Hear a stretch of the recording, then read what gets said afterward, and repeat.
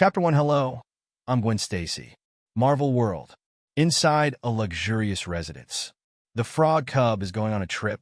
The Frog Cub will send back travel photos from time to time. Please pay attention to check it.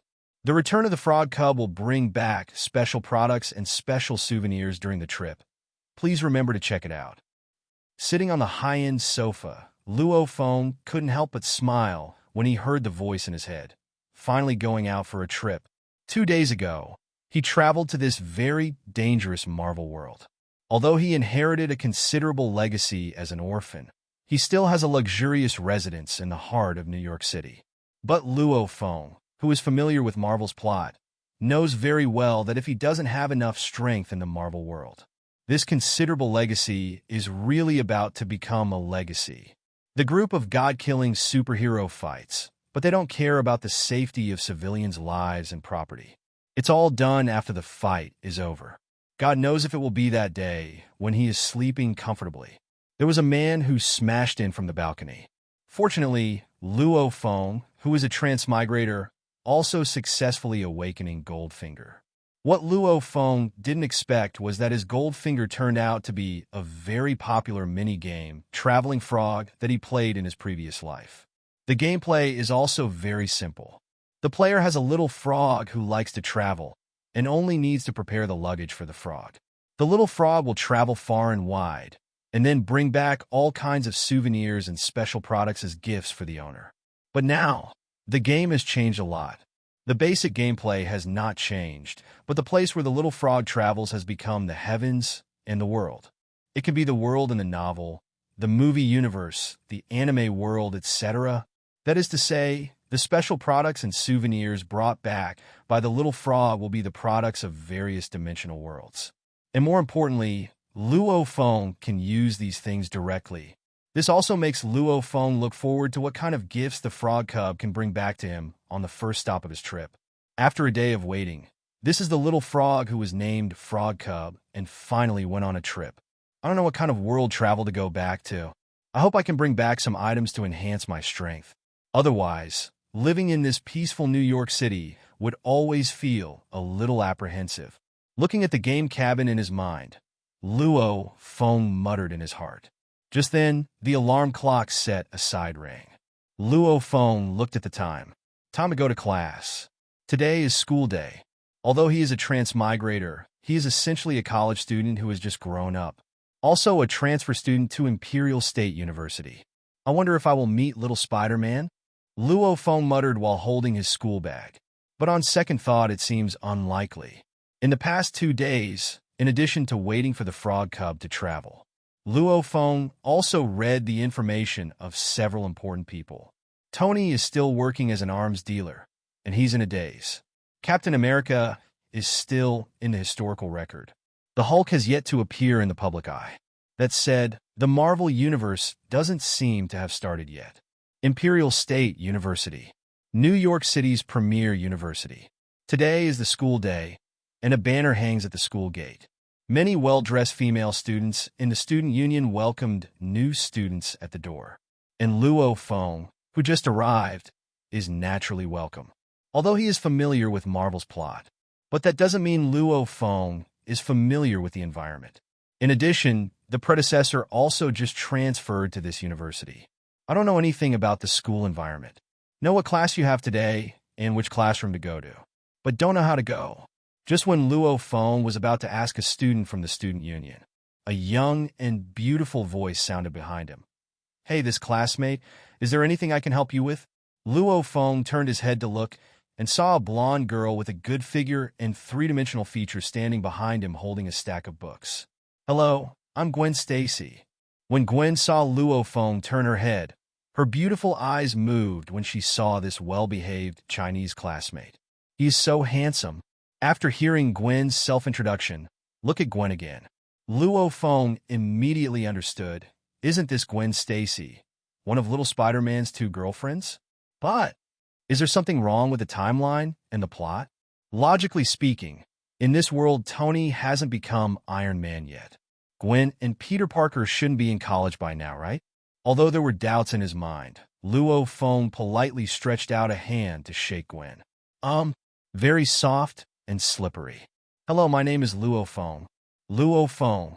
Gwen thought about it for a while, and then immediately said excitedly, "You're the new transfer student from our class, right? The tutor told me about your situation 2 days ago, and let me show you the school. I didn't expect to meet you here." Luo Feng also said with a smile, "It's a coincidence. Would you like to show me around the school, and then take me to the class?" It was a coincidence that even Luo Feng himself did not expect to be in the same class as Gwen. Definitely, Gwen took advantage of Luo Feng's courtesy and replied playfully.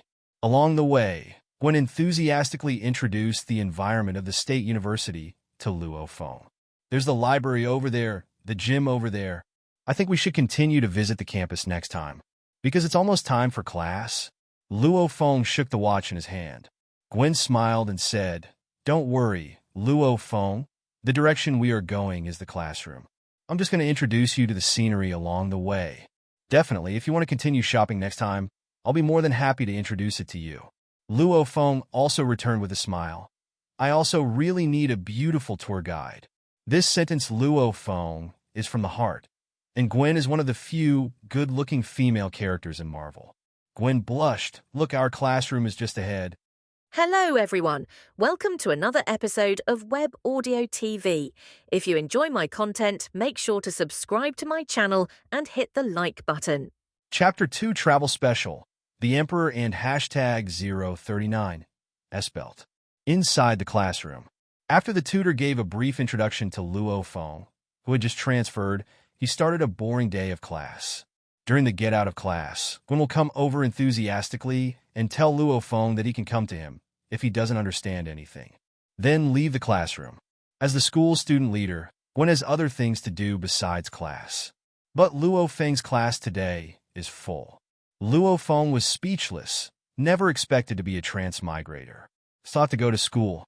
The lectures in class made him sleepy. Strange. Why doesn't it seem like this school doesn't have Peter Parker? Luo Feng was puzzled. Logically, Gwen showed up, and there was no reason why Peter Parker didn't show up. It seems that this Marvel universe is different from the story of the Marvel universe that I know. But it's easy to explain. The grandeur of the Marvel universe goes beyond just a few movies. At the same time, inside the State University Biological Laboratory, a middle-aged doctor frowned and prepared the green biological medicine in front of him. Around the laboratory, there are specimens of various reptiles. It looks very intimidating. The strange thing is that his right arm clothes are empty and tied with a knot. This Dr. Broken Arm, almost all students in the State University know. Kurt Connors, a research PhD in reptile biological regeneration systems. Looking at the reaction of the biological reagents in the test tube, Dr. Connors exhaled in disappointment.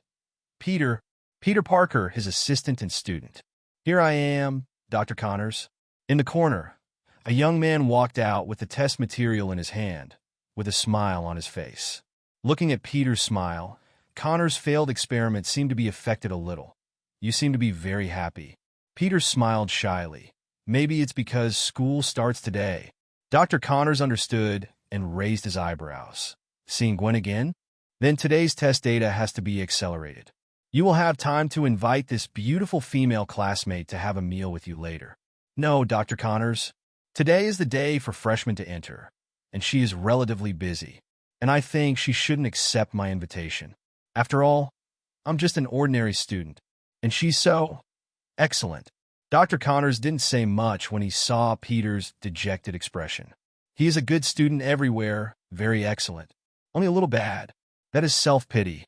Thinking of his family environment, Dr. Connors could only sigh slightly, and then said, "Don't worry, we will wait for the success of our research on this project. You will no longer be an ordinary student, and then you can boldly do what you want to do." "I understand, Dr. Connors." Record this test. It still failed. After speaking, Dr. Connors walked to the side chair in disappointment and slumped down. Out of the corner of his eyes, he couldn't help but look at the empty right arm. Peter didn't say anything, but recorded the test data by himself. Inside the classroom, Luo Feng chatted in every possible way and turned his pen.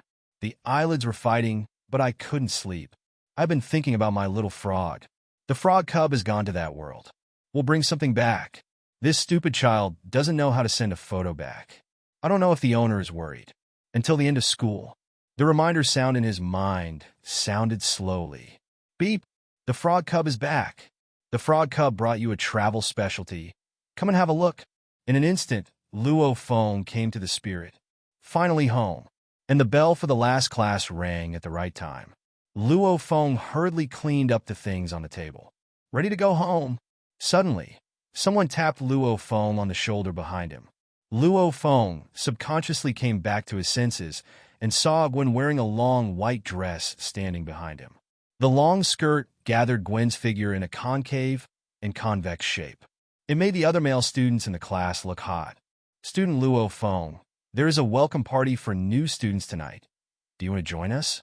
By the way, we still have extra time to walk around the campus. Gwen warmly invited. Freshman party? Why haven't you heard of it yourself? Gwen immediately explained. We will inform you that you are welcome to enter the freshman year. You are a transfer student, so I don't know. Luo Feng nodded, not wanting to go to such a boring party. And compared to this party, there are more important things to do now. Student Gwen, you know that I just moved to New York and I have a lot to deal with. Next time I invite you to dinner, you will take me around the campus. Gwen's eyes were lost for a while. This was the first time she had been rejected by a boy. Although she had been asked by boys before, she was rejected. Gwen continued, That's a deal. I prefer steak. Okay, it's a deal. After speaking, Luo Feng picked up his school bag and ran out of the classroom. A woman or something will only affect my relationship with the frog cub.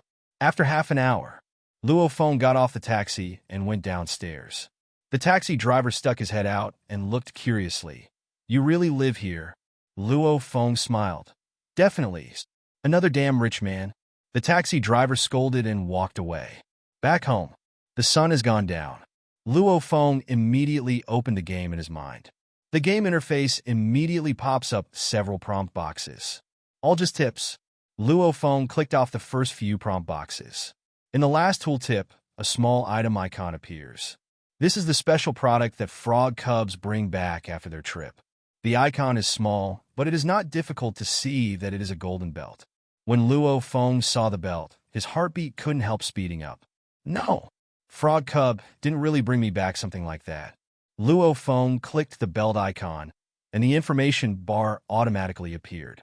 Emperor's Belt, the world's specialty of armored warriors, the strongest armored Emperor armor summoner. After wearing it, it can summon the Emperor's armor of light. Note, it can be summoned after being bound and worn by the owner of the frog cub, without bloodline requirements. The strength of the armor depends on the user originally. Chapter 3 The Emperor and hashtag 039. S Armor Fit. Fuck! It's really the Emperor's armor summoning belt. Luo Feng was stunned. I didn't expect that the special product brought back by the frog cub for the first time was actually such a powerful thing. Emperor armor. The top existence in the light and shadow armor. Even if a child is summoned, with his instinctive fighting consciousness, he can smash the ancient four evils to the ground. And the most important thing is the following sentence, no blood requirements.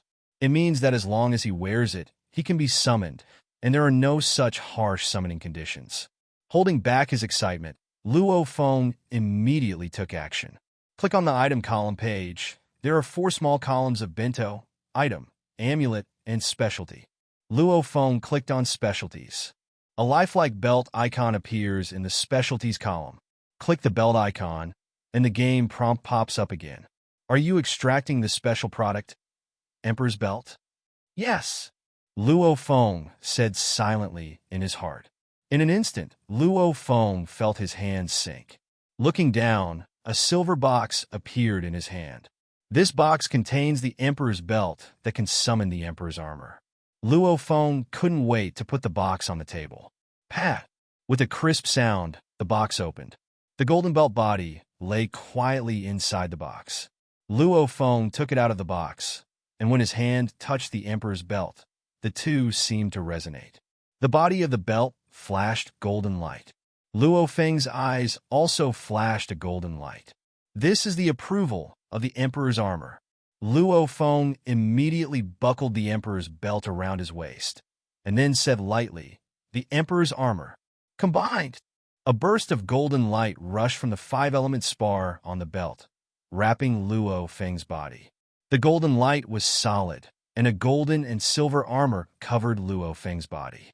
There was also a unique reminder sound in the void. Armor fit.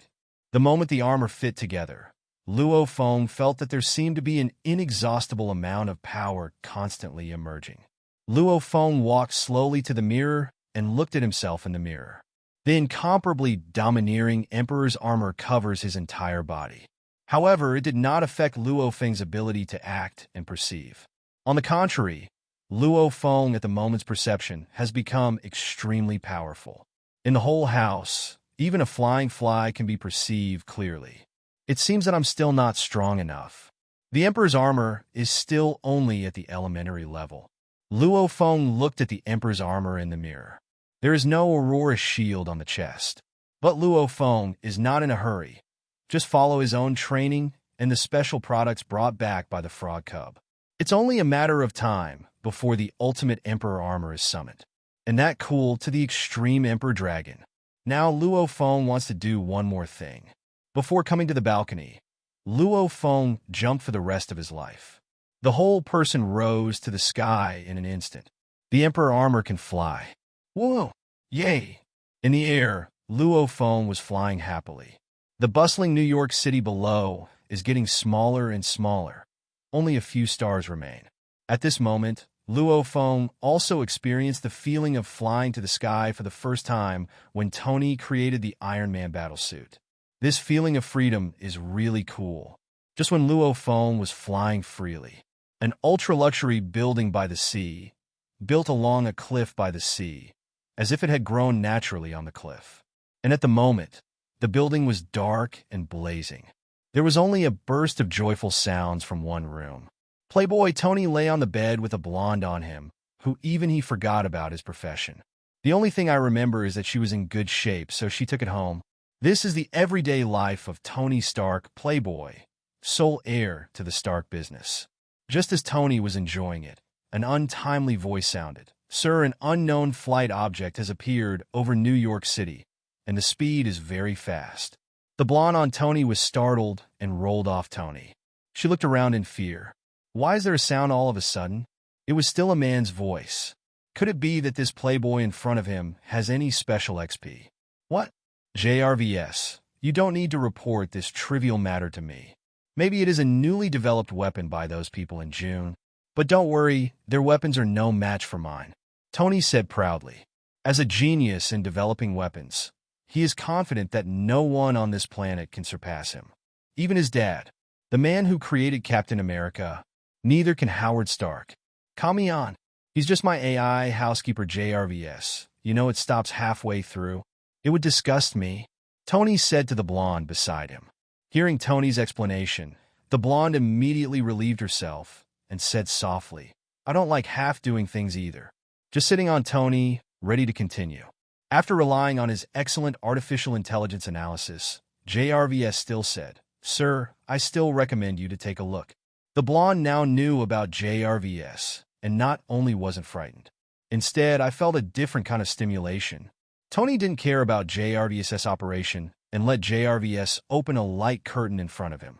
Inside the light curtain, a golden humanoid figure was flying freely. This time, Tony was restless, pushing the blonde away from him. "What is this, JRVS?"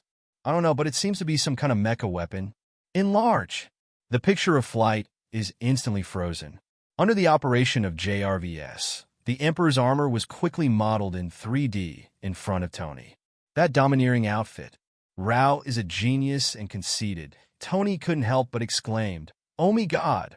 Chapter 4 Tony and Nick Fury and hashtag 039's mind. On the sea, a search of the jet black aircraft carrier stopped here. Like a giant steel beast crawling on the sea. From a distance, it looks very intimidating. Inside the aircraft carrier, countless electronic sounds echoed back and forth, and every corner of the beautiful country was beating on the screen. Even something from an enemy country. On a high platform, a one-eyed, bald black man stood on it wearing a black cloak.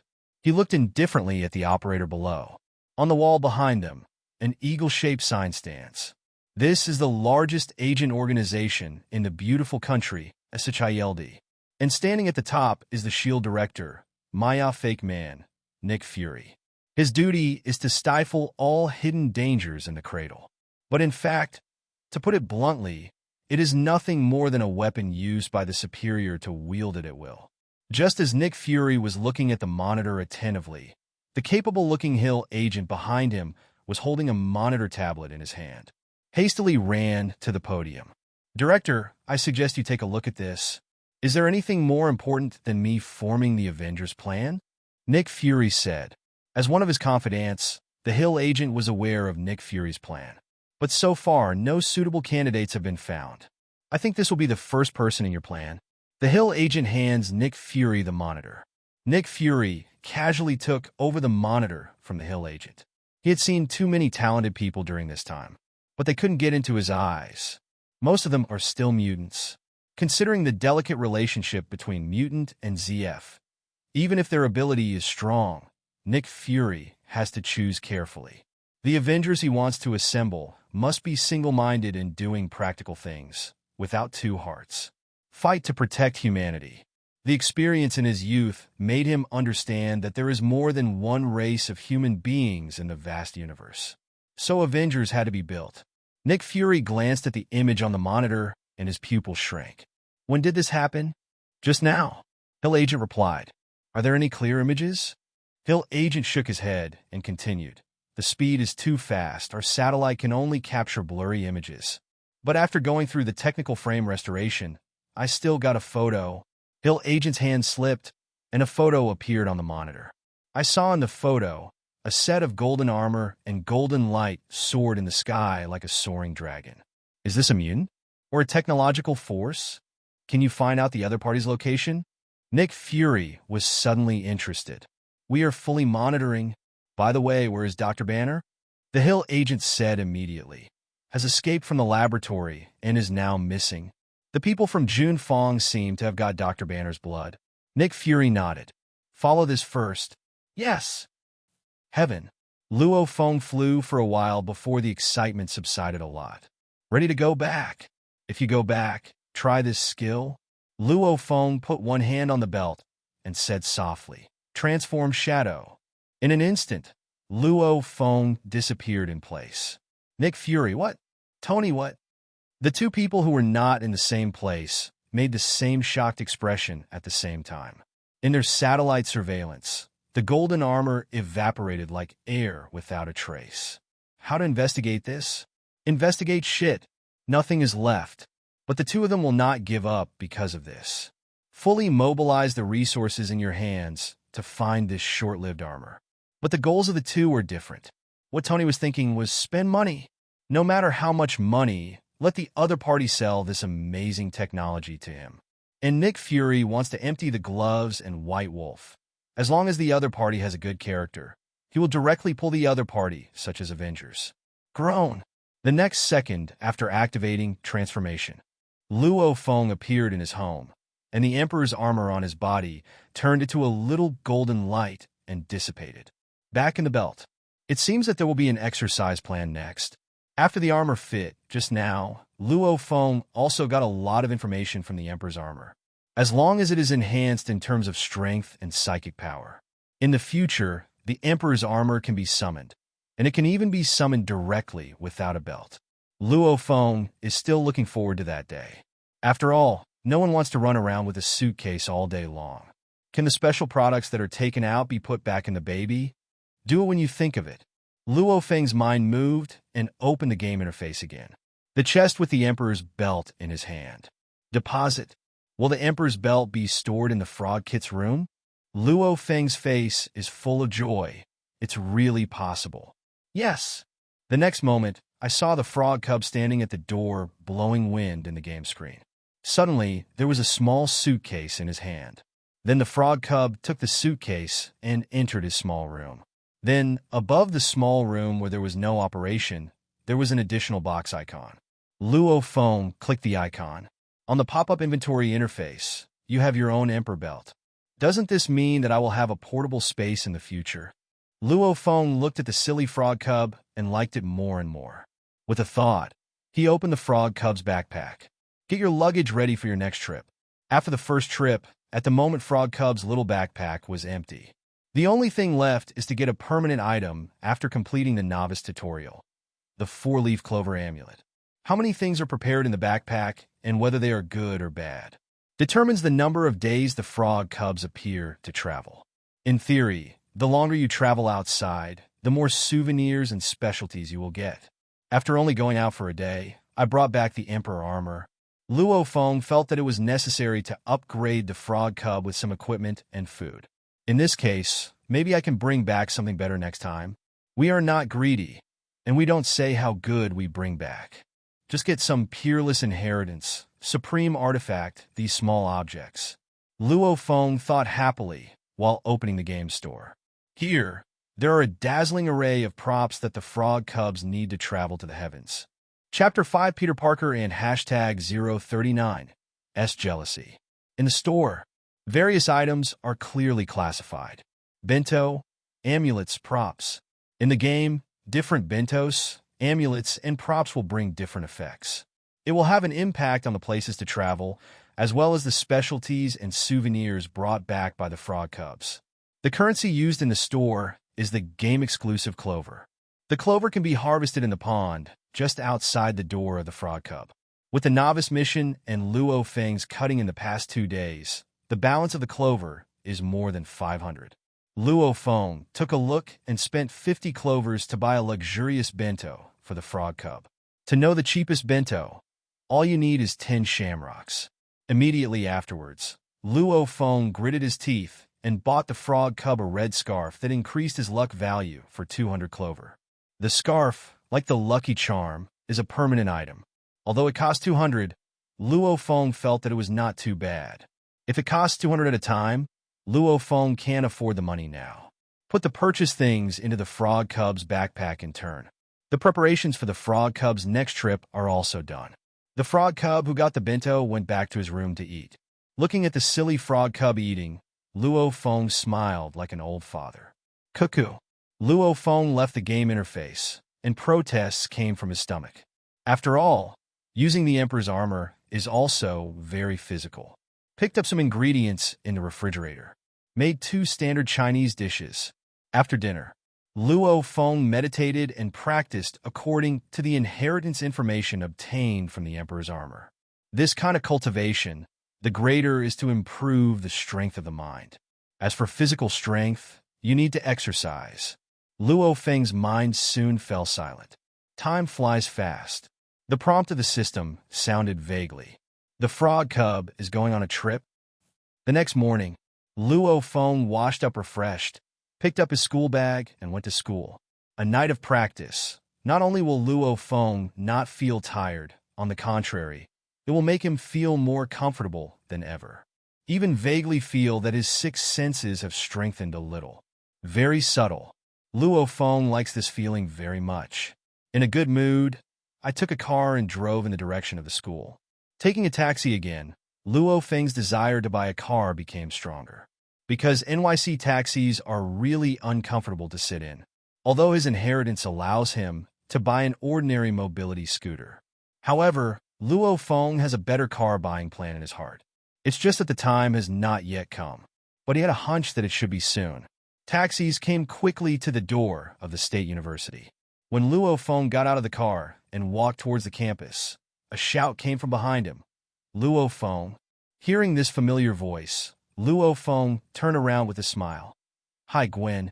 Gwen trotted all the way to Luo Feng and said excitedly, You didn't come yesterday. We had a good time. It's a pity to miss it. There should be a chance next time. Luo Feng said with regret. Just as the two were chatting, a police car drove towards the two and rolled down the window. A middle-aged man with blonde hair stuck his head out and looked at Gwen and Luo Feng. Gwen's face immediately stiffened. A little embarrassed, he said, Luo Feng, let me introduce you to my father, George Stacy. Dad, this is a new classmate from our school, Luo Feng. Nice to meet you, Luo Feng. George held out his hand. Luo Feng immediately understood what was going on, shook hands and said, Hello, Mr. Stacy. This is Gwen's dad and the chief of the NYPD. At the same time, he is also a madwoman and occasionally sends his daughter to school. On the surface, it is to send his daughter to school, but in fact, it is to warn those students who have bad feelings towards his daughter not to mess around. Whenever Gwen and the other male classmates approached, George would go up and mingle. For nothing else, I am afraid that my daughter will be hurt outside. It also made Gwen a little annoyed by her old father. I trotted all the way just now, just because I didn't want him to find himself greeting Luo Feng. Unexpectedly, it was discovered. Facing George's sharp eyes, Luo Feng faced each other without dodging or avoiding. George, who has many years of experience in catching criminals, can almost see the thoughts of many people at a glance. But Luo Feng in front of him gave him a hard time. His eyes were pure, and he seemed to be a very innocent child. Am I thinking too much? Looks like my daughter has made a good friend. Luo Feng replied with a smile. It should be my honor to know Gwen. She has helped me a lot. Gwen on the side was stunned. It was the first time she saw her father speak so highly of a stranger. At this time, the radio on the police car sounded. There is a robbery in the back alley. Please rush to support the nearby police officers. George sighed and said, looks like I'm in a bit of trouble. I have to go first. Goodbye, Dad. Gwen was instantly happy. Luo Feng also said, call again, Mr. Stacy. George, who was about to drive away, then said, Gwen, remember to go home for dinner tonight. Your mother wants to show her cooking skills tonight. Okay, Dad. After saying that, he glanced at Luo Feng intentionally or unintentionally and drove away. Seeing George leave, Gwen looked at Luo Feng excitedly. Luo Feng, my father has never commented on a person like this? Really? Then I'm quite lucky. The two walked into the campus chatting and laughing. To others, it seems like a couple, not far from the school gate. Peter Parker was carrying a school bag, watching Gwen's retreating back, and at the same time looking at Luo Feng. Gwen, is that the new transfer student from your class? There was a glint of jealousy in his eyes. Then his expression became inferior again, and when he thought about his own family background, he thought about Gwen's family background. Peter felt like he couldn't. He and Gwen are good friends, but it also stopped at the stage of good friends. As long as my research with Dr. Connors makes progress, I can invite you to have a meal with me. Peter's eyes were firm, and he walked in the direction of the Connors Biological Laboratory. Chapter 6 Stark sets off for arms trade. By the sea, Tony's house. The blonde woke up from her slumber. Although the previous experience last night was not very pleasant, Tony also regrouped and did it again. Tony? There was no Tony at the bedside. She could only walk out of the room half wrapped in a thin shirt. As soon as she walked out of the room, she was shocked by the sea view that was introduced into her eyes. Is this the life of the richest man? Love, love. Will I be able to live here in the future? Sure enough, you don't need to be talented. You can live a good life with a figure and good looks. The blonde glanced proudly at her figure. It was with this body that she became prosperous in this cannibalistic society. Now it is even the richest man. Just as she was secretly giggling, a mature female voice came from behind her. The clothes have been ironed for you, and the car has been called. It's just outside. Where you want to go, we'll take you there. The blonde turned around and saw a mature woman in smart workwear standing behind her. In his hand, he was still holding the clothes he wore yesterday. The blonde immediately recognized the woman in front of her, Virginia Pepper Potts, Mr. Tony Stark's assistant. She can often be seen attending many social meetings and TV stations. With his capable acting style, he was nicknamed Little Pepper under Tony's ridicule. The blonde saw that there was nothing like her own little chili pepper, and yet she had been able to work by Tony's side for so long. The sense of comparison in my heart suddenly rose, and I said proudly, you must be the famous Miss Pepper Potts. Yes, it's me. It's been all these years, and Tony has you doing the dry cleaning for him. Little Pepper can see at a glance that the blonde in front of her is demonstrating to her, and she has no trouble in her heart, even a little laugh. But he said calmly, I do whatever Mr. Stark wants me to do, occasionally including taking out the trash. There is nothing else. The blonde was instantly angry, but under Chili Pepper's aura, there was nothing she could do. Can only take the clothes and leave in despair. I'll see you next time I meet Tony. But what she didn't know was that Tony wouldn't eat a piece of cake twice. Pepper watched the blonde leave, turned, and walked towards the basement. From what she knew about Tony, she must be tinkering with something in the basement factory by now. Hey, what are you doing over there? Just when little Pepper was about to go to the basement, Tony, who came downstairs, asked with a strange expression on his face. Xiao Chili also turned around with a puzzled face. Aren't you modifying your car at this time? It was before, but now there are more important things? More important things? Pepper looked puzzled. Tony was no exaggeration in Stark Industries to say he was the boss. Important things, he said. Wouldn't it be a model from another newspaper or TV station, or which company? Tony, I think the more important thing right now is that you're flying to the other side of the world to negotiate a business. Little Pepper reminded while holding the document in his arms. It's all about Tony's schedule. No, that doesn't matter. Our own plane. We can leave when we want. Even if I'm late, they have to wait. Tony said arrogantly. Rich and talented. It is willful. Then what are the more important things you're talking about? Look at this. Tony's hand slid over the tablet in his hand. A huge amount of projection screen appeared in the center of the hall. On the screen, it was Luo Feng, who was photographed by the Stark Industrial Satellite when he was in Yunyu last night. What is this? Pepper looked at the Emperor's armor that was analyzed by JRVS and couldn't understand what Tony meant by putting this clip. I do not know either, but I have a feeling that if I can get this technology, the Stark military industry will be at its peak. At the moment, Tony put more focus on selling arms. Where is he then? Little Pepper asked. Don't know. Tuned to monitor display according to JRVS. The place where this mecha first appeared was in the 13th block of New York City, and I've asked Happy to investigate. Pepper, I think you should help me investigate too. Use your connections in the company. Okay, Tony, but now you have to go before it's too late. Little Pepper is not interested in these, but she will do it naturally if Tony ordered it. Tony spread his hands helplessly. Okay. JRVS, bring my car over. Okay, sir. I think Rhodes should have been waiting on the side of the plane for a long time. See you tonight. What Tony didn't know was that this trip to the Middle East would completely change his life. See you tonight. Pepper shook his hand, and pretty much the same scene also happened on the SHIELD mothership. As one of Nick Fury's left and right arms, Phil Coulson agent arrived in New York City's 13th block early in the morning. Inside a black car, Phil Coulson looked around in a black suit and sunglasses. Damn, does that cool, explosive, mysterious mecha really come from this neighborhood? The 13th block of New York City, although not as central as the downtown area, is populated by a large number of rich people. But the people who live here are also the middle class with small wealth. At the same time, another fat figure on the street caught his attention.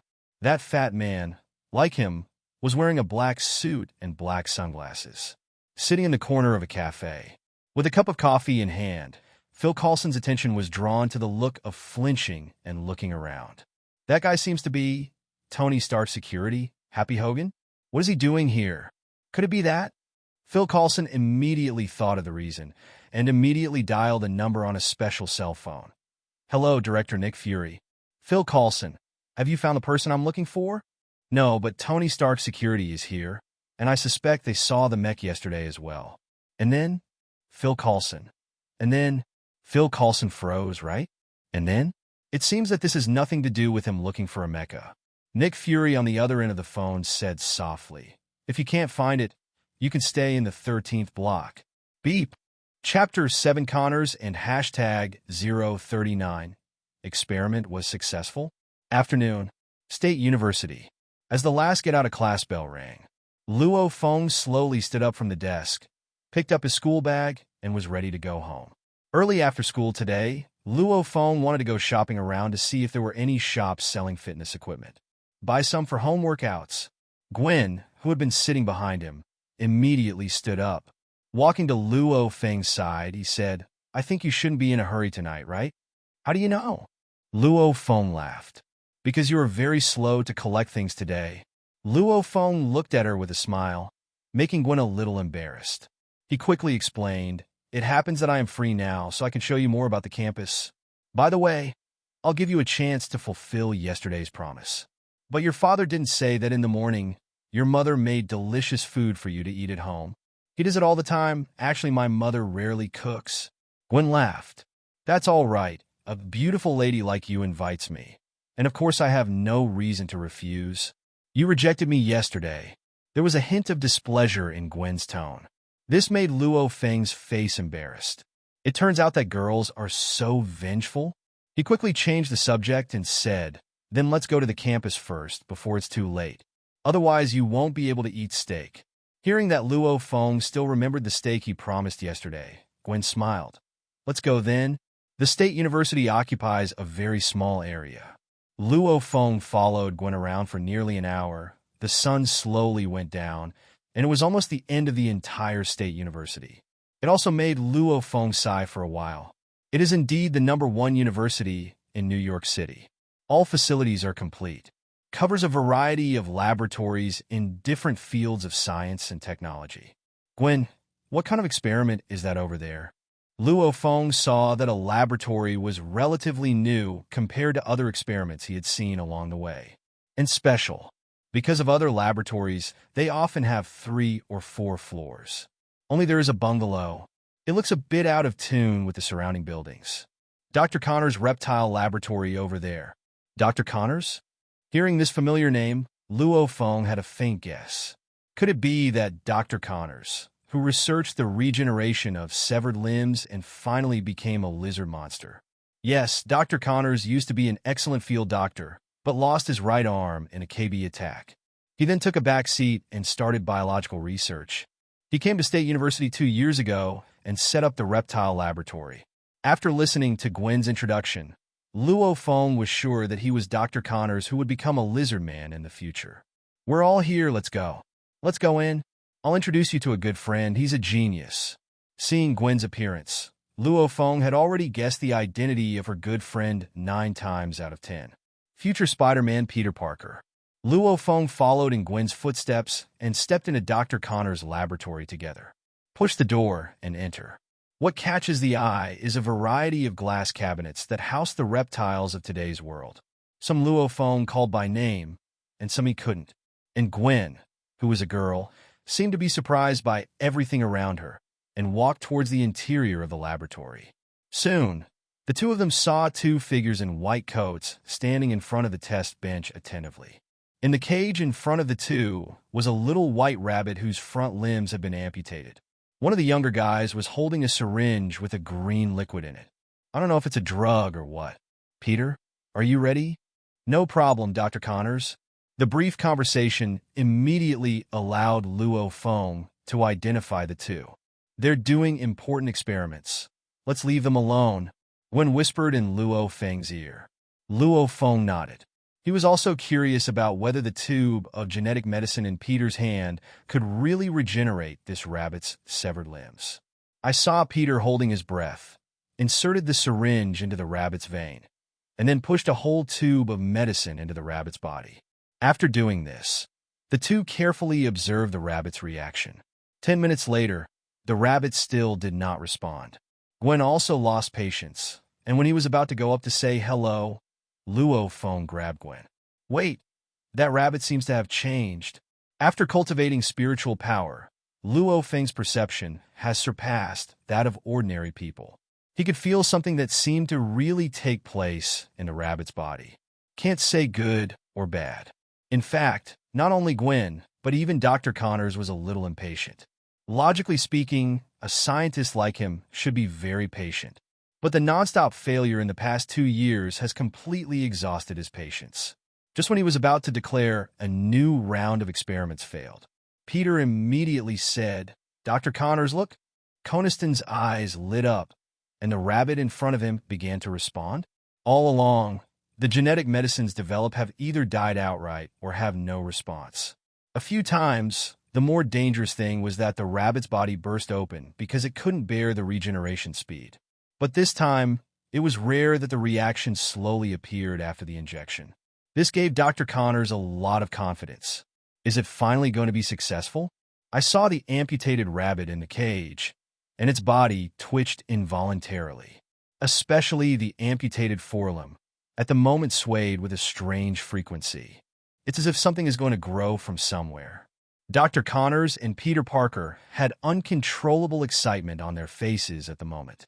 Finally, is it finally going to be successful? The next moment, the rabbit twitched all over, fell down. Luo Feng, who was watching from the other side, also twitched the corner of his mouth. That rabbit is dead. That's it? In front of the test bench, Peter's excited face suddenly froze. And Dr. Connors, who was beside him, looked extremely complicated. I don't know if it's anger, frustration, or something else. I only heard Dr. Connors weakly announce, the 4,796th biological experiment failed. Peter slumped when he heard Dr. Connors' announcement. Peter, Gwen said softly when he saw Peter's loss. Chapter 8 Osborne Industrial Science Exhibition. Peter. Gwen's soft voice immediately caught Peter's attention. Gwen. Seeing Luo Feng beside Gwen, a trace of jealousy flashed in his eyes. But it was very well hidden and did not reveal it. Peter, Dr. Connors. How are you? Gwen is by nature a helpful character. What's more, the two people in front of him, one is his friend for many years, and the other is his friend's mentor.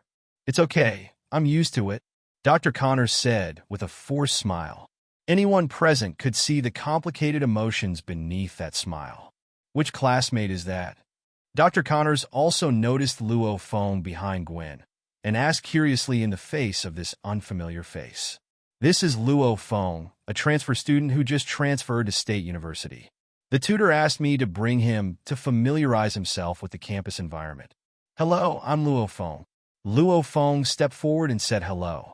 Dr. Connors and Peter also introduced themselves politely. Then Dr. Connors said, Peter, your friends are here. You'll entertain them first. Let me clean up here.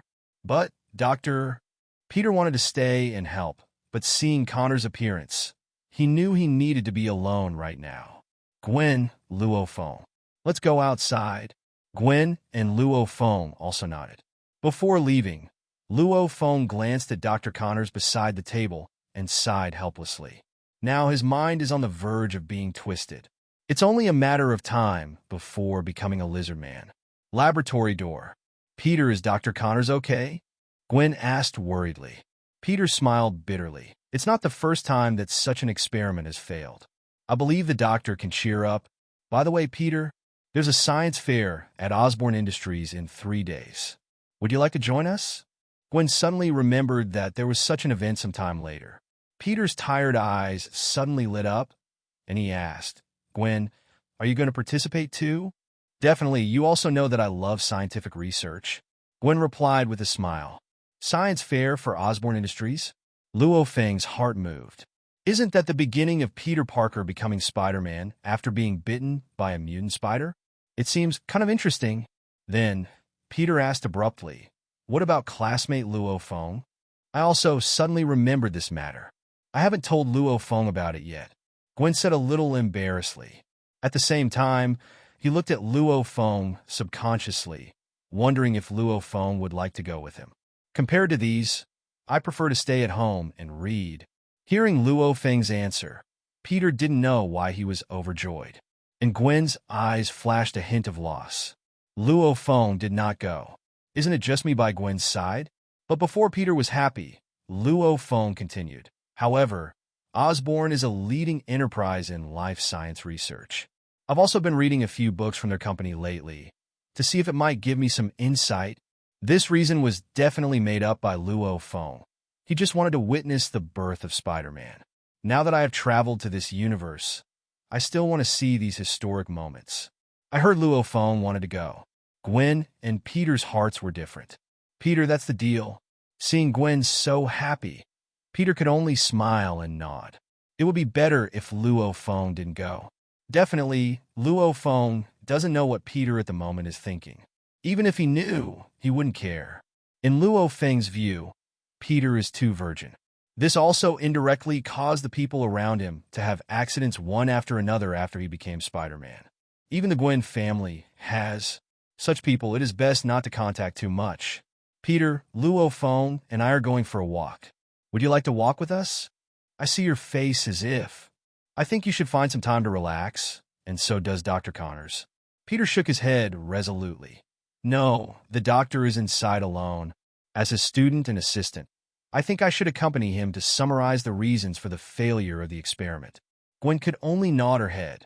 When she came out just now, she also observed Dr. Connors, who was lost. Peter was the only one who could comfort him now. After the two exchanged a few more words, Peter turned around and walked back in the direction of the laboratory. Luo Feng also left with Gwen. Not long after the two left, Peter walked out slowly from the corner of the laboratory and looked at Luo Feng's back. Wait, as long as my experimental research is successful, I can go to dinner with a generous Yawin. It's not that you, the transfer student, stay by her side all the time. Luo Feng accompanied Gwen to the direction of the school gate. This is Gwen slowly speaking. Peter has lived a very difficult life since he was a child, and I'm one of his few friends, and he's also one of my few good friends. Luo Feng didn't speak and quietly listened to Gwen's story. Also let him know the life experience of this Peter Parker. When he was a child, his parents entrusted Peter to his uncle Ben Parker because of a long trip. This is very different from the plot that Luo Feng understands. Now Peter lives in Uncle Ben Parker's house, but because Ben Parker and his wife are not young, I can only get a pension and make money by doing some casual work. Therefore, Peter's life is also very poor, which leads to his very low self-esteem in this state university, which is crowded with giants. There are few friends. The two quickly walked to the school gate. Gwen immediately said, "Okay, we've finished visiting the campus. Now it's your turn to fulfill your promise." Luo Feng smiled and said, "Definitely, but I just came to New York, and I don't know which steakhouse is better. I know there's a steakhouse on the 13th block that's pretty good." Luo Feng was taken aback. Is it such a coincidence? Isn't it still downstairs? With curiosity, Luo Feng said, "Then let's go. Beautiful Ms. Stacy." Gwen covered his mouth and smiled. "Definitely, Mr. Luo Feng." 13 blocks. Inside a black car, Phil Coulson is holding a coffee in one hand and nibbling on a burger in the other. All day today, he has wandered around and researched all the information he could find. Then, got nothing. Phil Coulson had a headache at the thought of that braised egg boss who only fucked a mumfuck. Does such a thing really exist? Phil Coulson flashed back the mech in the video. Handsome, domineering, a man's dream, in a restaurant not far away, Happy, who also came to investigate this matter, smiled and looked at a steak that was just served. With a knife and fork in hand, I enjoyed it deliciously. Phil Coulson watched this scene and suddenly felt that the burger in his hand was not tasty at all. Also working for people. Why is the difference so big? Taking a bite of the hamburger forcefully, he continued to observe the situation around him.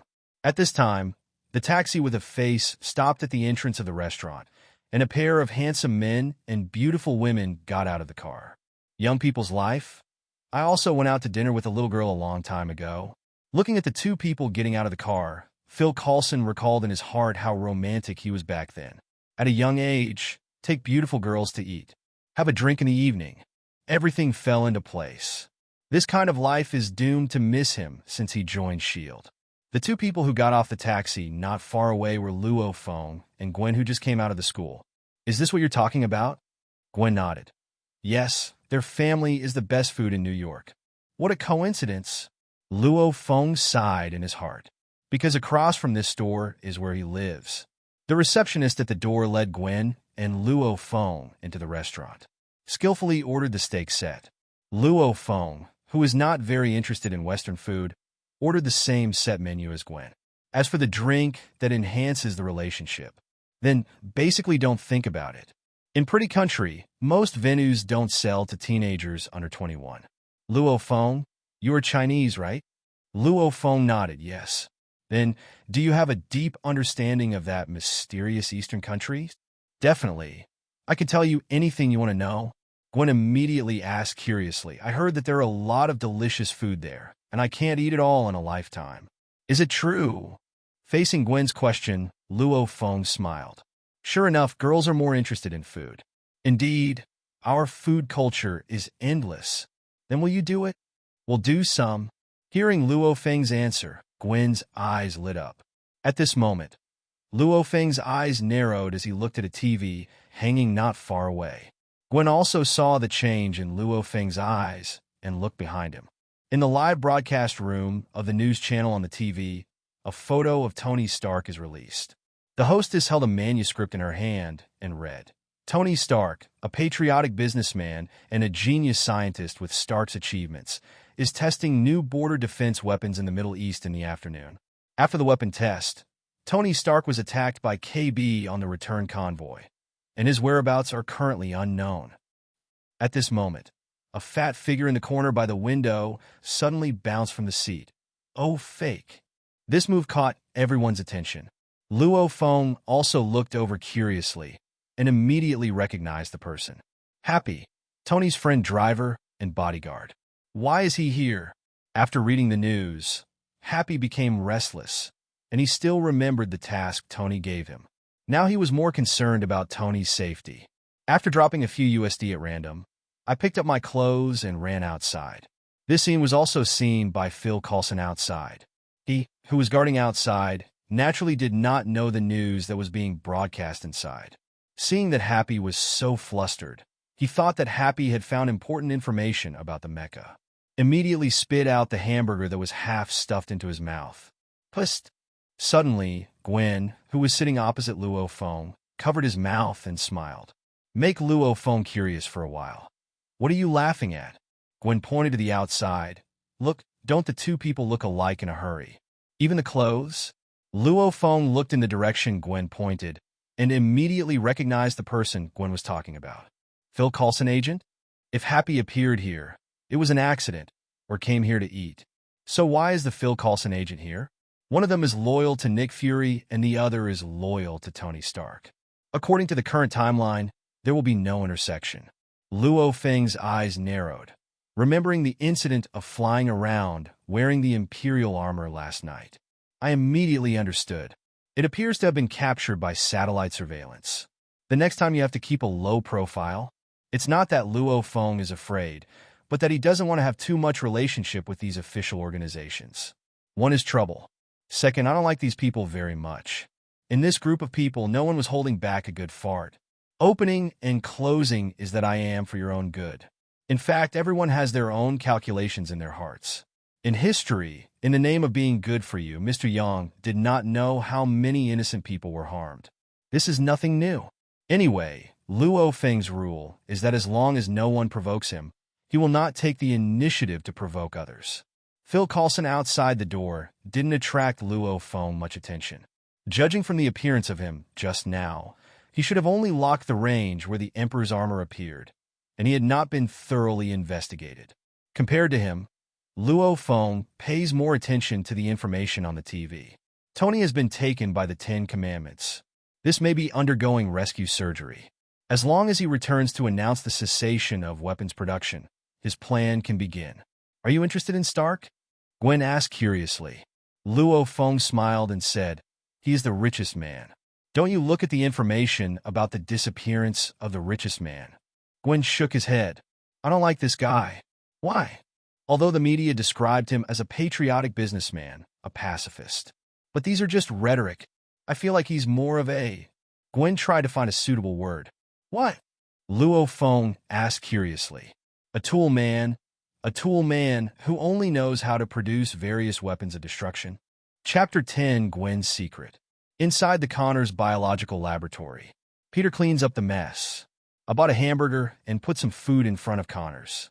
Doctor, eat something. That's how your body can handle it. Only have the energy to continue experimenting. Connors smiled helplessly. No, Peter. This may be our last experiment. Peter, who was eating a hamburger, suddenly stiffened, not understanding what Connors meant. Doctor, what do you mean? Peter, I think you know. My experiment is funded by the school and Osborne Industries. But in the past few years, my experiments have not made any progress at all.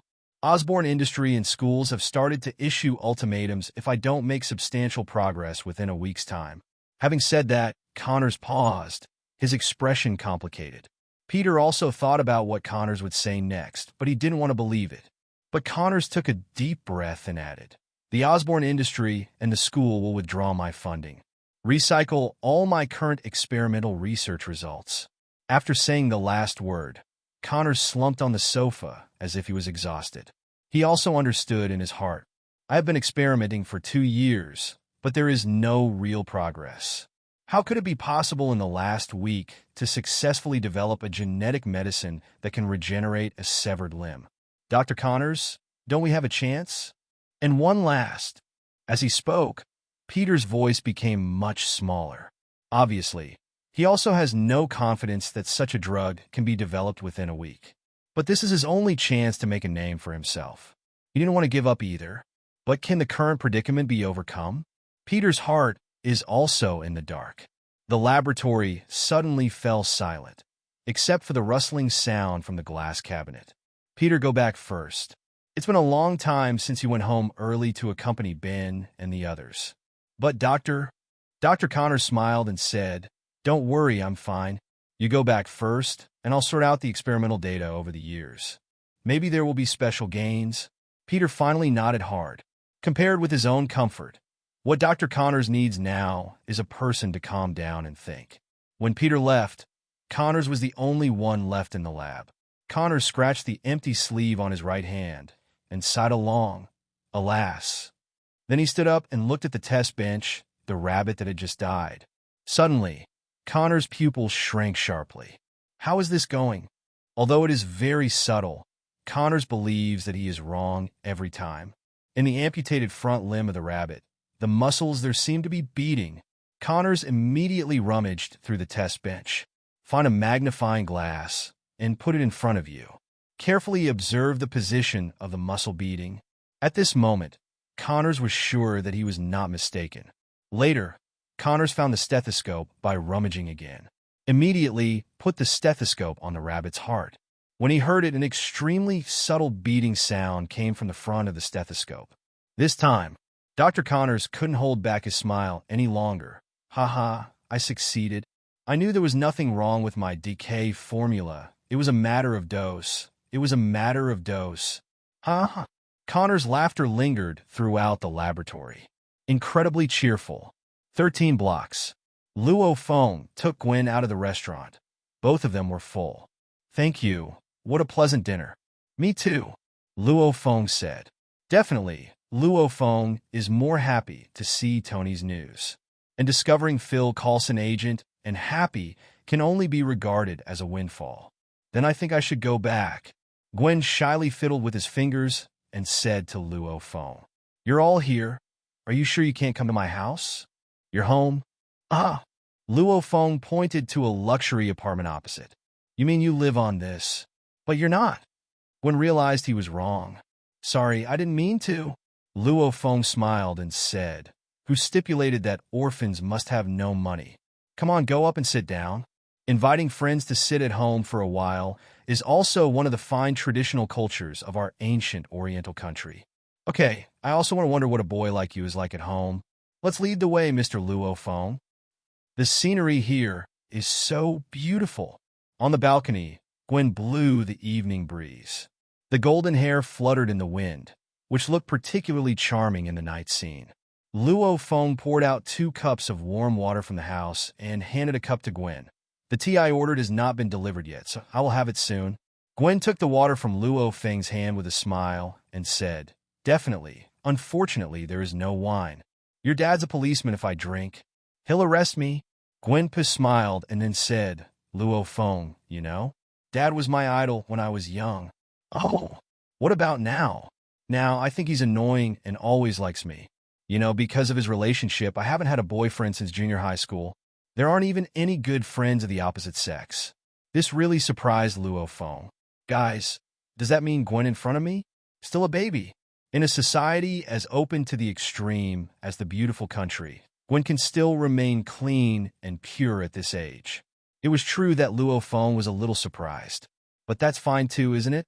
Maybe your dad just wanted to protect you. Luo Feng felt that George did a good job. I saw Gwen raise the corners of his charming mouth and said proudly, I don't need his protection. Luo Feng, let me tell you a secret. Secret? When I was a child, I regarded my father as an idol. So I hope that when I grow up, I can punish the wicked and uphold justice like my father. Even now, this idea has not changed. so I have learned some boxing skills in private. The average person may not be able to beat me. Luo Feng's face was stunned. Dude, is this still the helpless Gwen Stacy he knows? Chapter 11 Frog Cub sent photos back. Look at Luo Feng's expression. I know you don't believe it. No, it's not that I don't believe it. I'm just surprised that a girl like you has such a side. Luo Feng didn't know what to say. Contrast cute? But the word doesn't seem right.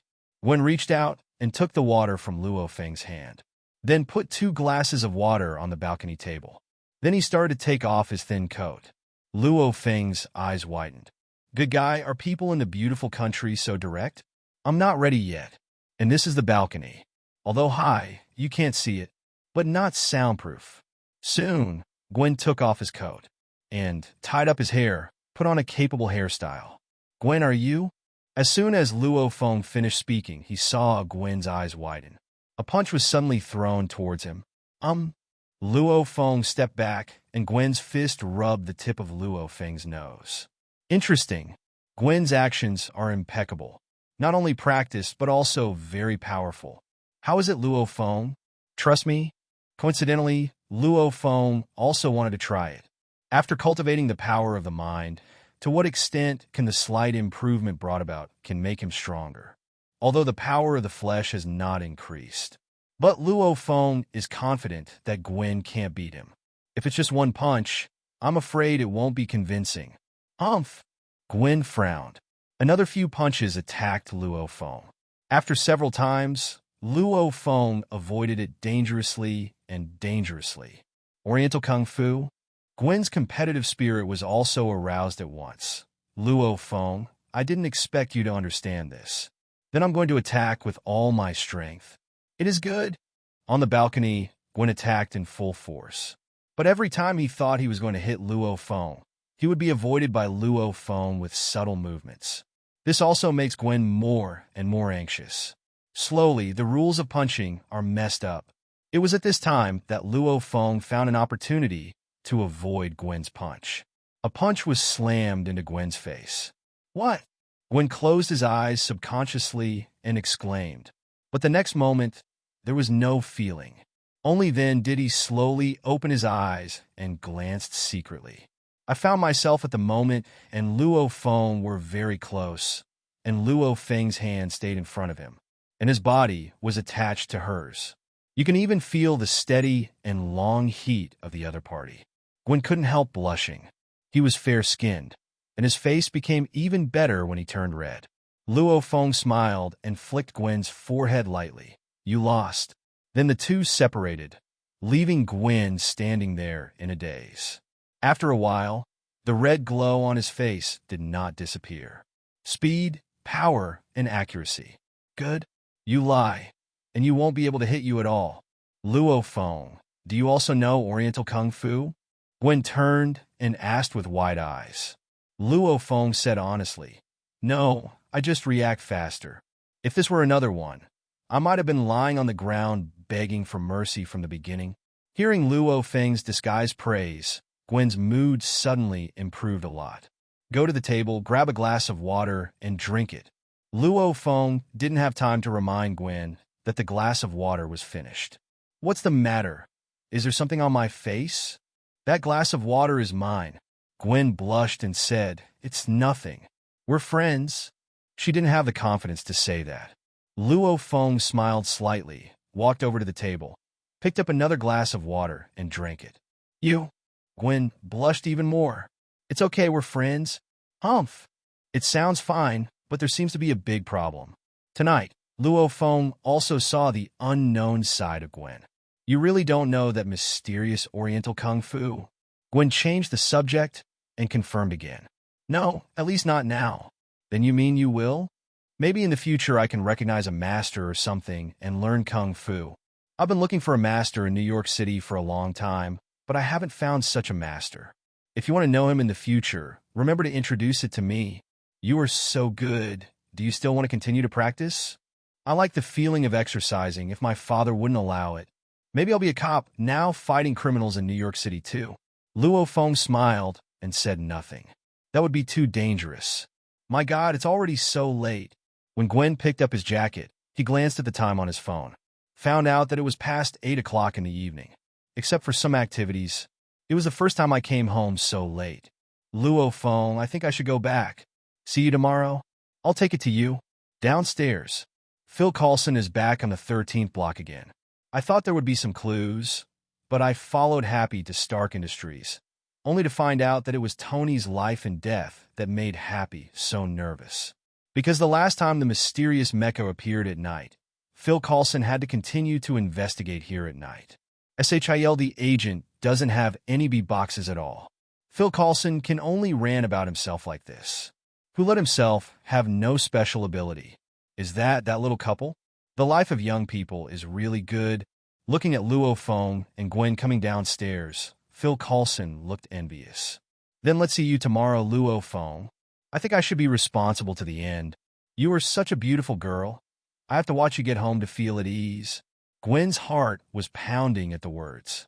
After Luo Feng stopped the taxi with a face, the two got into the car and headed to Gwen's house together. In the car, Luo Feng complained for a while. Come back soon, Tony. It's up to you if I can get into a fancy car. At the same time, a beep sounded. Frog Cub has sent you travel photos. Please click to take a look. Luo Feng was overjoyed, and the game interface opened in his mind immediately. An envelope-like icon appeared. After clicking, a photo slowly appears in front of the game interface. This person is Chapter 12, The Big Three of New York City.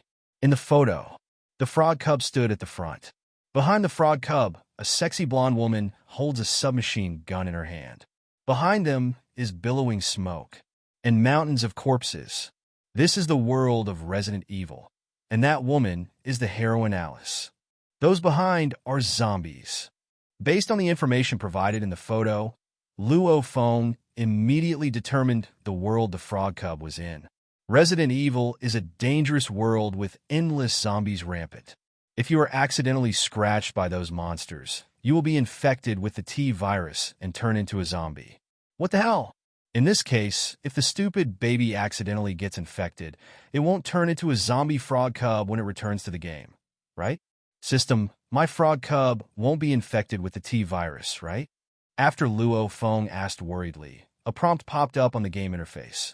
Frogs will be injured when they travel in the heavens and the world, but they will not be infected with viruses, nor will they be fatally injured.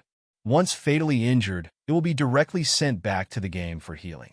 Wait until the injury is healed, or the injury recovers to a certain extent before going out to travel again. So ask the owner of the frog to prepare a salute for the Frog Cub before each trip.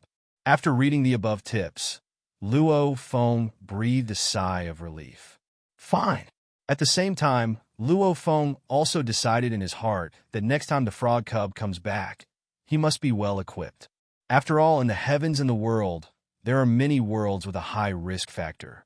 In case the Frog Cub was seriously injured in a certain world that day, he would be distressed to death. The taxi drove fast, and it didn't take long for the taxi to reach Gwen's door. The next time Gwen opened the car door, he turned around and said to Luo Feng, "Goodbye. I had a great time today. Next time I want to eat your oriental food." Luo Feng nodded. Definitely. It was a little cold at night, so Gwen tightened his clothes and headed home. Luo Feng said to the taxi driver, "Send me back." At this time, George opened the door and saw Gwen coming back from outside, and at the same time his sharp eyes saw the figure seated in the back row of the taxi. Although some lights are dim, you can't see the appearance. But with years of criminal police experience, he was sure that this figure must be the young man who greeted Gwen in the morning. "Looks like you had a nice evening." George looked at Gwen, who was walking slowly, and said with a smile. In fact, he did not object to Gwen and diplomatic friends of the opposite sex. It's just that all the time, the boys who were close to Gwen have been plotting against her. Only the boy in the morning made George a good impression, and know to send her dear daughter home. George's impression of Luo Feng is even better. You know, the night in New York is not so peaceful. "Dad, it seems that you are quite free today. You went home so early." George sighed and said, "No, I think you've seen the news too. The big talent from Stark Industries is missing. Isn't it missing in the Middle East? You are the director of New York. What does this have to do with you?" While accompanying Gwen into the door, George explained, "This group of damn rich people will cause a storm in the city if something goes wrong. Reporters from almost the entire beautiful country are downstairs at Stark Industries today. Maintaining law and order is much more tiring than catching thieves. Gwen nodded knowingly. Suddenly, it seemed that Luo Feng was also very interested in this matter in the afternoon. It seems that it is really a matter of rich people, and everyone will pay more attention to it. Inside the taxi. On the way back, Luo Feng picked up his phone and continued to look at some information about New York City. He wanted to see how this world was different from the Marvel he knew. Although there is limited information available online, but a lot of information can be analyzed from a small amount of data. In New York City, for example, there are 3 giants in the financial world. One is Stark Industry, which made a fortune in the military industry and became the richest man. Tony Stark is in power. The second is Osborne Industries, which focuses on life sciences and is in charge of Roman Osborne. And the last one, and the most interesting one, Wilson Grant Faith, the leader of all black industrial chains and underground transactions in New York City. On the other hand, people on the tower are more accustomed to calling him Gene Bing. On the surface, Gene Bing is active in the upper class as an investment entrepreneur. In fact, under his feet is the darkest side of New York City. Definitely, none of these matters to Luo Feng. The information he has investigated is just that he wants to know more about the world, that's all. Just when Luo Feng was flipping through the information on the internet, the taxi driver slammed on the brakes abruptly. Luo Feng leaned forward, and the phone almost flew out. "What's wrong?" "Sir, I don't think I can take you to the appointed place. I think we should turn around quickly." The taxi driver's tone was trembling. Luo Feng frowned and looked forward through the gap between the main and co-pilots. "I saw 7 or 8 thugs in black jackets. At the moment, they were getting a few motorcycles to block the road. The group of people held various instruments in their hands, and their bodies were covered with all kinds of weird graffiti. Isn't this a blatant robbery? No wonder taxi drivers are so scared. This is the only way to go to the 13th district. This group of people is guarding here. Obviously, they want to rob the rich people in the 13th district." Luo Feng smiled lightly, took out a few USD from his arms, and paid the driver. "Just deliver it here. My house is not far ahead. It's too far to take a detour. I'm afraid of trouble." After paying the bill, Luo Feng opened the door and got out of the car. The taxi driver looked at this young man. There are people who are really not afraid of death these days. Looking back, the effort on hands and feet is not at all dissatisfied. As soon as the accelerator is stepped, the steering wheel twists. A beautiful tail flick completed the U-turn in an instant and walked away. Luo Feng's eyes twitched when he saw this scene. Good guy. Can people become car gods when their desire to survive is full? Really underestimated the taxi driver. And the group of underworld gangsters slowly walked towards Luo Feng, ignoring the fast taxi driver.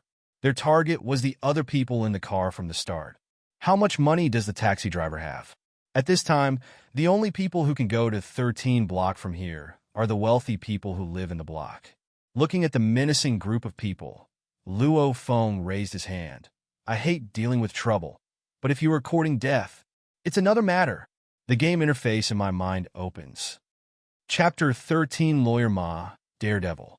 The gangsters who were approaching Luo Feng were full of sneers. They are not as simple as asking for money. To treat these rich people, they prefer to beat them hard, then rob them of all their valuables. If the clothes are also high-end goods, they also don't mind stripping it off and throwing it in the trash.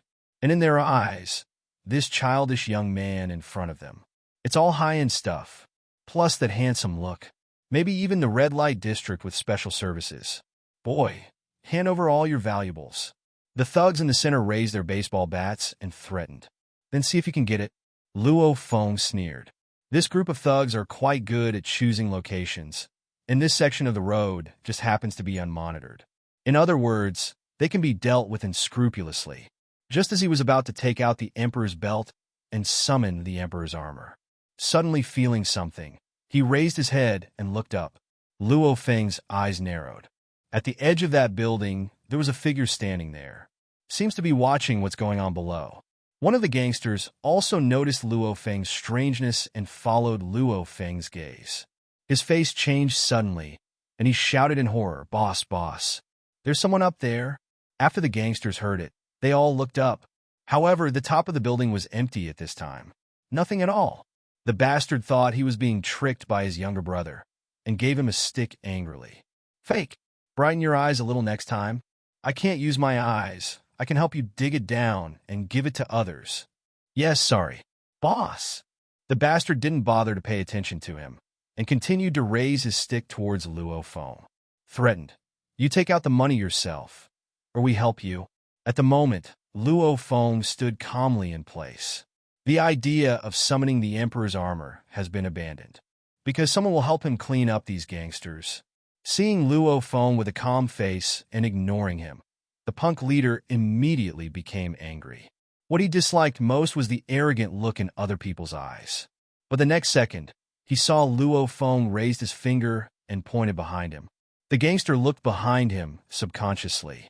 By the dim street light, a man in a red tights and a red mask was standing there.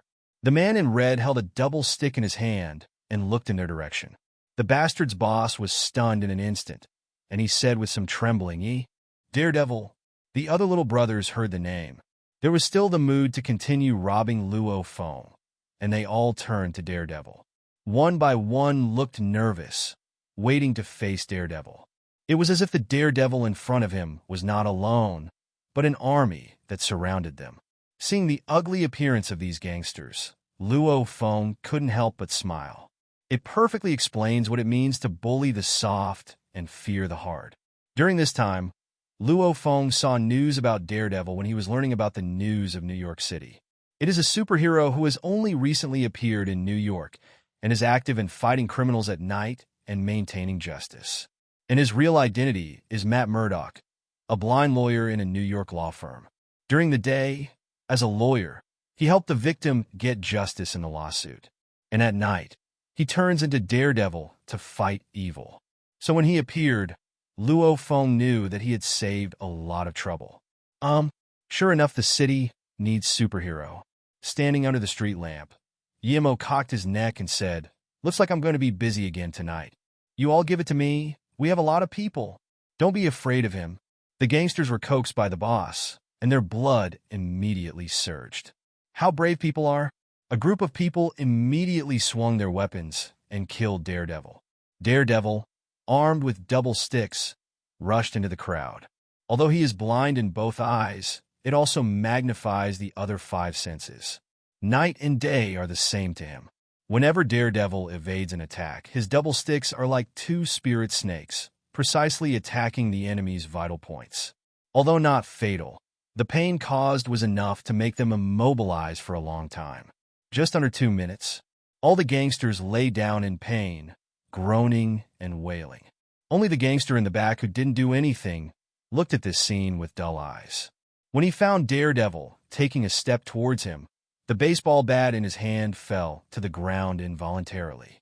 His feet slumped straight down. Then Luo Feng couldn't help but took a few steps back, frowned, and covered his nose. There was a smell of urine in the air.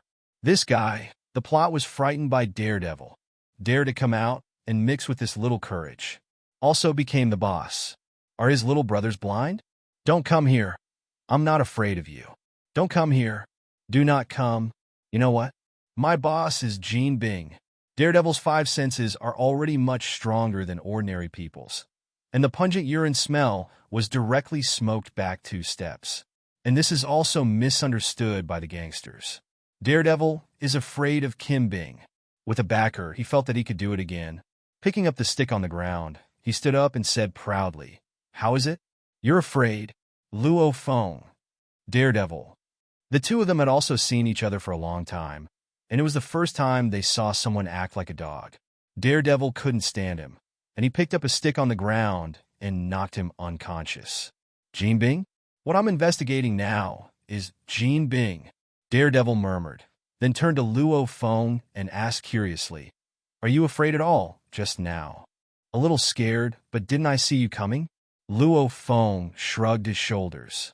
Daredevil is a smart guy, or he wouldn't be a barrister in New York City. For Luo Feng's apparently joking remarks, he expressed deep disbelief, but he did not want to delve into it. In the future, try to go out as little as possible. New York nights are not as safe as mornings. After speaking, Daredevil disappeared into the night. Back at home, Luo Feng looked at the house with a large and used area. I'm going to buy some fitness equipment tomorrow. Then the spiritual training began. Chapter 14 by Gwen Tite. The next morning, the other side of the world, somewhere in the desert region of the Middle East, inside a converted cave, Tony, who was originally bright and beautiful, at the moment was lying in a shabby hospital bed in a mess. His chest was covered with bandages. There is a wire under the clothes connected to a large lithium battery. Tony on the hospital bed was in pain. I don't know if it was a nightmare or because of the stress response of the body after the injury. After a while, Tony snapped his eyes open. The discomfort in his nose made him uncomfortable. When I touched it, I found that there was a tube. After pulling it out with force, every part of my body was in pain, as if it was about to fall apart. When he was about to roll over and get out of bed, he realized that his body was covered in bandages. There's also a wire. What the hell is this? Tony had no idea what was going on right now. All he could do was to pull the bandage off his body. If I were you, I would never do this. In the dark corner of the cave, a faint voice came. Tony looked around and saw an older man standing in front of the mirror, shaving his beard. Tony, who had never listened to other people's advice very much, naturally wouldn't stop his actions because of his words. Continue to tear the bandage on the chest. Soon, he saw that his chest at the moment was a mess covered with tiny wounds. Out of the center, a circular metal object was embedded on it, and a wire was derived from it and connected to the large battery on one side. Tony watched this scene in disbelief. What the hell did you do to me? After a while, Tony regained his strength, sat on the edge of the bed, and asked weakly to the stranger in front of him. He definitely didn't know that the person in front of him was Ethan, who had a relationship with him at a technology conference. Tony's question made Ethan smile. What did I do to you? I saved you. I've done my best to remove the shrapnel from your body, but there are still a lot of tiny pieces that flow into your veins. After some conversation, Tony finally understood that the electromagnetic device on his chest was for his life.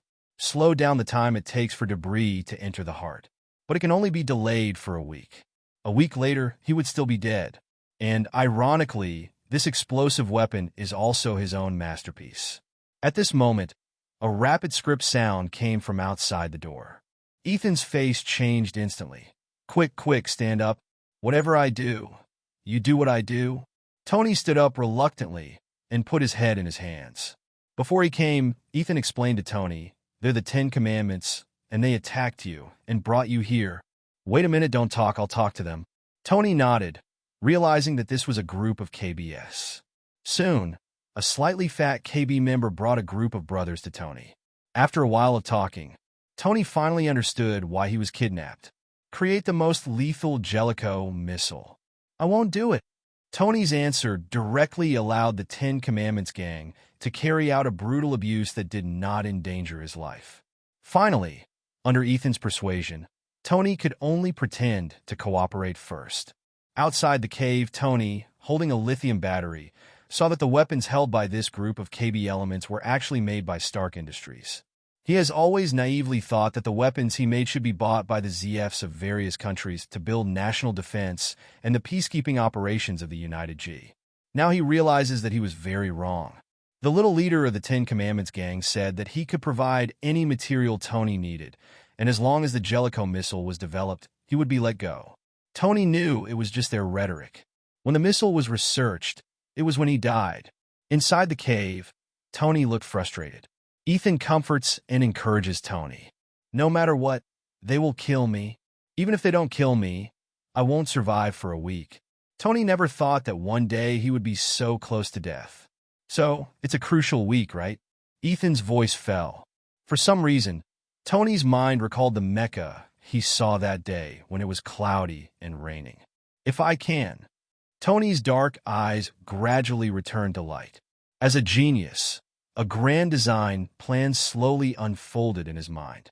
Far away on the other side of the world, Luo Feng, who was shopping for gym equipment, didn't know it was because of him. A different Iron Man is being born. Inside the Connors laboratory, Connors was writing formulas on the blackboard as well as new recipes for reagents.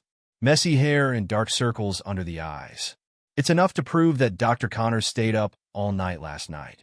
He found a breakthrough and was so excited that he couldn't sleep. Peter walked into the laboratory, only to find a series of formulas on the blackboard. "Doctor, did you stay in the lab without going home last night?" Peter couldn't believe it. "Yes, Peter. I found the crucial link. Based on the formula, there is absolutely no problem this time." Connor's tone was full of excitement, even with a hint of madness. Peter also noticed Connor's strangeness and said quickly, "Doctor, leave the rest to me. You should have a good rest." "No, I don't need to rest." "Peter, prepare to start formulating new genetic reagents now. We're running out of time. Hurry up." Peter knew he couldn't persuade Connors, so he immediately jumped into the experiment. For scientists, sometimes staying up all night is not a big problem. The two worked intensively in the laboratory. Luo Feng's house. A fitness area was planned by him in this way. "Fortunately, the house I bought is big enough. Otherwise, these things can fill the place." Gwen didn't stay with him today, but went to Osborne Industries and their docking science fair thing. Otherwise, Gwen would be able to put on some tight tracksuits and move with him here. Speaking of this, should I prepare a better-looking sportswear for her as well? Luo Feng thought to himself. After all, with so many sports equipment, it is a bit of a waste for only one person to use it. Yep, can't be wasted. Luo Feng did what he thought of and directly turned on the computer and browsed the women's sportswear. One of them, in pink and white, instantly caught his attention. "Well, it's just you." Chapter 15 Departure, Osborne Industries. Next night, Luo Feng walked down the treadmill sweating profusely. While wiping sweat, he entered the game and harvested a wave of 4-leaf clovers. The frog cub has been on this trip for a long time. Luo Feng sighed that the frog cub had not been seen for 2 or 3 days. "I really miss him. I don't know what kind of specialties and souvenirs the frog cub can bring him in that collapsed zombie world." After harvesting the 4-leaf clover, Luo Feng sat on the yoga mat to prepare for spiritual practice. At this time, the beeping sound of the mobile phone that was put aside for charging sounded. Luo Feng picked it up and saw that it was a text message from Gwen. "I haven't seen her much in the past 2 days, and she has been busy with Osborne Industries." Luo Feng clicked on the text message. "At 8 o'clock tomorrow morning, meet at the school gate. Remember not to be late." "Okay," Luo Feng wrote back. Holding the function machine in his hand, Luo Feng has not been used to the communication method of this era until now. Obviously, the upper-level technology is so strong, but it has not been delegated to the people's livelihood at all. It is indeed a beautiful country. Not to mention the exclusive technologies of Stark Industries. Most of the technologies mastered by SHIELD are absolutely ahead of their time, and can be applied to life. But yeah, you know it. After replying to Gwen's message, Luo Feng started today's spiritual practice. Inside the Connors laboratory, several groups of newly developed reagents were placed on the test bench. The amputated white rabbits are also all ready. "Peter, compare the test data again to see if there are any problems?" Dr. Connors asked. He hadn't slept for 2 days and 2 nights, and now Rao was excited, but the tone of his voice was indescribably tired. Peter compared the data and was sure there was no problem. Worryingly, he said, "It's all right, Dr. Connors. Would you like to rest first? It will take a day for the reagents to react." "No, I'm fine. I'm going to see my masterpiece born," Dr. Connors said stubbornly. The next second he said this, Dr. Connors sat back on the chair because he couldn't support his body. Peter knew it would not go on like this. If Dr. Connors continues to hold on like this, there is no need to wait for the test results. He had to fall on the test stand first. Having not slept for 2 days and 2 nights has caused Dr. Connors to be mentally weak and extreme. Peter turned around and poured a glass of water for Dr. Connors.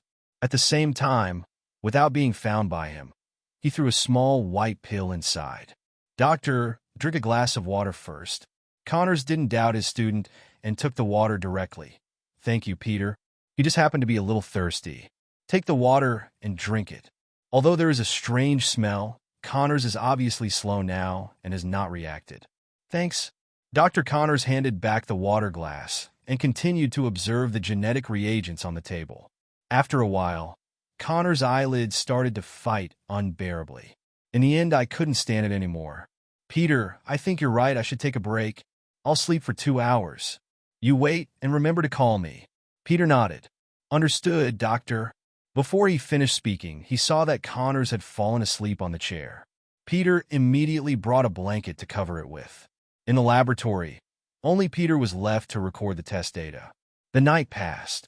Connors woke up from his chair leisurely, and a night's sleep made him feel much better. Peter ran over when he heard Connor's voice. You're awake, doctor. How long have I slept? 12 hours, doctor. Peter looked at his watch and said, It's 7 in the morning. God, it looks like I'm really tired. How is the experimental data recorded? Everything is normal, exactly as your formula deduced. Connors smiled gratified. It seems that we are about to succeed. Peter, you're tired too. You can sleep for a while too, and I'll watch the rest. That, Dr. Dr. Connors looked at Peter curiously, with an expression of hesitating to speak. To say something, Peter? We are not only teachers and students, but also good friends. Peter thought about it and said, I want to throw up at the Osborne Industries Science Fair. It does seem to be today, yes. You go. At the current rate of response, we estimate that we won't be able to start biological experiments until tomorrow. During this time, you and I can both relax. Peter's face brightened. Then I'll go first. Wait, Peter. Connor stopped Peter, then smiled. Get dressed up, Gwen is there. Peter scratched his head embarrassedly. At the school gate, Gwen organized the students who participated in the science fair. This activity is not mandated by the school. All interested students can participate, and Luo Feng is purely to join in the fun. Hi, Peter. Gwen, who was in the lead, greeted Peter happily when he saw Peter hurried over. If you're late, you'll be late. You won't be able to get to Osborne Industries if you don't get on this train. Fortunately, we caught up. It's all here. Let's go. Hi, Luo Feng. Peter greeted Luo Feng politely when he saw Luo Feng. Luo Feng nodded and said with a smile, Good morning. Is Dr. Connors okay? Doctor, he's not bad. The experiment has come a long way. Peter said proudly. After all, once the experiment is successful, he will leave a strong legacy in the history of life science research as an assistant. His identity will also be very different. Are you finally going to succeed? Luo Feng murmured in his heart. It seems that after today, not only Spider-Man will be born, but also lizardmen will appear. What a fateful enemy. Peter naturally didn't know what Luo Feng was thinking at the moment. His eyes were on Gwen, the blonde goddess in front of him. Soon he will be able to be open and upright, and Yagwen, who has no psychological burden, can go out to eat. Okay, everyone get on the bus in an orderly manner. We will go to the Osborne Industrial Building, attend a science fair. Chapter 16. Peter was bitten by a spider. Osborne Industries, another large industrial company in New York City that is as famous as Stark Industries. Unlike Stark Industries, which focuses on the development of the military industry, Osborne Industries pays more attention to making breakthroughs in life sciences. Among them, Osborne Industries is best known for its technology of cultivating mutant animals and extracting the corresponding mutant genes from them, in order to treat human diseases and improve human life expectancy. These are all the information Luo Feng found online during this period. A group of people soon arrived in front of the Osborne Industrial Building. After getting out of the car, someone will take them in to visit. Luo Feng walked with Gwen and Peter. The three had just got off the car and were about to follow the guide into Osborne Industries. I heard someone calling Peter from behind. Peter! Peter turned his head and shouted happily, Hi, Harry! Luo Feng and Gwen also turned around. Harry stepped forward and glanced at Gwen. Hi, Gwen. This is Luo Feng, the new transfer student in our class. Harry stretched out a hand and shook Luo Feng. Hello, I'm Harry Osborne. Hello. Luo Feng glanced at Harry. Of course he knew him, but the other party didn't know him. Harry Osborne. Osborne Industrial Power Holder, son of Roman Osborne. That is, the Prince of Osborne Industries. He is also a friend of Peter Parker. This time, I was able to participate in the science exhibition of Osborne Industries because of the cooperation with the State University on many projects. The second was the result of discussions between Harry and his father. "Come on, I think we should go in," Gwen reminded. "Harry." At this moment, a middle-aged man's voice came from behind them. A middle-aged man in a suit walked over with a backpack in his hand with cold eyes. "You forgot your backpack." Harry took the backpack from him, then explained to Luo Feng and the others. "Roman Osborn, my father." Roman glanced at Luo Feng and the others and said with a smile, "You are my son's classmates." Peter immediately said, "Yes, I have read your microscience research report, which is really good." Peter has the feeling of seeing an idol while chasing stars. "You understand?" Roman was surprised. "Definitely, I wrote a report. He's as conceited as Tony because he's a genius too. Otherwise, how could he have founded Osborn Industries by himself and achieved remarkable achievements in life sciences?" Peter was young, and being able to see his research report was enough to make Roman look up to him. For Luo Feng and Gwen, he subconsciously chose to ignore them. "Yeah, hopefully we can sit down and talk science together when there's a chance." "Go in, your visit time is limited today," Gwen whispered in Luo Feng's ear. "I was so arrogant when I communicated with him 2 days ago." Luo Feng said indifferently, "Maybe all geniuses are like this." Before entering Osborn Industries, Luo Feng thought about the size and luxury inside. But when he actually stepped into the exhibition building of Osborn Industries, he was also shocked by the scene in front of him. The whole floor of the exhibition hall is filled with all kinds of glass cabinets. And the animals displayed in these cabinets are not what you usually see. These are mutant animals bred by scientists at Osborn Industries. In front of each glass cabinet, there is an instructor. When they pass by a display cabinet, a special person explained the animals in the cabinet to them, as well as their experimental value, research direction, compared to other people listening and taking notes. Luo Feng, like Harry, was not interested at all. "You don't seem to like these things?" Harry didn't approach Luo Feng with the same enthusiasm as the others when he saw Luo Feng beside him. "I just like to join in the fun. It's boring to stay at home all the time." Harry hooked his lips. Agree with Luo Feng's point of view. The two walked in the back with little interest. Luo Feng also learned some interesting things about the upper class through Harry. Gwen and Peter were at the front of the crowd. The two of them were very interested in these scientific studies.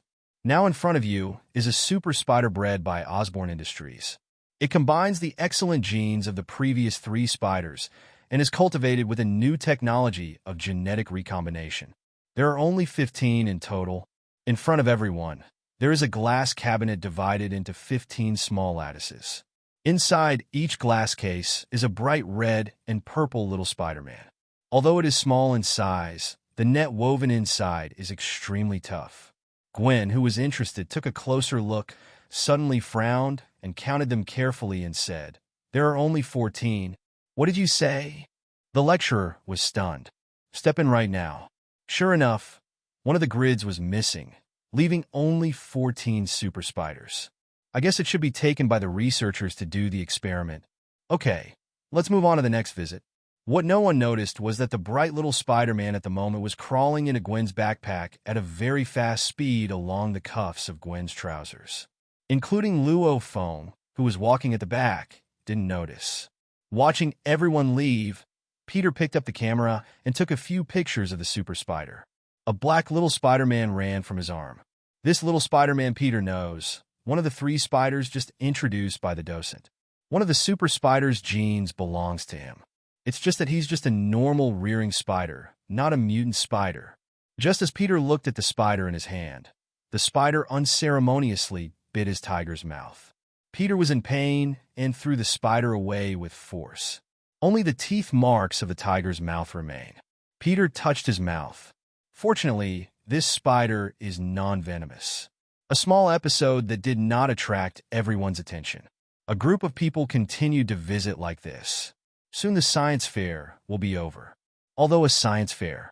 But Osborn Industries didn't plan to show the bottom of the press box to a group of students.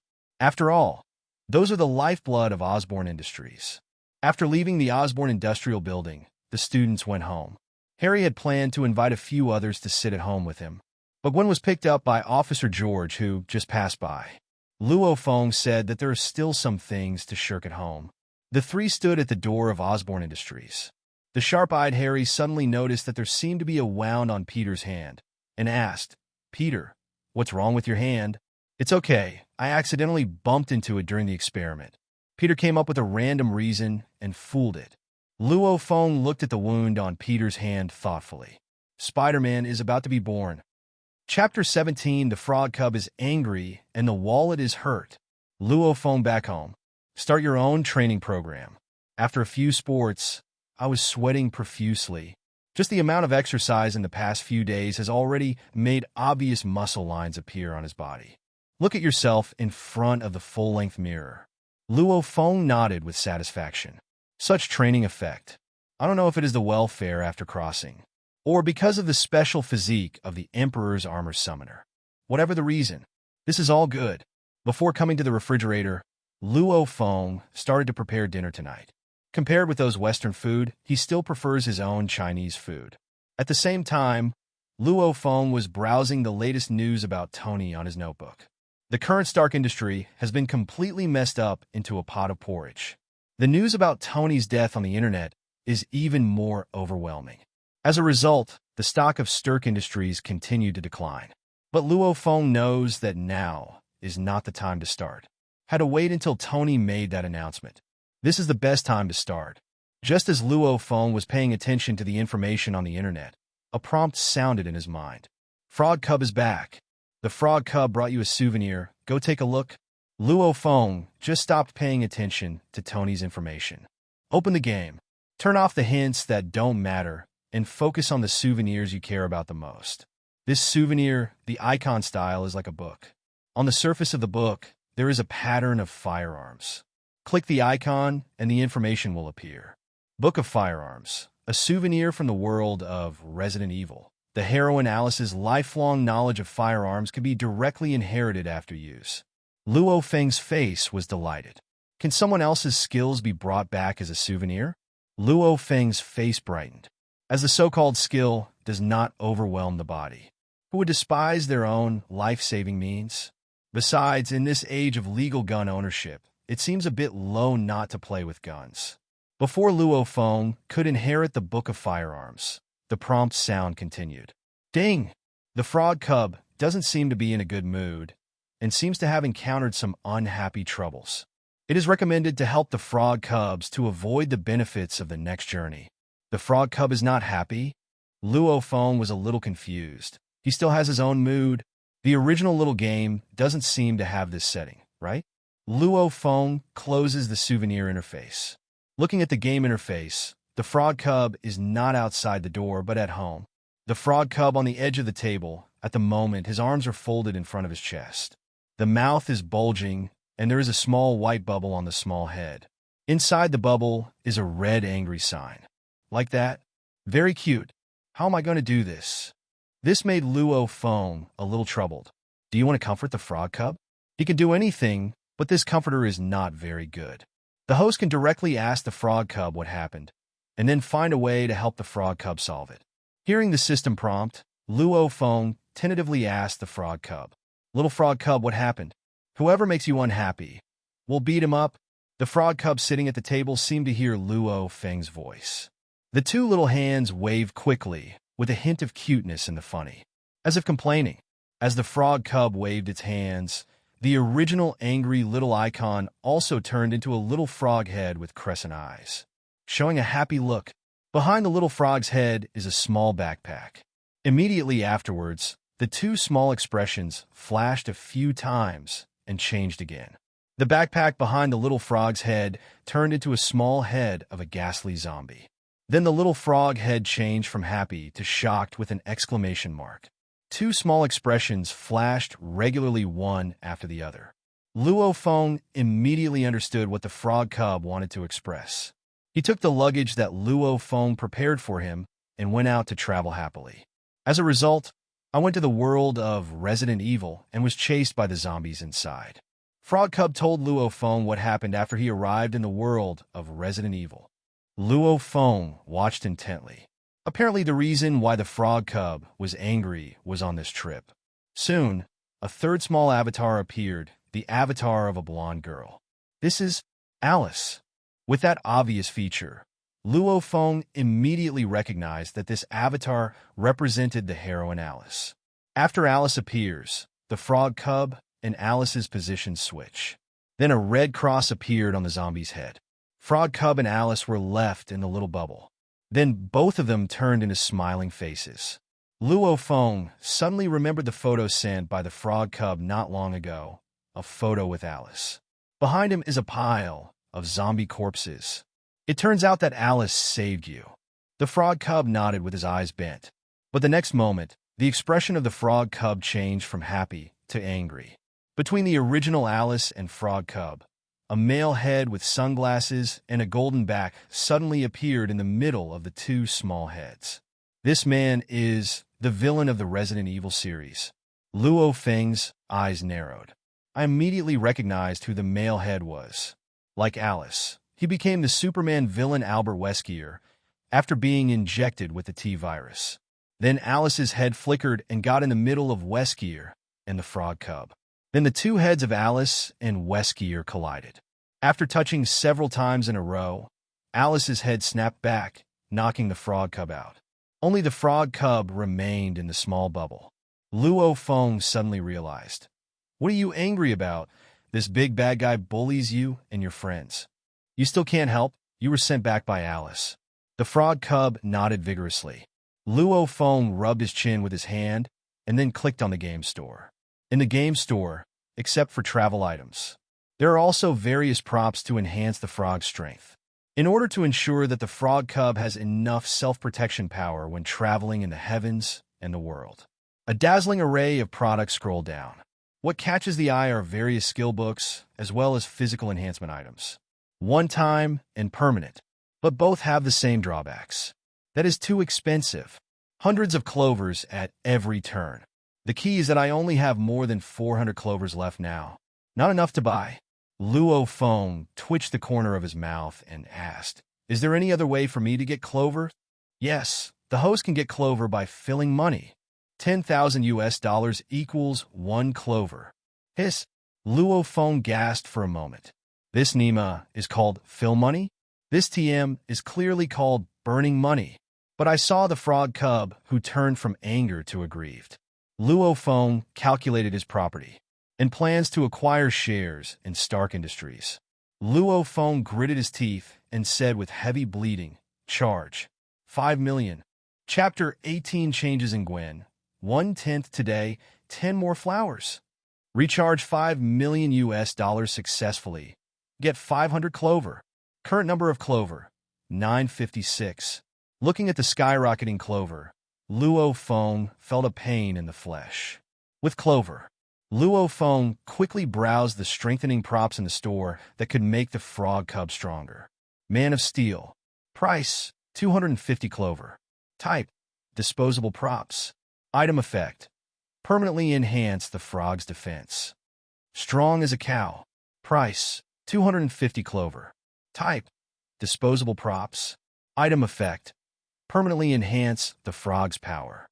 If it is in the world of Resident Evil, I think these two will be more suitable for frog cubs. Luo Feng carefully measured Wesker's combat effectiveness and how to enhance the ability to be more cost-effective in the world of Resident Evil.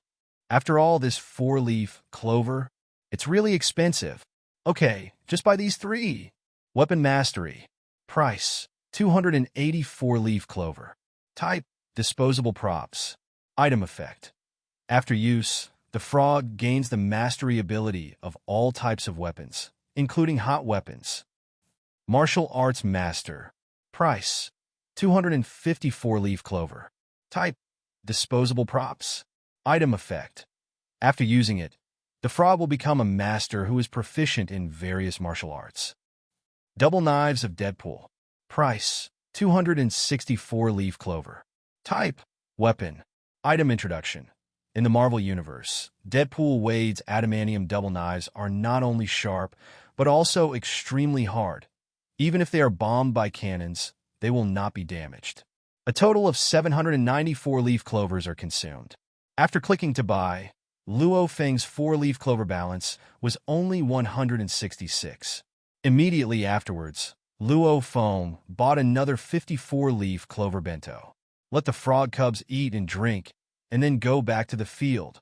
Frog cub, your father and I have hemorrhaged a lot this time and asked you to go back to the place. You must bring me something good next time you come back. Luo Feng opened the inventory and equipped the frog cub with all the things he just bought. When the Deadpool's double knife was equipped, 2 long knives appeared behind the frog cub. It looks so cute.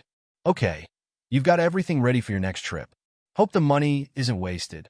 After putting the bento into Frog Cub's backpack, Luo Feng left the game. Before leaving, Luo Feng extracted the Book of Firearms. A series of firearm knowledge poured into Luo Feng's mind like a tide. So Luo Feng simply digested the amount of knowledge in his mind. While meditating on the yoga mat, practice spiritual strength. Not long after practicing, I heard a beep. The frog cub is going on a trip. Luo Feng couldn't help but laugh a little. Is this a trip? Going out in such a hurry. It is obvious that there is no overnight revenge. Stupid frog, don't come back hurt. Your father, I don't have the money to heal you right now. Gwen's house. After dinner with his parents, Gwen went back to his room. She is not like Luo Feng, who goes to join in the fun and hang out, but with a learning attitude. Also took a lot of notes. At the desk, Gwen picked up a backpack with a notebook. When my hand just reached in to take the notebook, I suddenly felt a tingling pain. Ow. What is this? Gwen yanked his hand back and found that there were 2 more small holes on the back of his hand, as if he had been bitten by something. Immediately afterwards, she saw that something seemed to jump out of her school bag. Gwen screamed in fright and jumped up from the chair. In a hurry, she stepped on the unknown creature that jumped out of her backpack and smashed it with 1 foot. Can't tell what it is, but Gwen didn't know it, just glanced at the back of the innocuous hand. The George couple downstairs, after hearing Gwen's cry, rushed upstairs immediately. George pushed open the door of his daughter Gwen. What happened? What happened? There was a bug just now that scared me.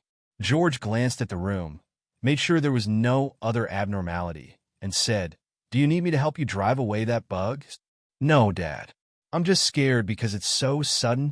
Okay, I don't think my daughter is that timid, George said proudly. Just as he was about to leave, Gwen stopped George. Dad, can you knock on the door before entering my room next time? George also realized his recklessness and said apologetically, I'm sorry, my daughter. Bye, call me if you need to. Seeing George leave, Gwen observed his hands again. Take out the medicine box at home and do simple disinfection measures. It was when she lowered her head to deal with the wound on her hand that she realized that there seemed to be a lump under her feet just now. Gwen observed it carefully and determined that it was an unlucky bug that was trampled to death by his own foot. You bit me and I stomped you. We're even? After packing everything up, Gwen started flipping through today's notes. After a while, Gwen didn't know why, but Luo Feng's figure appeared in his mind. That decent facial features. Fascinating. I wonder if Luo Feng is free tomorrow. I want to go to his house for some oriental food. Gwen picked up the phone, ready to ask. A burst of nausea and dizziness came quickly. Is that bug just now poisonous? Gwen opened his mouth to call George, but he found himself unable to shout, and the dizziness became more and more serious. Soon he fainted directly on his desk. Gwen fainted and had a strange dream. She dreamed that she herself became a big spider and looked very ugly. This is Luo Feng appearing in front of her. She was swallowed hard. Don't want. Gwen woke up from a nightmare. She was lying in bed when she found at the moment. Cover the quilt. And he was soaked with sweat. In the end, what happened? Gwen got out of bed in confusion and walked downstairs. Downstairs at the table, George is enjoying his breakfast. Seeing Gwen coming down, he smiled and reminded, Next time you are too tired to study, remember to go to bed first. Sleeping in front of a desk can easily catch a cold. Gwen asked, Dad, did you come into my room again last night? It was your mother who gave you cocoa and found that there was no response to knocking on your door. After entering, you found you sleeping in front of the desk. So I went up and carried you back to the bed. George explained. Gwen's mother came out of the kitchen and nodded. Next time, pay attention to rest, don't study too late. However, Gwen looked puzzled, recalling what happened last night. But when she looked at the back of her hand, a smooth piece, without any wounds. Don't change your clothes and get ready for dinner? You're going to be late for school, Gwen's mother reminded. Gwen then noticed the clock on the wall. My God, I have my first class this morning. Gwen ran back upstairs quickly, just before the door of the room, accidentally slipped under the foot, and the whole body fell forward. In a hurry, Gwen twisted violently. After a rollover, it landed perfectly. Oh my God! Chapter 19, Mark 1. The Middle East. Inside the cave, Tony carefully injected energy into the newly researched reactor. Under Ethan's gaze, the circular reactor slowly bloomed with a soft blue light. This amazing technique made him stunned. He suddenly realized that the man in front of him was called a genius, which was a bit demeaning to him. In such a desperate situation, it is possible to create such a thing. This doesn't look like a Jericho missile. It's a miniature oscillating arc reactor, Tony explained. There's a big one in my hometown that powers my factory. With this, the debris can be stopped from entering my heart. Ethan understood instantly. All previous lithium batteries could do was delay the time the debris entered the heart. If this reactor wants to stop it, it must exceed the power output of lithium batteries more than 10 times. How much power does it generate? Ethan asked curiously. Tony proudly said, if I'm not wrong, it should be 3 billion joules per second. Ethan looked stunned. Is this something that humans can do? That's enough for you to live 50 times. Tony nodded, except that he didn't just build this little reactor to stop the shrapnel. That's right, or 15 minutes for a big guy. Big guy? Ethan was a little confused. Then I saw Tony take out several design drawings. These designs, Ethan knew, were all drawn by Tony while he was working on the reactor. It looks like a weapon, but also like some kind of special armor. We're going to get out with this. What is this? Ethan couldn't understand. Pile them up and see. Tony put the design codes together, and after passing through the lights, the independent parts of each image overlapped. Ethan was instantly stunned. This is a set of humanoid armor. So amazing. Ethan can only sigh like this. Tony patted him on the shoulder. If it wasn't for your reminder, I wouldn't remember what I saw that night. As long as we build this thing, we can kill it from here. Ethan nodded. Does this big guy have a name? Tony thought about it and said, Mark 1. Mark 1. Ethan murmured the name, marveling at Tony's brain. As for what was discovered, Ethan wasn't worried. The Ten Commandments gang are a bunch of illiterate people who don't know the 3 characters, so long as the cover-up work is done well. The group would have thought the 2 of them were building Jellicoe missiles. Okay, let's get started, so as not to have too many dreams at night. Next, help me put this on first. I don't want to walk around with this guy anymore. Tony raised the small reactor in his hand and glanced at the lithium battery again. On the police car, Gwen sat in the co-pilot seat and kept looking at his hands back and forth. The scene at the door of the room in the morning still made her feel incredible. But Gwen didn't say it. She vaguely felt that it had something to do with her being bitten last night. My body seems to be changing in some way. This made him a little uneasy. George, who was driving next to him, couldn't stand it anymore and said, if you want to paint your nails, I won't object. As long as it's not so bright. Gwen directly ignored George's complaints and asked, Dad, did you find the wound on my hand yesterday? Wound? What? Are you injured? George frowned and glanced at Gwen's hands. There is no problem. If he hadn't been driving now, he would have grabbed Gwen's hand and had a good look. However, Gwen said uncertainly, I remember being bitten by a bug. Insect? George was stunned for a moment and immediately remembered that Gwen was frightened by the bug last night and said comfortably, I think you must have had a nightmare, child. Okay, your school is here. Get out of the car first. I have to rush to Stark Industries to maintain law and order. Watching Gwen get out of the car, George added, if you're really scared, I'll buy you a bottle of insecticide when I go home at night. No need, Dad. I'm not afraid of bugs. After that, Gwen turned his head and left. On the campus, Gwen carefully recalled what happened last night, and she was a little lost in her thoughts. So much so that Peter walked to the side only to find out. Behind them, several school gangsters found that Peter, who was only bullied by them on weekdays, at the moment actually walked with the school flower goddess. Immediately, I wanted to play Peter. Look at me. One of them compares the basketball in his hand, and one throws the ball with all his strength, aimed at Peter's back. When the ball hits, they believe that Peter will go down and lose face in front of Gwen. The moment the ball was released, they could already sense Peter's ugliness. But the next moment, something unexpected happened. It would have hit Peter's basketball. At this time, it actually hovered in the air, made a muffled sound. The movement behind him caused Peter to look back and see Gwen's hand blocking a basketball coming from behind for him. "What are you doing?" Gwen grabbed the basketball and looked back at the three scoundrels behind him. The thug in the middle who threw the ball, just now, can only say indifferently for the sake of face, "It's nothing, the ball accidentally ran out on its own." "Really? Then come and get it yourself." Gwen stretched the ball out. Peter beside him reminded, "Forget it, Gwen." Gwen said, "Definitely, didn't I let him come and take the ball himself?" The punk thought Gwen was afraid of him too, and smiled as he walked towards Gwen to catch the ball. Gwen instantly made a smashing ball. The little gangster was frightened and protected his head. But nothing happened. This also caused a burst of laughter from the students watching around, and then pointed at the gangster. "Give me back!"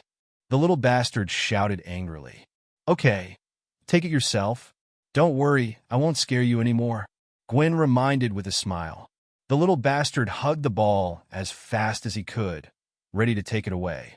But he found that he tried his best, but couldn't move half of the basketball in Gwen's hand. Even Gwen himself was dumbfounded. What do you know? Nothing. But the basketball seemed to stick to her hands. The little bastard felt like he was being completely played by a girl in Gwen. Lost face in front of so many people. Ridiculed by so many. Immediately, blood was on the head, and he slapped Gwen and threw it down. Peter behind Gwen immediately reminded anxiously, "Be careful."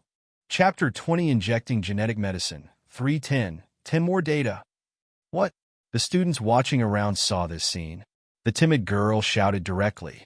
But in the end, that slap did not fall. Because Luo Feng appeared in front of Gwen and grabbed the gangster's wrist. To deal with this kind of person, Luo Feng does not have too much nonsense. Squeezing your hand. The sharp pain from the wrist caused the little gangster to let out a painful wailing. "Ah, Gwen, are you all right?" "It's okay, I'm fine." Seeing Luo Feng come forward, Gwen said with a smile, "Actually, if you don't come, I can solve it." "I'm great." That being said, but the look of joy on Gwen's face betrayed her. Obviously, she was very happy that Luo Feng appeared to help her, although she can solve it. But this feeling of being protected by Luo Feng seems like also very good.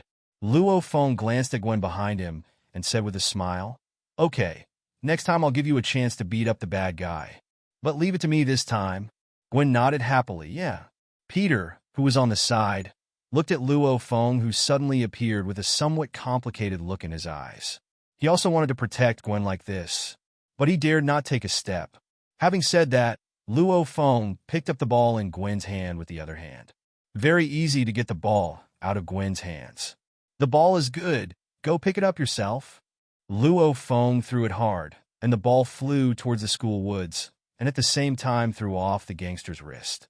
"Now you can get out." Feeling Luo Feng's powerful aura, the three of them did not dare to continue to attack, and they picked up the ball in the direction it flew past. "Come on, it's almost time for class." After Luo Feng's reminder, Peter looked at his watch and remembered that Connors was still waiting for him in the laboratory. "I'm sorry, I have to rush to the laboratory immediately. There is a very important experiment on the doctor's side." Gwen, Luo Feng. "I'll go first." "Go, Peter, it just so happens that Luo Feng and I are going to class too." Looking at Peter's back, Luo Feng was thoughtful. Isn't Peter's spider ability awakening yet? But according to Peter's character, even if he is awakening, he will not show his ability in front of people at will without wearing a spider suit. So Luo Feng didn't get into it. At the moment, Luo Feng naturally didn't realize that Gwen next to him was the one who awakening the spider ability. "Just now." "Thank you." Luo Feng. "No. And didn't you say that you have the ability to solve it yourself?" "I definitely believe you." Gwen smiled. This is also a little secret between the two of them. Apart from Luo Feng, no one else knew that she could practice martial arts. The two walked towards the classroom talking and laughing. During the conversation with Luo Feng, Gwen also forgot about the abnormality that happened to her body from yesterday to now. After school, while Luo Feng and Gwen are in class, inside the Connors laboratory, Peter has put on his white lab coat. In front of him, there are a total of 3 tubes of genetic reagents that have just been made, and a little white rabbit who just underwent amputation surgery. Peter, report on the rabbit's health. The result of the blood draw, there is no problem. The transverse section of the amputation is complete, and there is no infection, which meets the requirements of the trial. Okay, Peter, get ready to start. This time, a total of 3 tubes of genetic reagents have been completed. As long as it is successful, our research will be completely completed. This time, Dr. Connors seemed very confident. Got it, doctor. Let's get started then.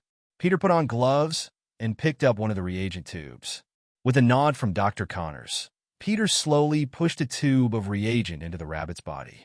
Okay, the next step is to wait. How long will it take?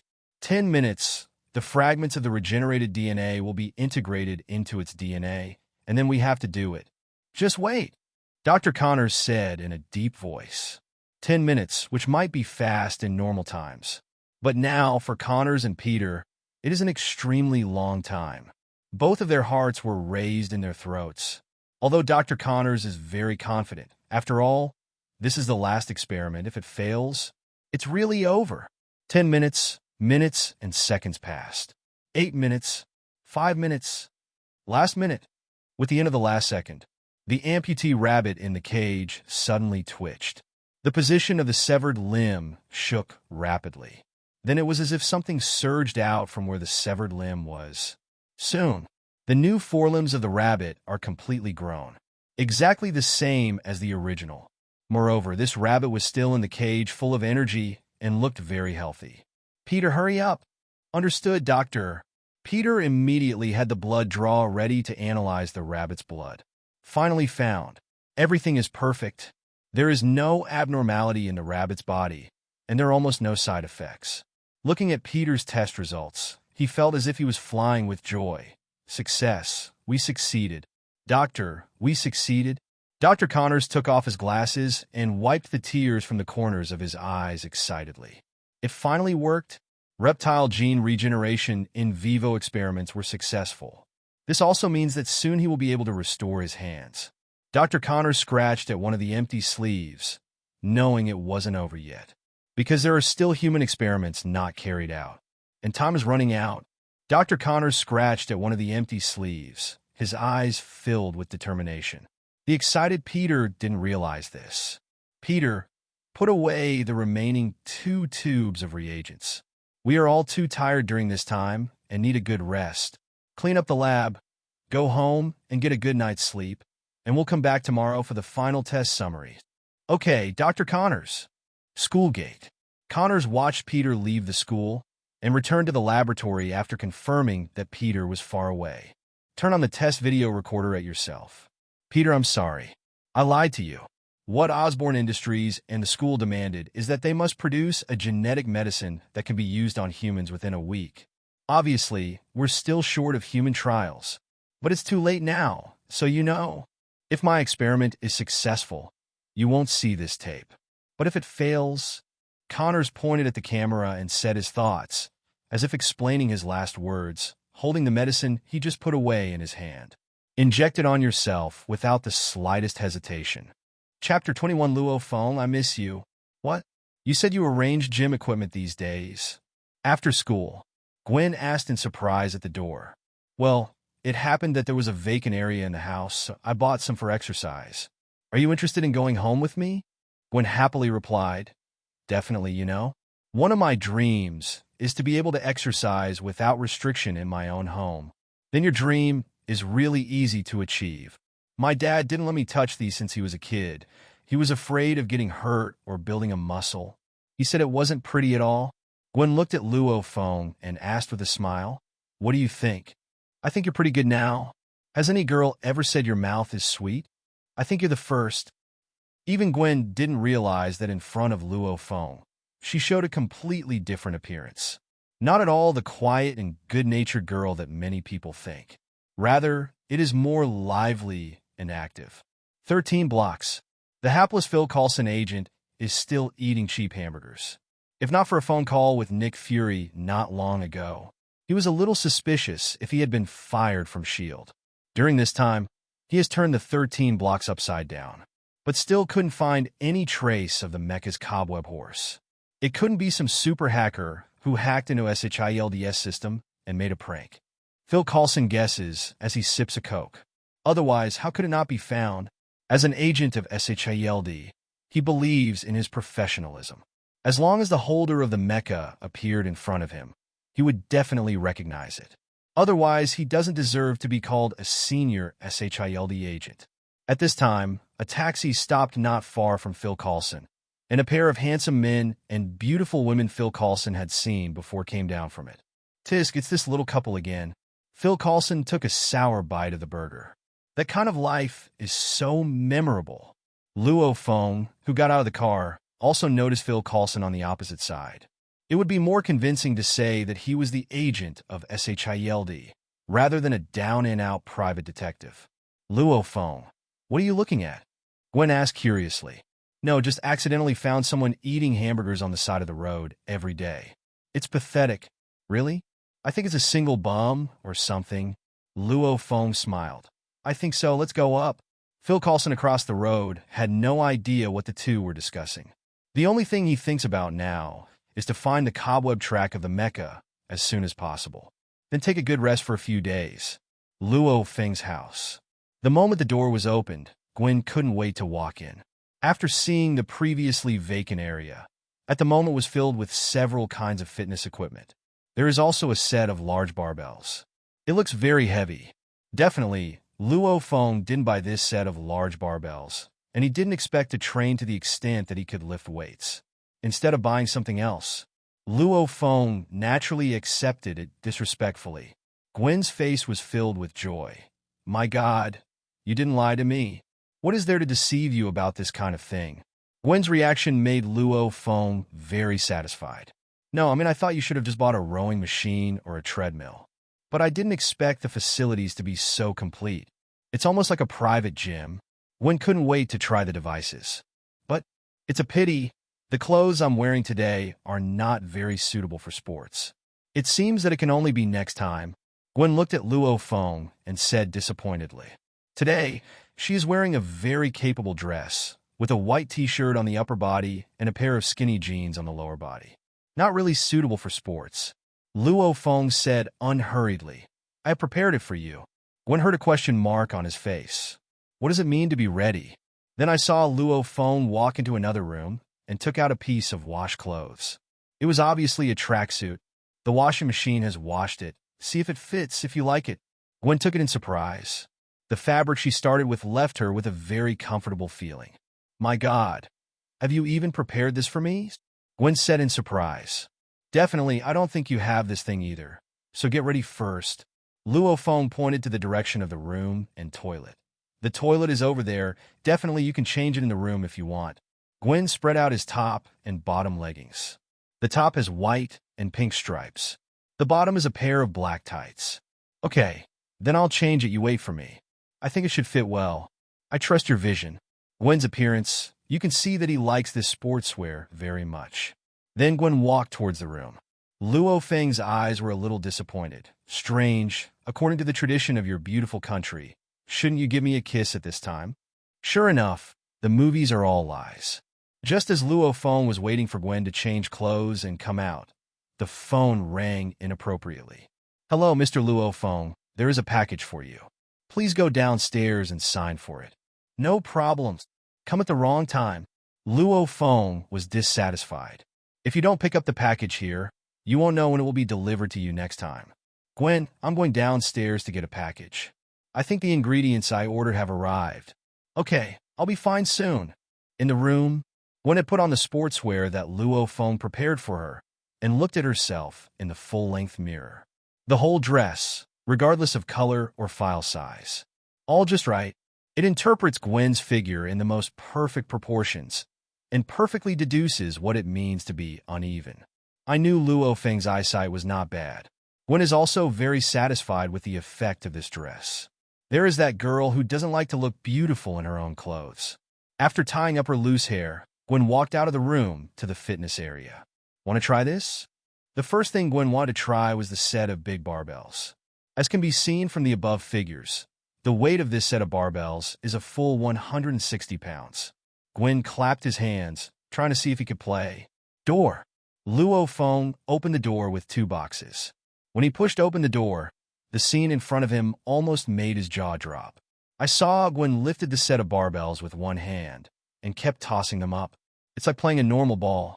There are barbell clanging noises all over the house. Seeing Luo Feng coming back, Gwen smiled and said, "Mr. Luo Feng, I think you were deceived by profiteers." Chapter 22, Gwen is Spider-Man. 5 out of 10. This chapter and the previous chapter have pictures of Gwen. State University. Connor's laboratory. Connors looked at the hands in front of him with an unpredictable smile on his face. Yes, that's right. His right hand is grown out. It was also covered with transparent viscous liquid, which looked very disgusting and oozing. But Connors at the moment looked at his right hand obsessively. It's so perfect. It's a gift from the creator. The test video recorder is still recording. Peter, you see I have successfully completed human trials. Soon we will be able to popularize this genetic test, and countless disabled patients will recover. And this achievement belongs to you and me. Connors cautiously put the remaining tube of reagents back into the refrigerator and looked at his right hand again. It was because of the amputation of his right hand that he was relegated from the first line to the second line. And this has also become a knot in his life because he suffered a lot of cold-eyed discrimination because of this broken arm. Now his hand is back. He wants to slap the faces of those who laughed at him before. What is this? Connors, who was observing his arm, suddenly frowned and touched his arm gently. It was a dark green bump, hard to the touch. Like scales. Lizard scales? Connor's face changed suddenly, because around that scale, a few more scales slowly grew. No, it can't be. The scales grew faster and faster, and in no time, they covered Connor's entire arm. Even the fingers have become slender. It's like lizard claws. Connors immediately understood what was going on, but he still didn't want to believe it. This is a side effect of the genetic reagent, causing it to assimilate in the direction of the lizard. And this kind of change was something he didn't expect and couldn't stop it at all. He thought the worst outcome was that he would die because of genetic rejection. He never thought that he would become a monster. And I don't know why a violent emotion rushed to my heart. Connors felt that everything in front of him was so unsightly. Especially the image pole in the front is recording his ugly appearance. Just like when, after his amputation, the cameras of the media kept taking pictures of him. No, don't shoot. Connors endured the severe pain in his head, and his mind constantly became manic. Gradually become stronger body, bumping around in the whole laboratory. Everything on the test bench was thrown away by him, and the entire laboratory was destroyed in a mess. Even the power supply was destroyed, and the lights in the laboratory became very unstable. After an indescribable growl, Dr. Connors has completely turned into a human-shaped lizard with blue eyes and dark yellow vertical eyes at the moment. At the last flash of the light, Connors disappeared into the laboratory. Luo Feng's house. If I hadn't tried it myself, I would have been able to lift this pair of barbells with ease only when wearing the God Emperor's armor. Luo Feng also wondered if he had been deceived by profiteers. But looking at Gwen, who was playing with a barbell like a wooden stick in front of him, Luo Feng felt a little unrealistic. Gwen, isn't it heavy? Definitely not heavy at all. Gwen laughed. Not only is it not heavy, but it is also a bit fun. Suddenly, Luo Feng thought that when he was at school this morning, the man was obviously strong, but he couldn't take a basketball from Gwen's hand. No way. Luo Feng immediately put down the package in his hand and hurriedly asked, Gwen, have you ever been bitten by a bug since you came back from Osborne Industries? Or in the Osborne Industries, got bitten by bugs? Gwen was stunned. How do you know? Last night at home, Gwen spoke out about being bitten by an unknown creature last night. After listening to Gwen's description of Luo Feng, he swallowed. In this universe, Gwen is Spider-Man? Luo Feng remembered that there was indeed a parallel universe story in which Peter was not bitten by a super spider. Instead, Gwen was bitten by a super spider and turned into a little white spider to punish evil and evil. And in that parallel universe story, Peter becomes a lizard like Dr. Connors. Gwen, come with me. Luo Feng pulled up Gwen and walked to a smooth wall. Remember the feeling of sticking to basketball in the morning? After thinking about it for a while, Gwen nodded. Yeah, remember that feeling and try to climb the wall? At the moment, Gwen also felt a drum in his heart. Judging from Luo Feng's reaction, that set of barbells is definitely worth 160 pounds. Luo Feng doesn't need to lie to her. Thinking about the changes from last night to now, the wound that disappeared after being bitten obviously didn't see anything but stop the basketball. The basketball is stuck in her hand and can't be taken away. All kinds of weirdness made Gwen subconsciously follow Luo Feng's request. She also felt that the only way to find out the answer to the question. Gwen put his hands on the wall in a rock-climbing pose. The difference is that the walls here are smooth and smooth. Under normal circumstances, it is impossible to climb up, but Gwen climbed up easily. It's as easy as walking. Gwen on the wall, looking at the ground where he left, was completely confused. Oh my God. Luo Feng Looking at Adsorbent's Gwen on the wall, Luo Feng completely believed it. Here, Gwen is Spider-Man. And Peter might be Lizard Man. Luo Feng. What the hell happened to me? Gwen jumped off the wall, a little scared in his eyes, and even his eyes were red. Looks like he's about to cry. In the final analysis, although Gwen has a heart of punishing evil and evil, she is still a girl after all. The situation in front of her was completely beyond her cognizance. With Luo Feng to rely on, Gwen panicked. Luo Feng hugged Gwen and let her lean on his shoulder. After all, that crying nose is really distressing. It's okay. Gwen, it's okay. Maybe I can explain to you what happened. Chapter 23 gets picked up by Gwen. You remember our visit in Osborne? Did you notice a super spider was missing? After sitting on the sofa to comfort Gwen for a while, Luo Feng made sure that her emotions had stabilized before speaking. Gwen nodded. If I'm not mistaken, the super spider should have crawled into your bag. I waited until you got home and reached into your school bag before biting you off guard. Then it jumped out of the bag and was trampled to death by you. Luo Feng explained carefully. So if I guess correctly, after that super spider bit you, not only was there nothing wrong, instead, it gives you some spider ability. Mighty power, the ability to predict danger, and biological static that can adsorbent things. Luo Feng grabbed Gwen's hand. Thin and smooth, feeling the warmth from Luo Feng's palm, Gwen couldn't help blushing and asked, will I become a spider in the future, and will it be ugly? Luo Feng was taken aback. Knew it. Women's focus is on these. I don't think there should be any extra changes, so maybe that's a good thing. Then don't I become like a monster? Saying that, Gwen was a little sad again. After all, she is still a beautiful girl. Isn't it Superman? Luo Feng looked at Gwen sincerely.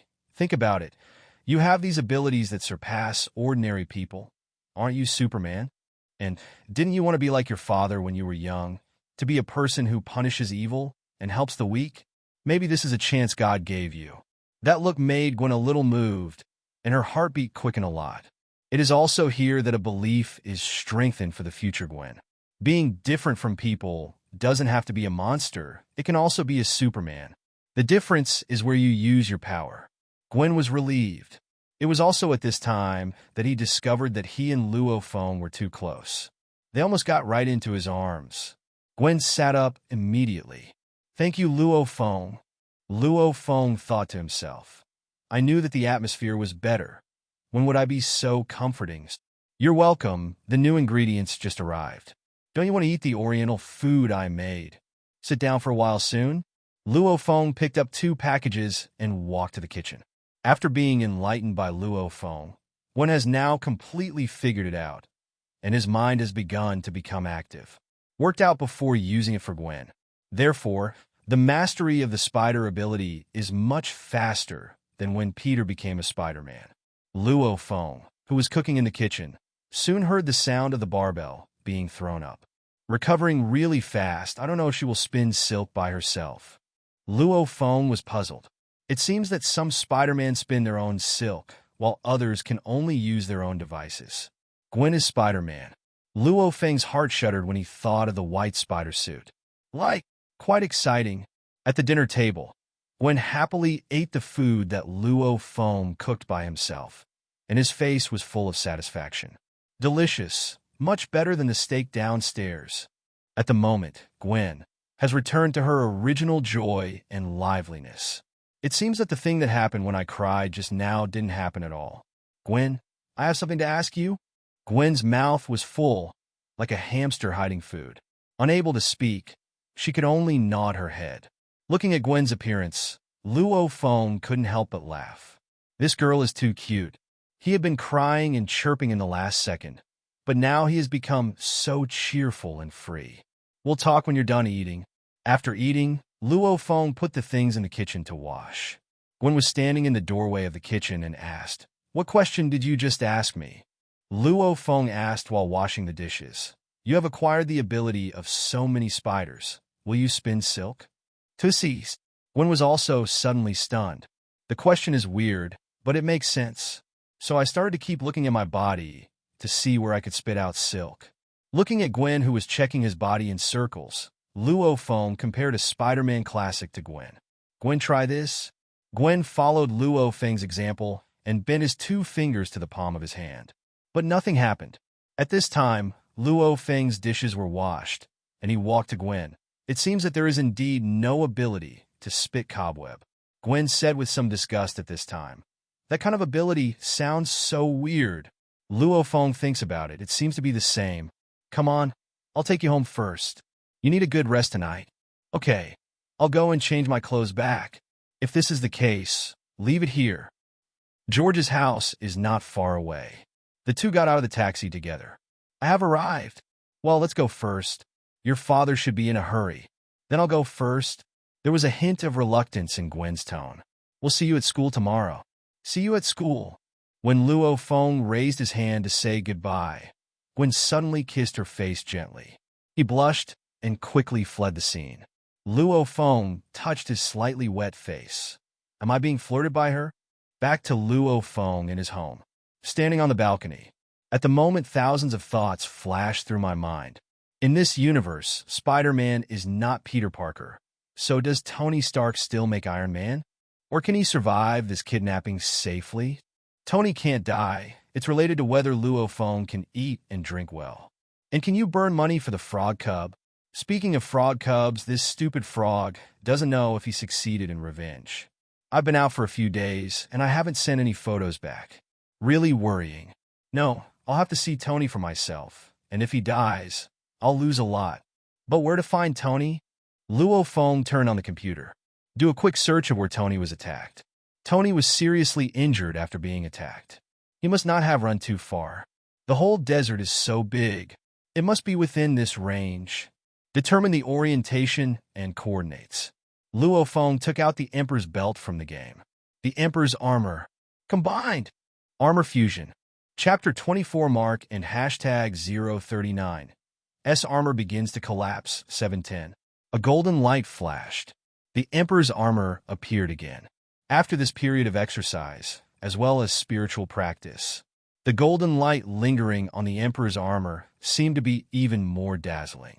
This also represents Luo Feng's strength, which is constantly getting stronger. The people from SHILD and Tony have already found this place. It seems that they can't go out directly like last time. Transfiguration. Luo Feng's figure was blurred for a while, and then he came to the place where he used the shape-shifting last time. That's when Luo Feng appeared. On the SHILD mothership, the monitor on the Hill agent's hand immediately beeped. Boss, the mecha has appeared again. Nick Fury immediately took over the monitor from Hill agent's hands, barely seeing any change in expression on his dark face. Just asked lightly, "Where is the place where it appeared this time? Where it disappeared last time?" Hill agent replied. Nick Fury narrowed his eyes, then said, "Get Phil Coulson back, he's been found." When Nick Fury said it, the Hill agent immediately responded. Pick up a satellite phone and dial it. On the other end of the phone, Phil Coulson, who was sleeping in the car, heard the satellite phone ring. He jumped out of the chair violently. With a bang, his head hit the roof of the car. "Oh shit." Phil Coulson quickly popped up the satellite phone. "Hello, Miss Hill." He said, "You've been found. The mission is over. Come back." "What?" Phil Coulson looked in disbelief. Before he could ask any more questions, Hill hung up the phone.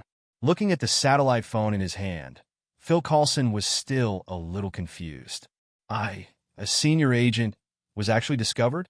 Impossible, absolutely impossible. But the order to retreat has been received. Phil Coulson had to drive back. Watch him and see where he wants to go. Nick Fury mobilized all the resources in SHIELD to monitor Luo Feng. He didn't believe that this time, Luo Feng could still disappear from his eyes. "Let me see who you are," Nick Fury said solemnly. "Tony's house. Even if Tony is missing now, JRVS still has its own AI thinking running. Also, at the moment Luo Feng appeared, JRVS has already turned on monitoring mode. Luo Feng was standing in midair on a huge amount of transparent light curtain. It seems to be identifying the direction in general. There should be nothing wrong with this side." Luo Feng first looked for the direction of the Middle East, and then knew that SHIELD and JRVS must be staring at him now. Zen meditation seal. Luo Feng pressed both hands on the belt. A ripple waved around him with him as the center, and all the places that were radiated fell into a state of absolute prohibition. Within a radius of 50 kilometers, everything except Luo Feng was forcibly stopped, including light. Light cannot continue to propagate in this range, which means that monitoring by optical means will be meaningless to Luo Feng. It will be automatically released in 30 seconds. Luo Feng moved quickly and flew in the direction of Tony's death. In SHIELD, the image observed by Nick Fury and others at the moment is that the mech stays in place, not moving at all. What's the matter? What is he doing? Row is that Nick Fury is so smart, he can't figure out what's going on at the moment. Not to mention Hill next to him. The two stared at the screen with big eyes and small eyes. In order to track Luo Feng's figure, all the monitors that can be called are monitoring Luo Feng at this time. But without exception, the same prohibited images were captured. 30 seconds later, the meditation seal ends. "Mommy fake. What the hell happened?" Nick Fury's classic mantra, foul language, burst out instantly. Because of at the moment surveillance, the mecha seemed to evaporate from the world. It disappeared without a trace in an instant. Such an ability made him unable to understand, and even more unacceptable. He used almost every surveillance method available to S.H.I.E.L.D., but he was gone anyway. He has never been so frustrated since becoming the S.H.I.E.L.D. director. "Hill, find it for me." He must have wanted to go somewhere and didn't want to be discovered by us. He used the resources available in the world to find it for me. He was so angry that he even smashed Hill's monitor with a punch. "Yes!" Hill responded immediately and went to do it, and at the moment, in another corner of New York, a bald woman in a yellow hoodie stood on the rooftop and looked in a certain direction with deep eyes. He whispered in his mouth, "This is the power of time." After half an hour, on a piece of yellow sand, Luo Feng stood there, looking at the debris on the ground and the traces of explosions everywhere. "It should be right here. The next thing to do is to find out where Tony is being held by the Ten Commandments." Luo Feng stood on the spot with his arms outstretched. The spiritual power that has been cultivated during this period is released through the Emperor's armor. Like a huge amount of net, it spread out around Luo Feng with Luo Feng as the center. 10 kilometers, 20 kilometers, 25 kilometers, 30 kilometers. "I found you." Luo Feng was overjoyed. Once you have the correct bearing and distance, you can use displacement. Suddenly, Luo Feng came to the top of a canyon eroded by yellow sand. And below this is the cave where Tony is being held. Zen meditation seal. The meditation seal was released again, and the members of the Ten Commandments gang patrolling below all stayed where they were. Inside the cave, Tony, who was writing the mecha program, also stopped. Ethan by his side was holding a screwdriver in his hand, screwing something. Luo Feng walked slowly to Tony's side and saw the blueprints stacked on top of the computer. Satisfied nodded. Fortunately, Tony's still the same Tony. If something happened to you, I'd really lose money. This is the Mark I on this blueprint. Seems a little different? Luo Feng picked up the design drawing and looked at it, and suddenly the corner of his mouth twitched. The head of this Mark I is not the classic cylindrical shape, rather like a helmet with exaggerated glasses. And the shape of these glasses, Luo Feng, is too familiar. Isn't it the shape on his Emperor's armor? So it was me who inspired Tony to create the Mark I. Luo Feng looked strange. Although Tony has nothing to do, he also built the Mark I, but it seems that the development direction of Mark's armor has become a bit strange. Never mind, let's go. After Luo Feng left, the effect of the meditation seal was removed. Tony, who was typing the code, found that his design drawings seemed to be moved. Ethan, have you touched my drawings? No, I've been screwing you. Tony spread his hands. Maybe he was too tired to remember. When the last power code was knocked out, the corners of Tony's mouth twitched, looking at the pile of parts on the ground that were only about to be assembled. Ethan, are you ready? Tomorrow morning, we'll go out. Chapter 25 Spider Battlesuit Inspiration. George and hashtag 039. S Attitude. 810. Gwen's house. After taking a shower, Gwen walked out of the bathroom in pink pajamas. Looking at her mother, who was still knitting, Gwen asked, Mom, is Dad still back? Gwen's mother shook her head. He's been so busy all the time. As soon as the voice fell, there was a sound of opening the door. Then, a displeased George pushed the door in. The dead face softened a bit when he saw Gwen at home. Definitely, if he knew that Gwen had just returned, he probably wouldn't have a good face. Gwen also noticed the strangeness of George, so he asked, Dad, is there something wrong with Stark Industries? At Stark Industries, Obadiah's presence has calmed down a lot. This time it's mainly Daredevil. Daredevil? Gwen doesn't understand. Why did Daredevil provoke you too? George walked into the room and said, there was a report of a gun robbery in the bureau tonight. By the time we got to the scene, the armed robbers had already been cleaned up by Daredevil. Gwen asked back, isn't that a good thing? Good thing? George frowned. He is a criminal who abuses lynching. Don't let me catch him. Hearing this, Gwen also had a temper. Isn't it bad for him to help people? If everyone abused lynching like he did, and then got encouragement, they would just take this kind of violence against violence. George's words made Gwen speechless. As the commissioner of the New York Police Department, he is most opposed to this violent heroism of personal behavior. And Daredevil was just such a person in his eyes. So he didn't like Daredevil. Anyway, if I had the ability like Daredevil, I would choose to help others. After that, Gwen went straight upstairs, not wanting to continue arguing with George. Looking at his daughter who had left, George could only helplessly say nothing. As an old father, how could he not know what Gwen was really thinking? He also knew about Gwen secretly practicing martial arts in private. They just pretend they don't know. As an old fritter who has been in New York for decades to be the director, he knows too well that these brave personal heroism will not end well in the end. Or hurt the people around you. Or hurt yourself. Sorry, I'm late tonight. Is there anything to eat? George asked his wife. Sit down and wait a moment. Gwen's room. Gwen sat at the table, browsing some information about Daredevil on the computer webpage. Among them are some photos of Daredevil that many citizens secretly took. In the photo, Daredevil is holding a double-stick majestic.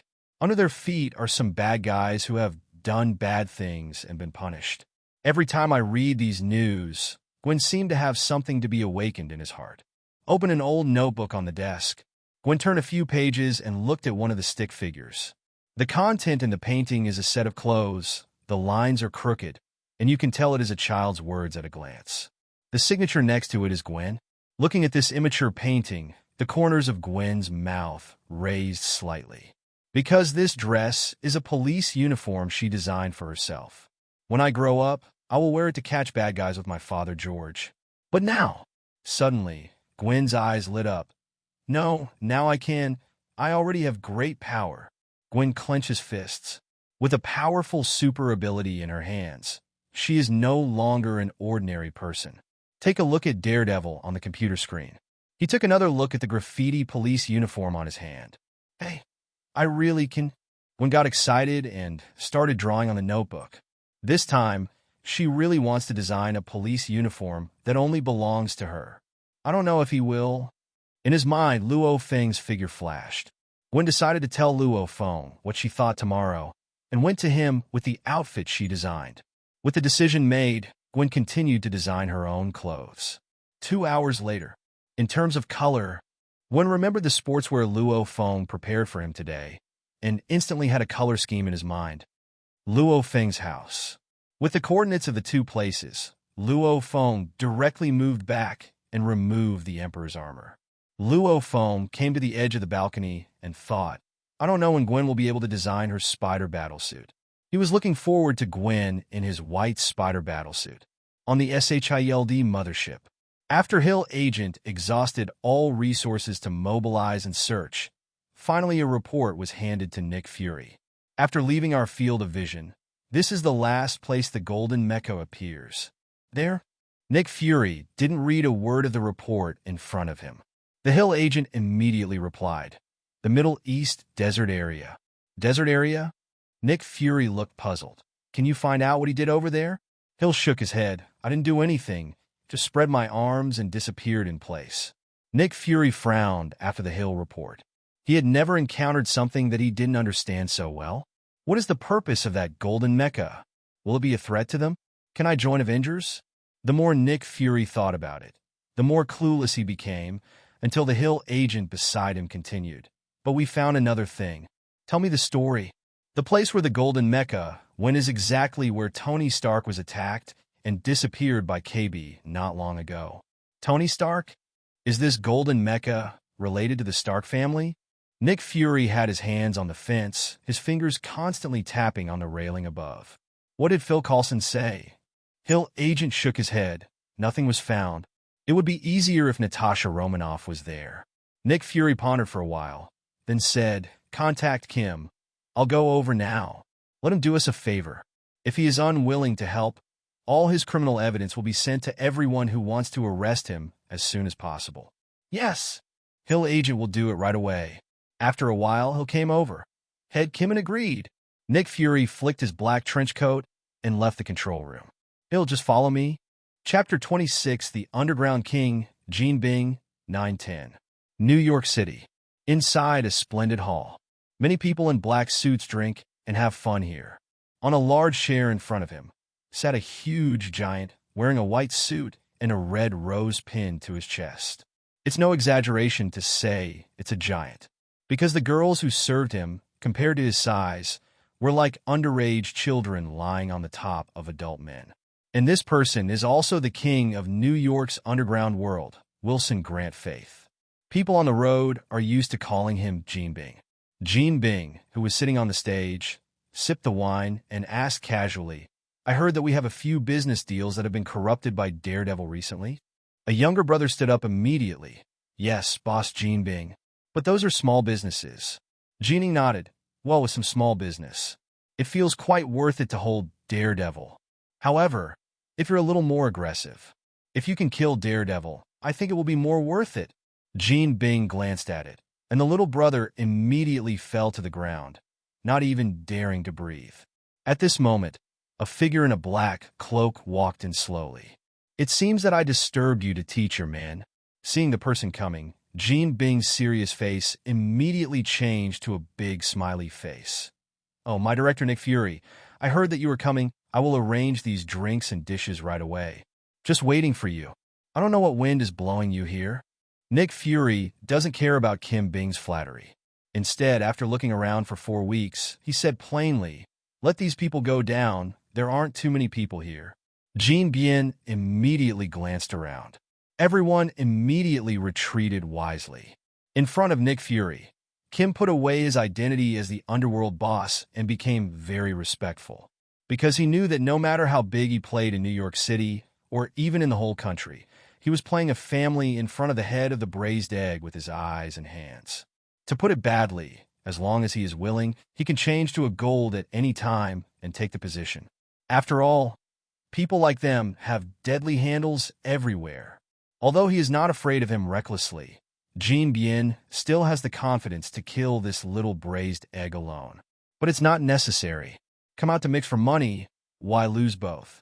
As long as each has what they need, it's not a problem to lose a smile. After everyone finished, Nick Fury said straight to the point. I want you to find me someone in the 13th block. Jean Bien laughed. Director Nick Fury, do you think too highly of me? Someone you can't even find in S.H.I.E.L.D.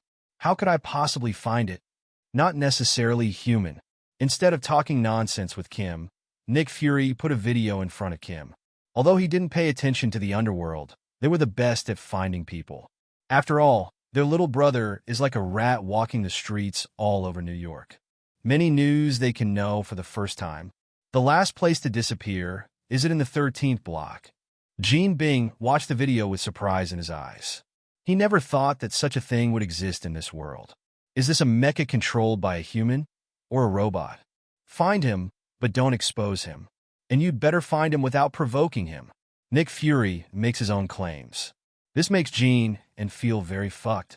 I want to find him again, but I can't expose him, and I can't provoke him after the end. Are you looking for someone? Are you sure you're not looking for your ancestors? Although he was muttering in his heart, Jean Bing didn't dare to say it and could only compliment him. It's very difficult, but I'll try my best. As soon as there is news, I will notify you immediately. After ordering these, Nick Fury continued to ask, does Tony Stark's disappearance have anything to do with you? Director Nick Fury, Tony Stark and I have never met. Besides, he disappeared in the Middle East, which is full of lunatics. I also have 1/3 of this acre. Nick Fury smiled and turned to leave with Hill behind him. When Nick Fury left, Kim regained his strong aura and took out a walkie-talkie in his pocket. The walkie-talkie that was originally the size of a palm, at the moment was like a mini toy in Jean Bing's hands. Search in the 13th block and collect all the file-size incidents that happened in that block recently. Put it on my desk tomorrow morning. Go back to SHIELD's car. Nick Fury drove the car, looked at Hill next to him and said, isn't it weird why I would ask him for help? Hill nodded. Phil Coulson will be discovered, which shows that that person has a certain degree of understanding of our S.H.I.E.L.D. So the people from SHIELD can't appear again. So as not to cause unnecessary misunderstandings by the people behind the mecha. In that case, I wouldn't be able to pull him into my plan. Hill nodded knowingly. It's making Kim and them the bad guys, and you Nick Fury the good guys. Sure enough, it's a black-hearted egg. On the way back to S.H.I.E.L.D., it was already late at night, and the surrounding roads became extremely dark. Suddenly, a huge dark figure flashed across the road ahead. Nick Fury slammed on the brakes, and the car came to a halt in a tailspin. Did you see what that was just now? Nick Fury asked Hill beside him. Hill agent also seemed to be frightened, and nodded dumbly. It seems to be a lizard. Nick Fury's face suddenly darkened. It's just that the face is too dark to be seen. Because he could see it very clearly just now, it was a huge amount of green lizard. Jumped directly in front of them. Get out of here first. Now, aside from this car, they probably don't have any weapons on them. Although this car is also specially modified. But all functions are prepared for attack prevention, rather than to prevent. Monster! Just as Nick Fury was about to drive away, suddenly, there was a loud noise from the roof. Bang! The entire roof sank in an instant. At the same time, a sharp claw directly clawed on the front windshield. Squeeze, squeak. The special bulletproof glass has scratches under the claws. Sit down, we have to get rid of him. Nick Fury slams the accelerator to the end. Chapter 27 Tony Out of Trouble, 1010. On a dark street, a black car, riddled with holes, galloped away in one direction. Behind the car, a sewer opening was opened, and a long, thick lizard tail slowly entered it. Inside the car, Hill gripped the handle of the door with lingering fear. The windshield in front of the car was shattered. Nick Fury's face is even more scratched with glass. Ed, what is that? I don't know either, but it's for sure. He should have treated the two of us as edible steak just now. Tonight's encounter made Nick Fury more certain. To speed up the formation of Avengers. And the Golden Mecha and the people behind it have been included in the list of Avengers by him. The Middle East. Ethan, you'll hide behind me later. About 5 meters away from me. I'll take you out. With Ethan's help, Tony is put on the Mark I. And it's in the midst of a perfect start. If Luo Feng was here, he would be surprised at the development of the plot at this time. because it is based on the original plot. Ethan will fight the Ten Commandments in order to buy time for the Mark I to start. He ended up being shot by the Ten Commandments gang. But this time, because of the influence of the Emperor's armor, Tony made the mecha ahead of time. So Ethan doesn't have to delay any longer. Cave entrance. Tony raised his bulky arm and slammed it against the big iron gate. With a loud bang, Tony took Ethan out of the cave and launched a massacre on the members of the Ten Commandments. No mercy is needed, because the hands of these people have been contaminated with the lives of innocent civilians. Being here all this time and seeing how much evil they've done is actually too much for Tony to move his hands without a shred of the virgin. Flames, machine guns smashing. Countless firepower slanted out. Ethan, drive. I'm chasing you behind. Quick, hope to see you alive. Ethan, under the cover of Tony, drove away in one direction. Okay, let's all enjoy the joy of explosion. Tony went full power and burned all Stark Industries weapons. The entire canyon was instantly filled with explosions. Among the flames of the explosion, the soles of Mark I's feet spewed fire into the sky. But soon the injector on the bottom of the foot ran out of fuel. Tony screamed and fell from the sky. It fell straight into the desert, and the Mark I fell to pieces. At this moment, a car pulled up, and Ethan smiled with his big, white teeth. Looks like I saved you again, Tony. I think so. I'll treat you to a drink when I go back. Ethan jumped off and pulled Tony up from the desert. Tony, sitting in the car, found Ethan recycling the junk and asked, Hey, Ethan, what are you doing? Aren't you going to take this thing back? Ethan asked back. No, I'll make you a better one when I go back. Hurry up and drive. I'm dying of heat. The two people who escaped death just drove on the desert with a big smile. After walking for a while, Tony noticed a helicopter passing overhead. That's a beautiful country's military plane. Tony immediately waved his hands. I'm here. Inside the State University library, Gwen and Luo Feng sat face to face. Do you want to be a vigilante against violence, Anne and Liang? After listening to Gwen's thoughts, Luo Feng asked again to confirm. Gwen nodded and showed off a notebook. Yes, I also designed a costume for myself. It was her whole night's work. Luo Feng was also curious. The spider costume designed by Gwen was different from what he had imagined, and he was about to reach for the book. But Gwen avoided it. You agree with me to be this vigilante, and you can watch it. In that way, there is actually a little coquettish feeling in it. Luo Feng agree? Luo Feng definitely agrees that if Gwen isn't a Spider-Man, the spider outfit will be meaningless. Is this for himself? No, it's for the common people of New York City in dire straits. There's a line in the movie. New York needs Spider-Man. Definitely. I respect your choice. Hearing Luo Feng's agreement, Gwen was instantly overjoyed and took the initiative to open the design that he had drawn overnight. Luo Feng took it and took a look. Cool. It must look good when you wear it. If you are a fashion designer, you will definitely win the international award. It was the sportswear you bought that inspired me. That's really not wrong. The Spider-Man suit on the book is the battle suit of the little white spider in Luo Feng's memory. A white hood, the lower body is pure black derived from the position of the chest, and the rest of the position is red and pink as the main color. Just as Luo Feng was looking at the Spider-Man battle suit, Gwen handed out another small glass bottle.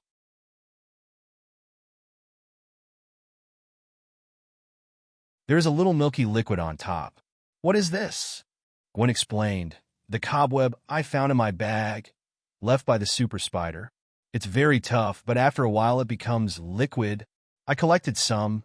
I don't know if it will be of any use. Luo Feng nodded and said, if we can analyze its composition, we can recreate it. Through some equipment, you can achieve the effect of spinning silk. That way when you catch criminals, you can tie them up. Gwen's eyes lit up after hearing this. Luo Feng, you're a genius. Let's go to Dr. Connor's laboratory and borrow some experimental stuff from him. Gwen couldn't wait to pack up the things on the table, pulled Luo Feng and walked towards Connor's laboratory. Seeing that anxious look, Luo Feng couldn't help laughing. Holding Gwen's hand backhand, let's go. Gwen's face suddenly turned red, and he said softly, well, you can walk slower. Luo Feng understood the hint and slowed down.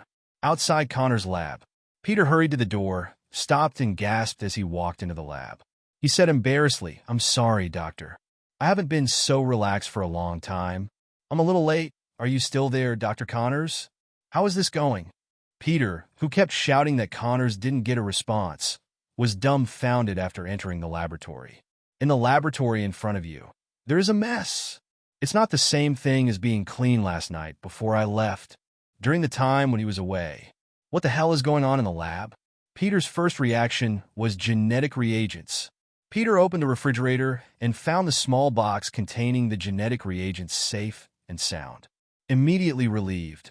But when he opened the box, he found that there should have been 2 genetic reagents left, but now there is only 1 left.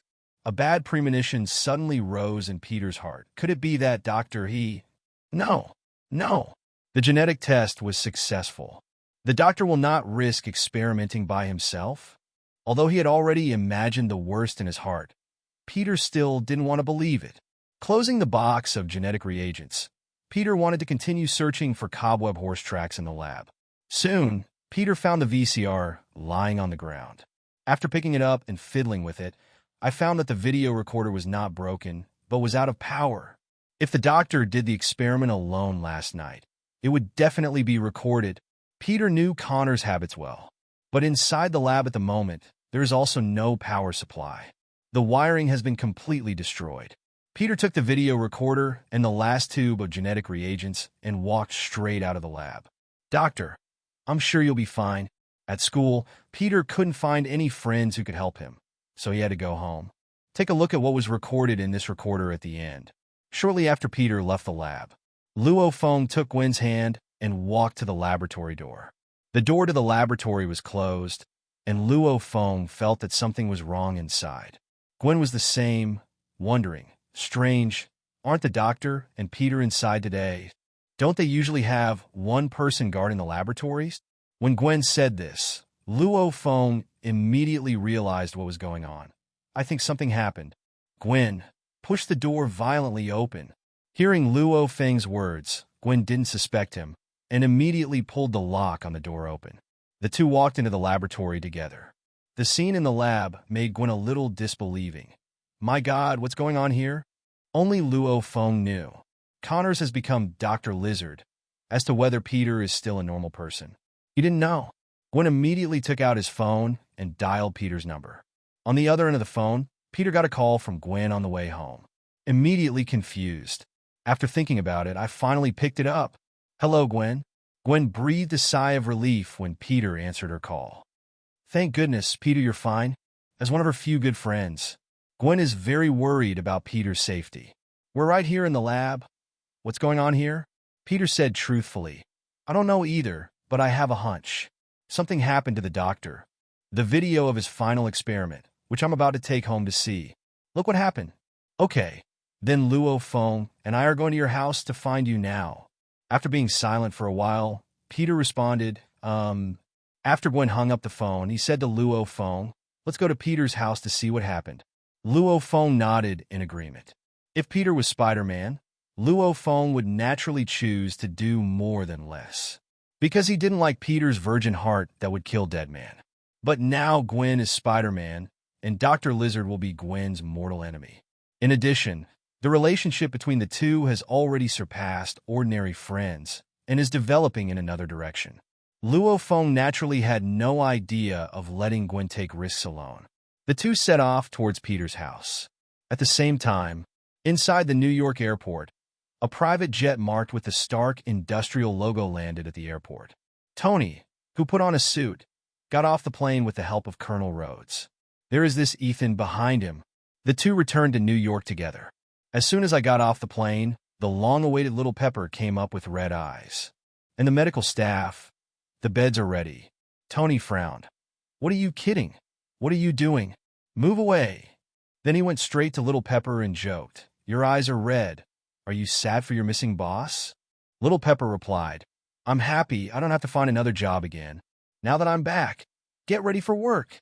The two got into the car that Happy drove together. Tony and Pepper sat in the back row, and Ethan took the co-pilot very well. Happy, who had never seen Ethan, immediately said, "Hey, who are you?" Did you do the wrong car? No, he's my friend Ethan. With Stark's answer, Ethan snapped his seatbelt with a faint smile. Where are we going now, sir? Happy maintains the professionalism of a driver. Pepper was about to say go to the hospital when Tony immediately interrupted. I've been locked up for so long, and now I just want to do two things. One is to eat a hamburger. Two. Before Tony could say anything, Little Pepper immediately said, Yes, you were so horny. This sentence made Ethan in the front row couldn't help but laugh. Tony rolled his eyes at him. Then he said, Hold a press conference. Little Pepper suddenly felt that Tony in front of him seemed to be a little different. But for a while it's impossible to tell where the difference is. Come on, Happy. Go get some hamburgers. Also, let me know that I'm going to hold a press conference. Okay, sir. Soon, Tony returned safely, and the news of the upcoming press conference spread throughout New York. New York City Police Department. George, sitting in an office chair, listened to his subordinate's report. Very dissatisfied, he said, Sheet, we have to maintain the law and order again. These wicked rich people on the SHIELD mothership. Nick Fury, who had a few stitches on his face, was so dark that he couldn't tell his anger. You said Tony Stark is back? The Hill agent nodded. Yes, head. And there is a press conference. Where did the mecha go yesterday? He's back today. Could it be that the mecha really has something to do with him? Nick Fury thought for a moment, and then said, Let Phil Coulson go and find out how Tony got away with it. Peter's door. Gwen knocked on the door. A middle-aged woman opened the door. Gwen immediately greeted kindly. Aunt May. May and Ben of this world. Are they so young? Hey, Gwen. Long time no see.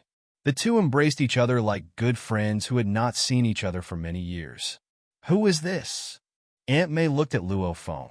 Luo Feng, my classmate. Let's come to find Peter together. Is Peter at home? Aunt May, hello. Luo Feng and Aunt May shook hands. What a handsome boy. Thank you for the compliment. Go on. Peter locked himself in the room as soon as he came back. Gwen brought Luo Feng to the door of Peter's room and knocked on Peter's door. Please come in.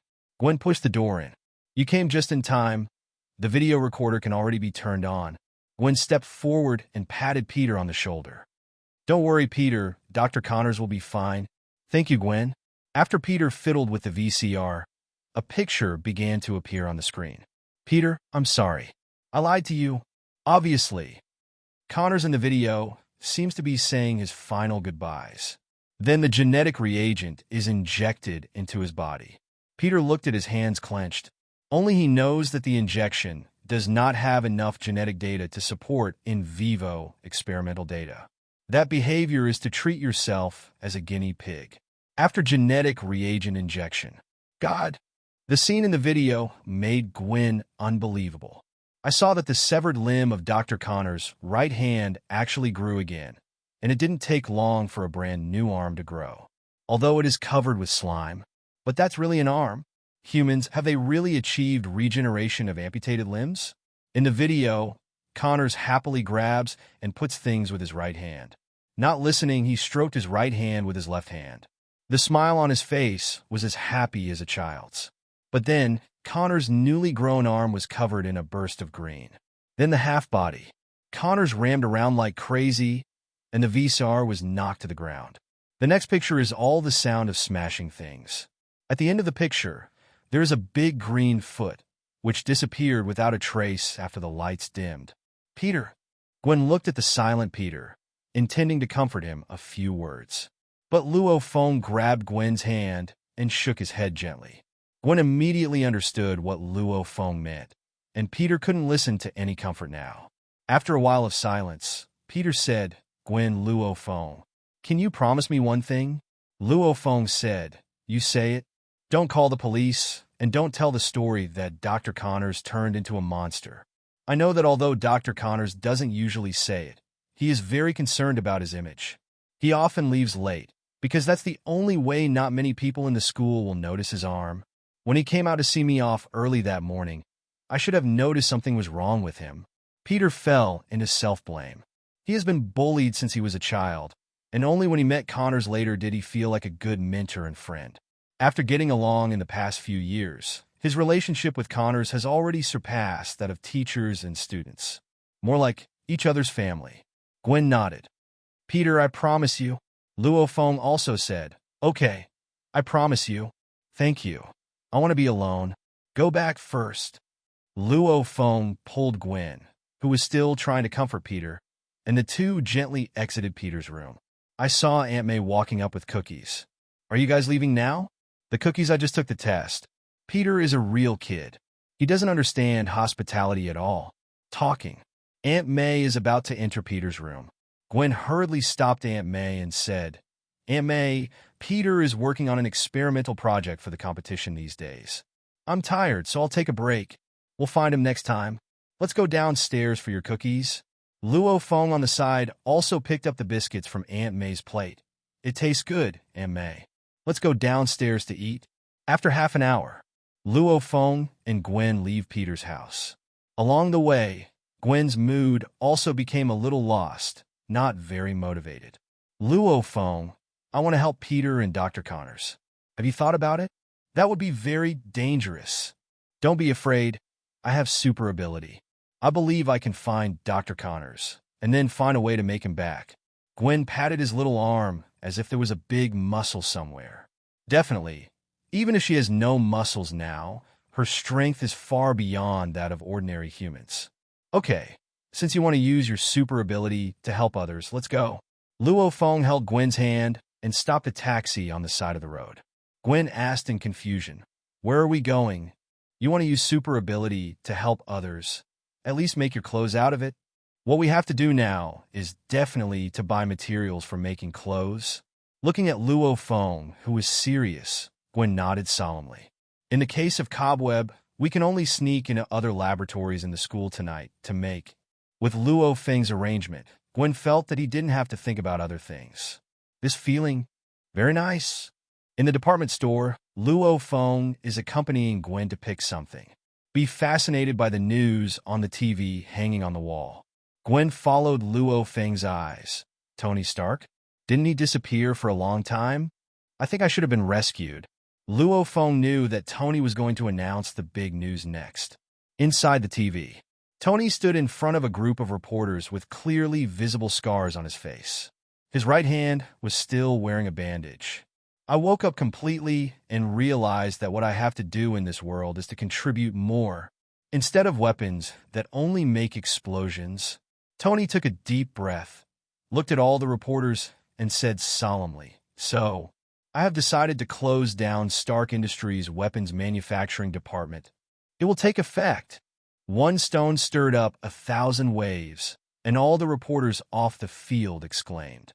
The little pepper who has always known Tony the most at the moment is also a surprised big mouth.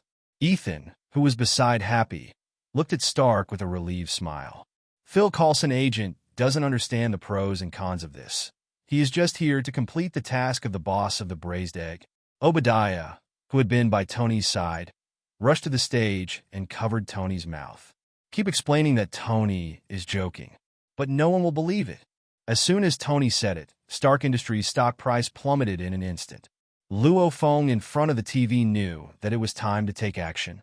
He has been bullied since he was a child, and only when he met Connors later did he feel like a good mentor and friend. After getting along in the past few years, his relationship with Connors has already surpassed that of teachers and students.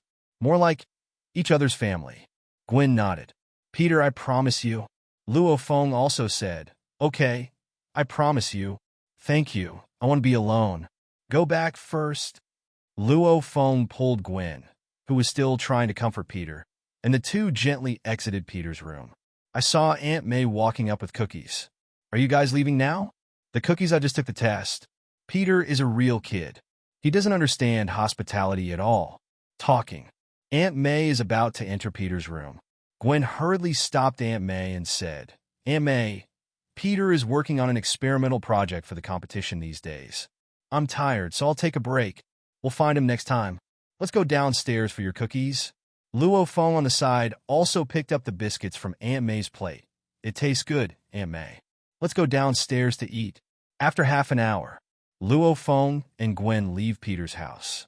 Along the way, Gwen's mood also became a little lost, not very motivated. Luo Feng, I want to help Peter and Dr. Connors. Have you thought about it? That would be very dangerous.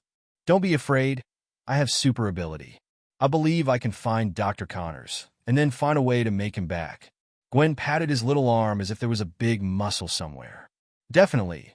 Even if she has no muscles now, her strength is far beyond that of ordinary humans. Okay, since you want to use your super ability to help others, let's go. Luo Feng held Gwen's hand and stopped a taxi on the side of the road. Gwen asked in confusion, "Where are we going?" "You want to use super ability to help others. At least make your clothes out of it? What we have to do now is definitely to buy materials for making clothes." Looking at Luo Feng, who was serious, Gwen nodded solemnly. "In the case of Cobweb, we can only sneak into other laboratories in the school tonight to make." With Luo Feng's arrangement, Gwen felt that he didn't have to think about other things. This feeling, very nice. In the department store, Luo Feng is accompanying Gwen to pick something. Be fascinated by the news on the TV hanging on the wall. Gwen followed Luo Feng's eyes. Tony Stark? Didn't he disappear for a long time? I think I should have been rescued. Luo Feng knew that Tony was going to announce the big news next. Inside the TV, Tony stood in front of a group of reporters with clearly visible scars on his face. His right hand was still wearing a bandage. "I woke up completely and realized that what I have to do in this world is to contribute more. Instead of weapons that only make explosions." Tony took a deep breath, looked at all the reporters, and said solemnly, "So, I have decided to close down Stark Industries' weapons manufacturing department. It will take effect." One stone stirred up 1,000 waves, and all the reporters off the field exclaimed. The little pepper who has always known Tony the most, at the moment is also a surprised big mouth. Ethan, who was beside Happy, looked at Stark with a relieved smile. Phil Coulson, agent, doesn't understand the pros and cons of this. He is just here to complete the task of the boss of the braised egg. Obadiah, who had been by Tony's side, rushed to the stage and covered Tony's mouth. Keep explaining that Tony is joking, but no one will believe it. As soon as Tony said it, Stark Industries' stock price plummeted in an instant. Luo Feng in front of the TV knew that it was time to take action. Chapter 30, The Frog Cub is back. Luo Feng's house. Gwen took the purchases and went to another room to start making his own spider battlesuit. On the other hand, Luo Feng was on the computer, watching the news on the internet to see if there was any news about Connors, while keeping an eye on Stark Industries stock.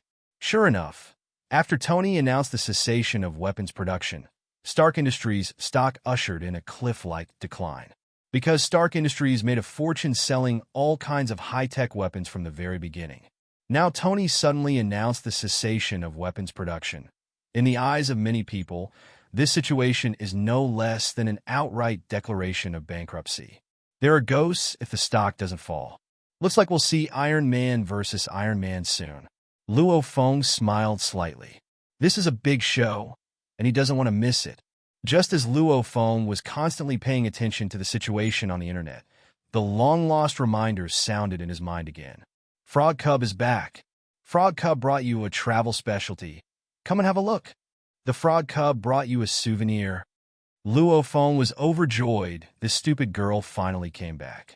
Hope he didn't get hurt in the fight with Weskier.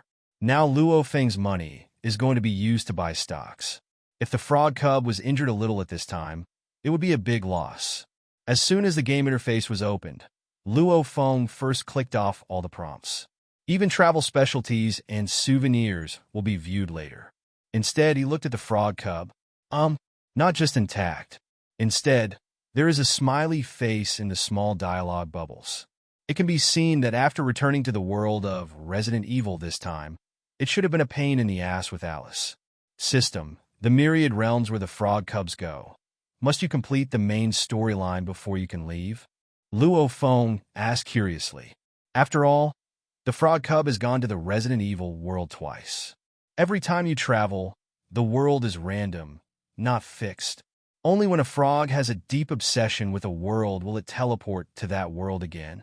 Luo Feng nodded understandingly. To put it simply, this one in their family is still a very vengeful frog. And it's still the kind of revenge that has to be reported on the day. Luo Feng smiled with relief. Yes, it's like your father and me. After confirming that the frog cub was fine, Luo Feng bought him a luxurious bento 50 clover in the store. Then bought a lucky amulet 150 clover. This amulet is a cost-effective item that Luo Feng found by browsing the store in his spare time. Well worth it though. But all of a sudden, Clover's balance has reached double digits again. Make money as soon as possible. Tony, you have to work harder, Luo Feng thought to himself. Click on the travel specialties and souvenirs. This is when Luo Feng saw the travel specialty. His eyes suddenly lit up, although it was a small icon. But it's not hard to tell it's a USB stick. Isn't that the travel specialty related to U-Disc in the world of Resident Evil? Souvenir is another book. Luo Feng clicked on the two icons, and the information immediately appeared in front of him. Sure enough, I didn't hurt you, this little stupid child, in vain. Artificial Intelligence, Red Queen, a travel specialty from the world of Resident Evil. The U-Disc contains all the codes of the Red Queen and AI intelligent neurons, which can be used when plugged into the computer. Note, this version of the Red Queen is absolutely loyal to the host and will not be invaded.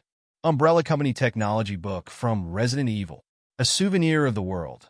This book chronicles the science and technology in all fields of Umbrella Corporation. Note, it can be handed over to the Red Queen to learn, or the host can learn by itself. Because the amount of information is too large and complicated, it will take 3 months or even longer for the host to learn. After reading the two things that Frog Cub brought back, Luo Feng immediately knew that his 5 million USD was nothing in vain. Not only did they not spend in vain, but they even made a profit.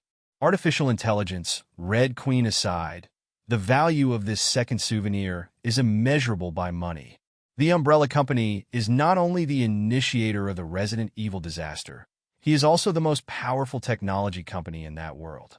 Its scientific research results cover almost all fields. In the Resident Evil movie alone, there are military industry, cloning, dormancy, memory implantation, laser weapons, countless.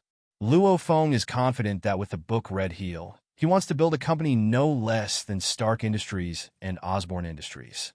That's just a matter of time. Luo Feng flipped the palm of his hand, and the USB flash drive with the Red Queen appeared in the palm of his hand. Looking at the dark red USB flash drive in his hand, Luo Feng smiled and inserted it into the computer. Then the content on the computer screen instantly turns into a string of codes. After even scrolling, the code seems to come alive and come together. Turned into a little loli in a red skirt.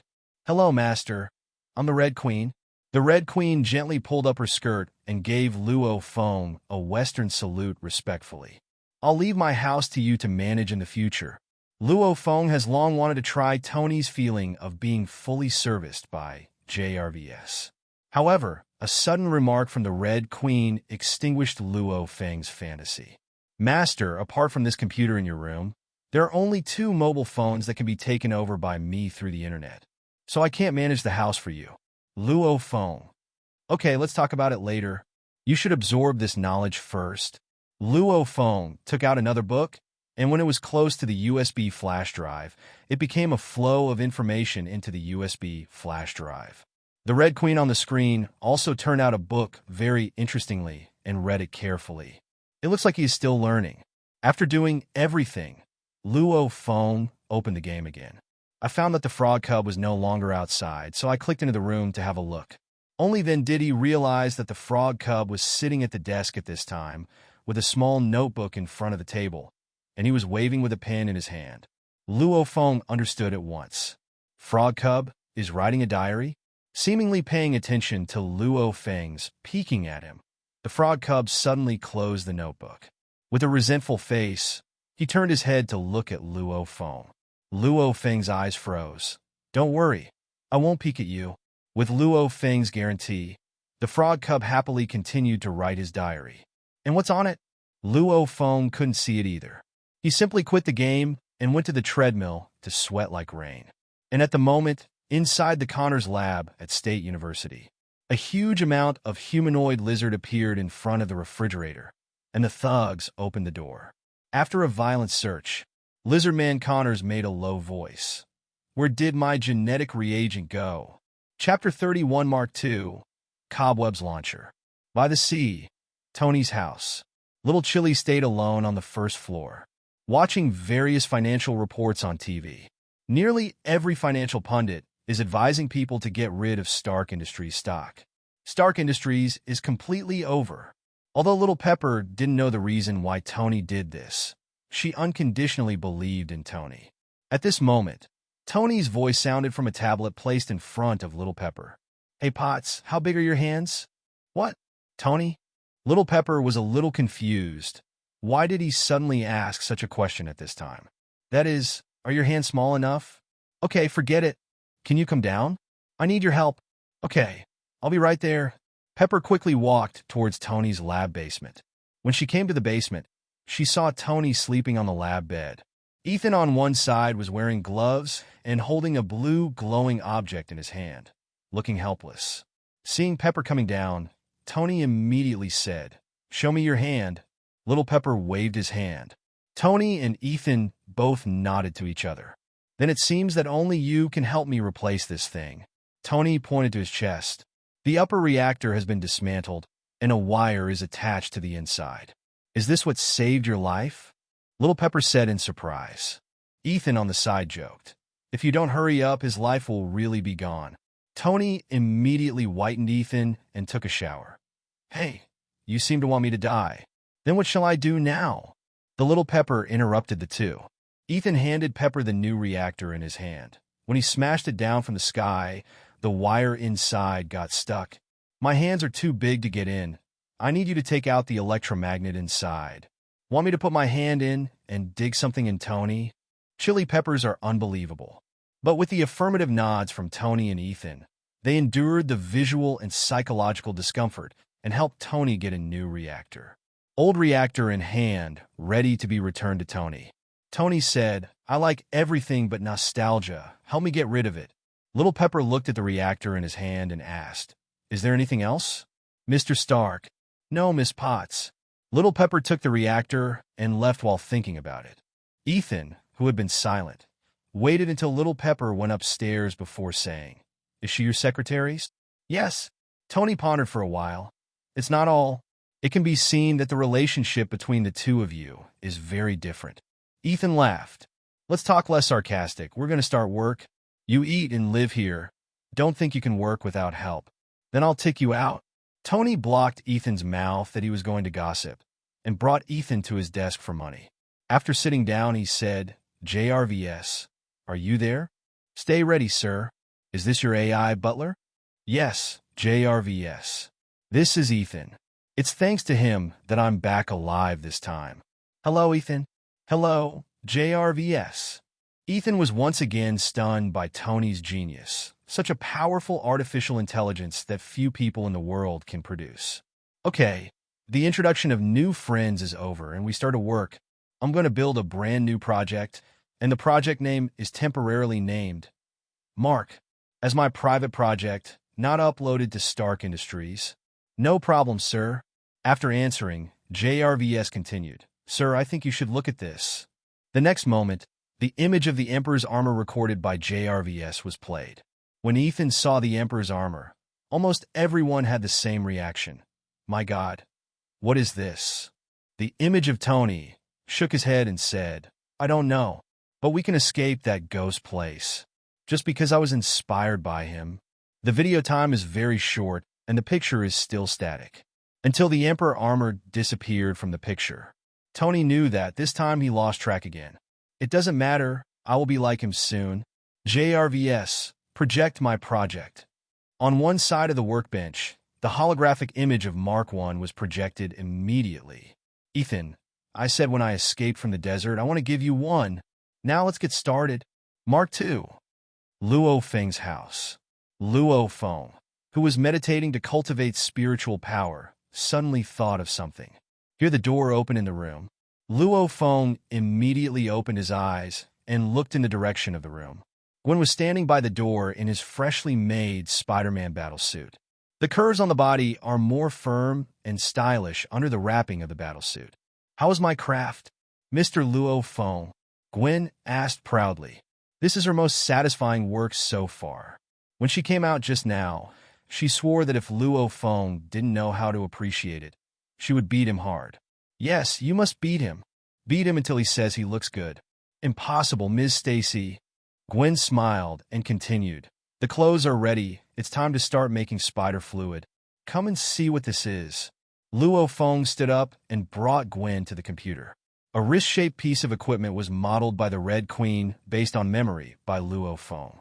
Then, with the help of the Red Queen, it became what it is now. What's this? My new gear? Gwen wouldn't be able to see what it was for a while. I named it Cobweb's Launcher. You just need to fill this place with spider fluid, press the sensor in the palm of the hand with a gesture, and the cobweb can be ejected. Under Luo Feng's explanation, Gwen's face became more and more exciting. Finally, unable to hold back his excitement, he hooked his hands around Luo Feng's neck and directly kissed Luo Feng's cheek. Luo Feng, you're a genius. I was just thinking about how Cobweb is going to launch, and you've got it all set for me. Luo Feng smiled. I have already sent the model to the best production company. I believe we can get it tomorrow. So now let's make spider fluid. Chapter 32 Lizard Connors appeared. Night. Peter came to the door of the State University with a cooler containing genetic medicine. Doctor, since you disappeared in the laboratory, then I will come back to the laboratory to find you. The State University at night seemed very deserted. In order not to cause other trouble, Peter avoided the doorman and sneaked into the school. Then, with the help of the faint light and moonlight, he avoided the surveillance and walked towards Connor's laboratory. What he didn't know was that, for the convenience of sneaking in, all the surveillance at the State University had now been hacked by Luo Feng. In the current monitoring room, although the monitoring time is flowing, but the picture remains banned. It can be said that even if Peter dances in front of the surveillance camera, no one will notice. Unless someone walks by. In a physics laboratory, Gwen gently opened the door and recklessly turned on the lights. Luo Feng, I didn't know you had such superb hacking skills until I met you. Luo Feng smiled, neither denying nor admitting. Instead, he said, but I may not be able to help you in terms of experiments. Maybe. I can only help you take the wind. Gwen took out the spider fluid left before and said, don't worry, I can handle it myself. How long will it take? With this cobweb specimen, as long as I analyze the material components in it, I can reproduce it perfectly. Yes, about 2 hours. Okay, I will wait for you. Gwen put on the goggles, put on the white coat, and started the development of Cobweb. Luo Feng looked at Gwen, who was studying seriously, smiled faintly, and walked to the door of the laboratory to give Gwen a hand. Although the surveillance cameras are blacked out, but still to avoid people patrolling at night to see. Even though the security guards at the State University were notoriously lazy, they sailed carefully. With Luo Feng at the door, Gwen threw himself into the research. Much faster than expected. An hour later, Gwen looked at the jar of liquid that had been prepared, unable to hide a smile on his face. Luo Feng, I'm done. Hearing Gwen's voice, Luo Feng walked in immediately. Gwen held a brown bottle in her hand with a label she had just written on it. Spider liquid. Then let's go. Because it was the first time I didn't control the amount. In addition to the large bottle, there are several more small bottles. Gwen put them all into the backpack and followed Luo Feng away. Just when the two were about to leave the school, Gwen, who walked out of the laboratory, suddenly found Dr. Connor's experiment not far away. Actually flickering light. Luo Feng, could it be Dr. Connor's coming? Luo Feng shook his head. I think it should be Peter.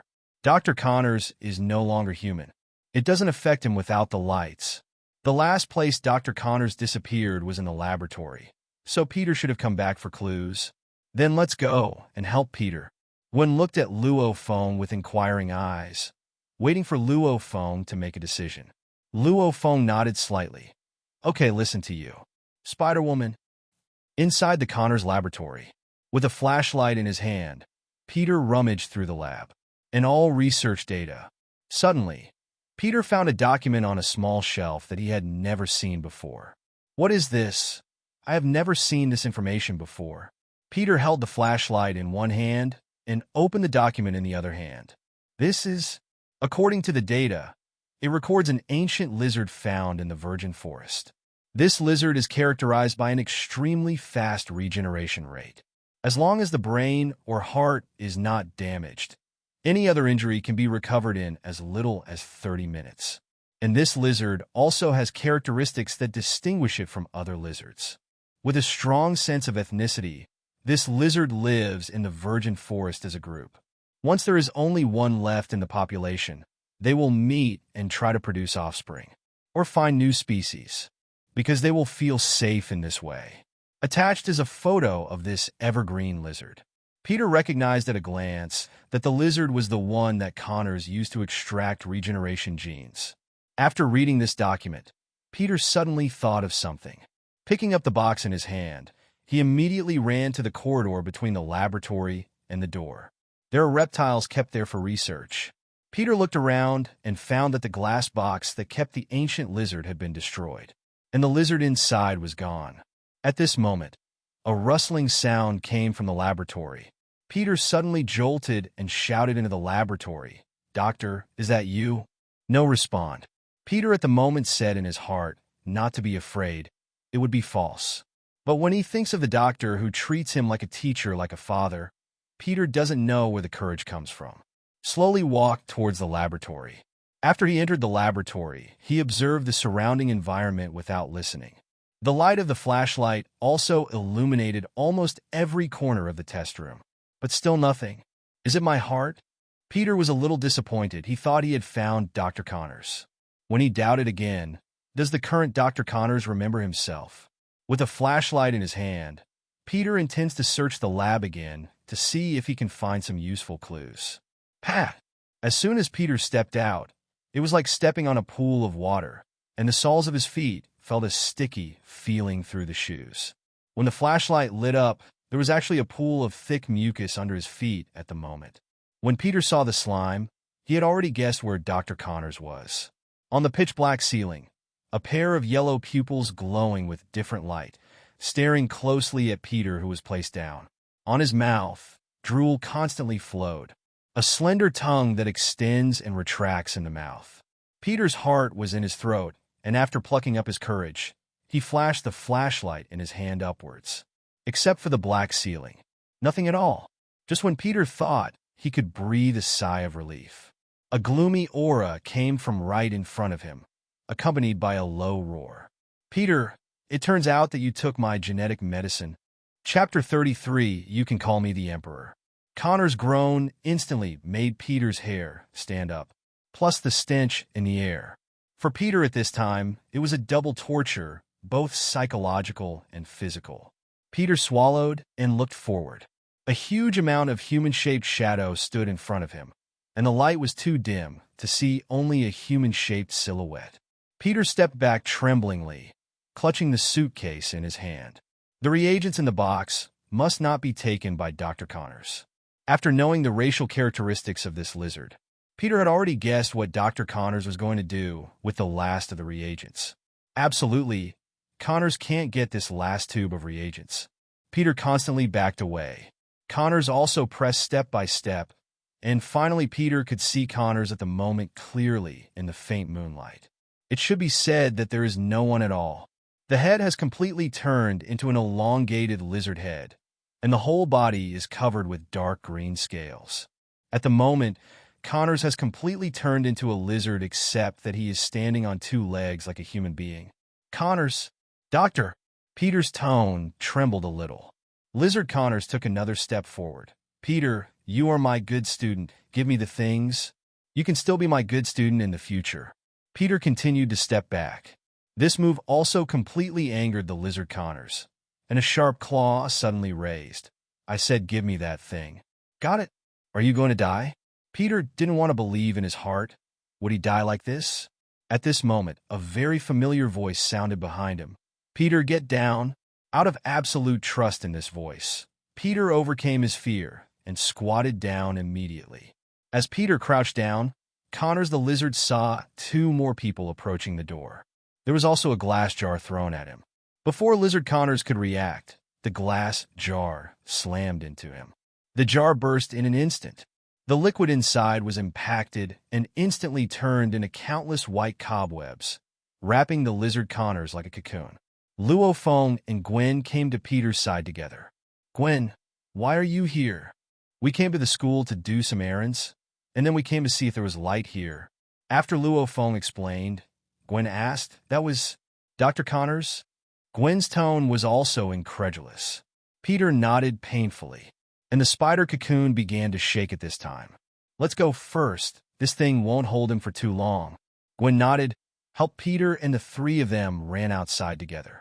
After a while, a sharp claw stabbed out of the spider's cocoon, and all the cobwebs were smashed into pieces with a clatter. The freed lizard Connors sniffed the air in front of him. "You can't run away, Peter. I remember your smell." Lizard Connors landed on all fours and quickly walked towards Luo Feng and others. Luo Feng, who escaped with Peter, frowned suddenly. Stopped. With the help of spider telepathy, Gwen also sensed that Dr. Connors was approaching fast behind him. "Gwen, take Peter first. Meet at my house." Luo Feng took out the key and handed it to Gwen. Seeing Gwen's concern, Luo Feng immediately comforted. "Don't worry. I promise you that I will follow."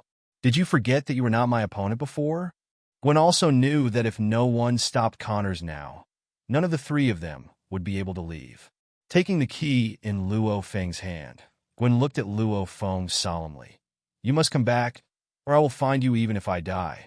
"It is good." Luo Feng won't let Gwen stop Lizard Connors now. The current Gwen has not yet launched the ability of Cobweb, and the spider ability is not familiar. It's too dangerous for her to deal with Connors the lizard. So, this time I can only do it myself. When Gwen took Peter away, Luo Feng moved his wrist. Now, hunter and prey are swapped. Luo Feng stepped out, the Emperor's belt buckled around his waist. The Emperor's armor. Combined. Armor fusion. Luo Feng walked out step by step, and the armor on his body slowly appeared. When the lizard Connors caught up, he saw a golden mecha standing in front of it. Lizard Connors stopped abruptly. "Who are you?" The survival instinct of animals made him clearly feel that the person in front of him was very dangerous. "Maybe you can call me the Emperor." Lizard Connor's tongue doesn't stretch. He doesn't know what he's thinking. But now it doesn't matter what you think. Because Luo Feng had already made his move, the speed was so fast that Dr. Lizard couldn't react. Luo Feng has already come to the front of Lizard Connors. Although the Emperor's armor looks a little undersized in front of the huge amounts of Dr. Lizard. But the power of the Emperor's armor is not small at all. Luo Feng punched Lizard Connors in the abdomen, and the powerful impact instantly pierced Lizard Connors' abdomen. Bang! Lizard Connors flew out instantly and smashed into the rockery behind him. The whole rockery was also torn apart by the aftershock, and the smoke and dust filled the air. Luo Feng groaned and ran to the position of the rockery. There was also the figure of Lizard Connors. Luo Feng looked around and realized that there was actually a sewer, and the manhole cover has been opened. Apparently, the Lizard Connors had escaped into the sewer. Running really fast, Luo Feng didn't want to go into the sewers to chase, not to mention the complicated sewers in New York City. And that smell? It makes me sick to think about it. The sound of fighting here immediately attracted the attention of the school security, and many security guards ran towards this side with flashlights. When they came here, except for the messy rockery, no one else was there. Called the monitoring and found that the monitoring of this piece was broken. 13 blocks. Gwen took Peter out of the taxi and looked anxiously in the direction behind him. It was found that Luo Feng hadn't followed. "No, Peter. You go back first, and I'll find Luo Feng." Gwen is still worried about Luo Feng. "I will go with you." Peter was worried about Gwen. When Gwen was about to say that he could, Luo Feng's voice sounded in the alley behind him. "Why are you so worried about me?" Seeing Luo Feng appear, Gwen immediately hugged Luo Feng. "You scared me." Chapter 34, Peter's Psychology of the Virgin. "You mean Dr. Connors wants to get this last tube of reagents to create more monsters like him?" At Luo Feng's house, after listening to Peter's description, Gwen wondered if he had heard it wrong. Luo Feng on the side remained silent because he knew that this was indeed what Dr. Connors thought. "That's right. Dr. Connors not only turned into a lizard, but even his thoughts were assimilated by the racial characteristics of the ancient lizards. So this tube of reagents cannot be obtained by Dr. Connors anyway. Gwen was still a little unconvinced. There is only one tube of reagent. No matter what he does, he can only create another lizard man. And you're talking about an ethnic group? What is the concept of ethnicity? Hundreds or even tens of thousands. As Peter spoke, he took out a document from his arms. It may not be possible for others, but it is possible with Dr. Connors.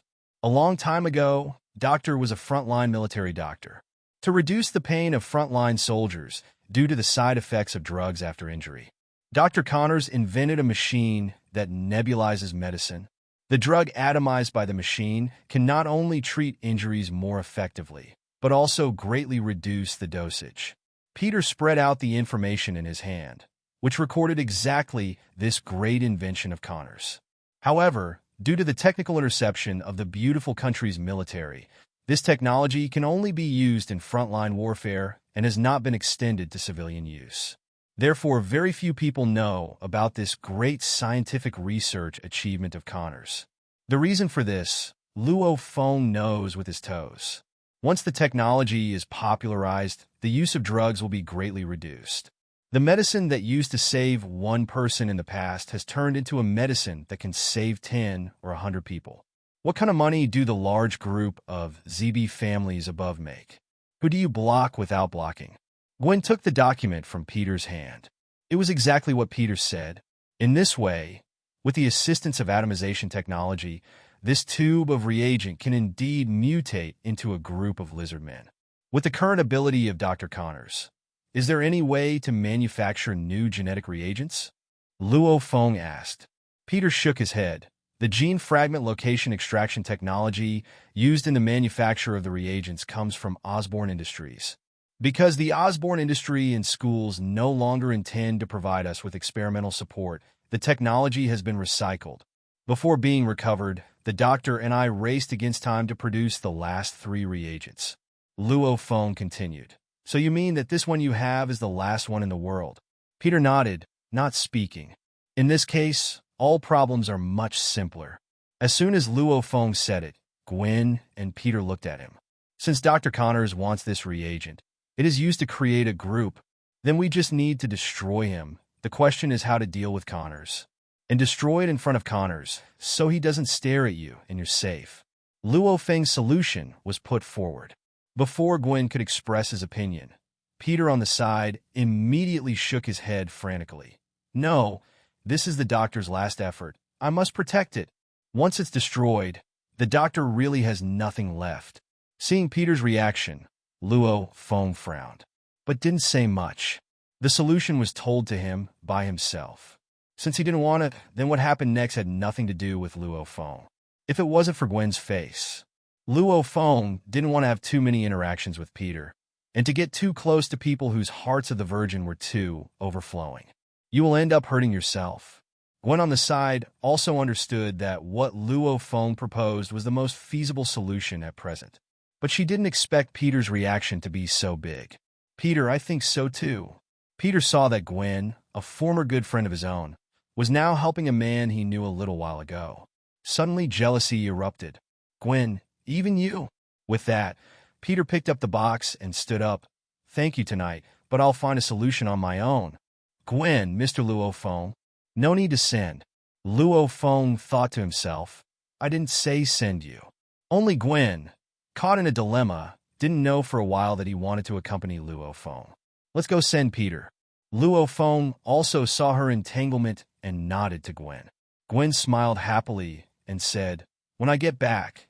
Downstairs.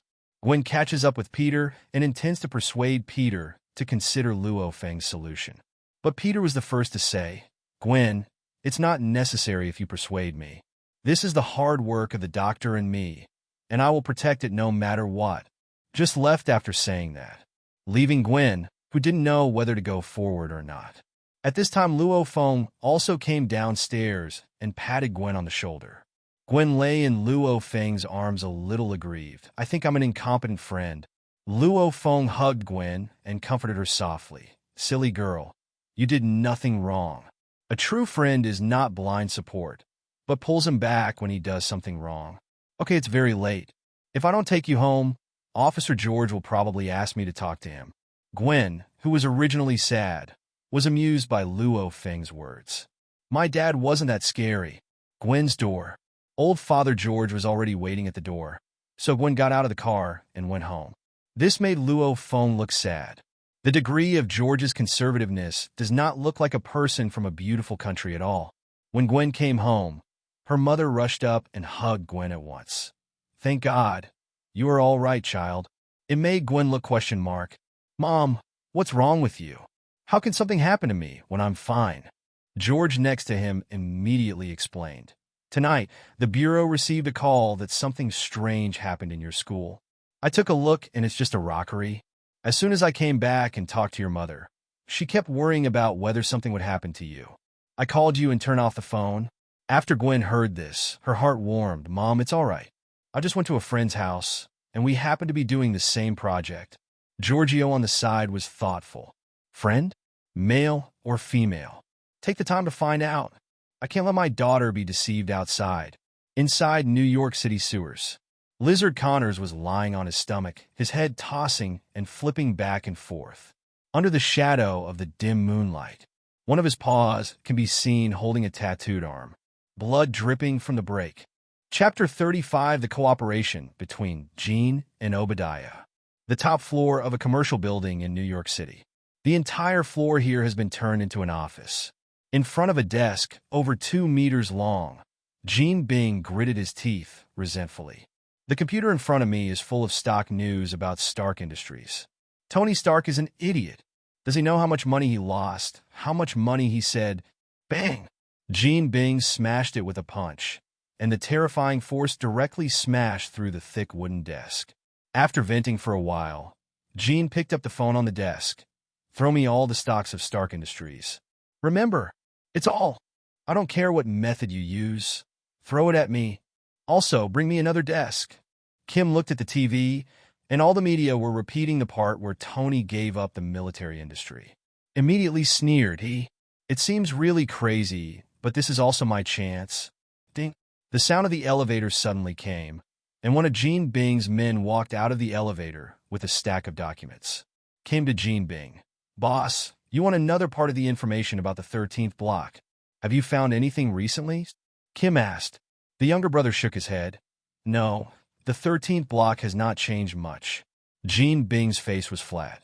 Let the people in that area pay more attention and report it immediately if there is any abnormality. Understood, boss. Boss, there's one more thing I want to tell you. Jean raised his eyebrows and seemed a little impatient, but still said, Tell me. At night recently, 1 or 2 younger brothers are always missing. Do you want to check? Does the missing person matter? The man was stunned. It doesn't matter, it's just a few ponies on the periphery. Then it doesn't matter, it's just a few lives, let's go. Yes, boss. Nick Fury, you're really going to find something for me. As Jean Bien whispered, there was a handful of his personal phone in his arms. Very few people know this number. Usually it doesn't sound, but it sounded at this time. Jean Bien picked up the phone and looked at it. A sneer appeared on the corner of his mouth. He picked up the phone and said, Obadiah, don't take good care of your master, Tony. Why did you call me? On the other end of the phone is Obadiah, the agent of Stark Industries. Obadiah held a cigar in his mouth. I definitely want to work with you again. Oh, you want to kill Tony again? He's not the son of your best friend, Howard. Why do you want to kill him so much? Jean asked with a smile. Obadiah on the other end of the phone was silent for a while and said, He's not dead. Stark Industries will never change his name. The implication is that he wants to take Stark Industries. Kim also scoffed at his assertion that there wasn't enough good for him to not want to get involved in this kind of infighting. Before helping Obadiah to connect with the 10 Commandments gang, he also received benefits. But after being warned by Nick Fury, he doesn't seem to risk continuing to be the intermediary now. Unless, give enough. Then what do you want to do next? Obadiah said, Don't worry. I'm not asking you to deal with Tony with me this time. But there is a batch of goods that must be sold through your black market. Hearing that it was business, Jean Bing immediately became interested. After all, he was just thinking about not getting involved in the black market arms business. Now Obadiah has come to the door. But for the insurance period, Jean Biao still asked, "Didn't Tony announce the closure of the Stark factory?" Stark Industries, it doesn't count now that he says it. Jean smiled with satisfaction.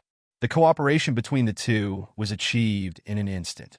Then Obadiah also reminded, "Don't sell the stock in your hand. When I get rid of Tony, you'll make a fortune. Believe me, when Tony dies, you will be our first partner at Stark Industries." Jean Bing's face froze, as if he had just told his accountants to throw them all away. Right now, Stark Industries stock is like the plague of the stock market. No one dares to touch. Shouldn't be selling out so soon. Okay, got it.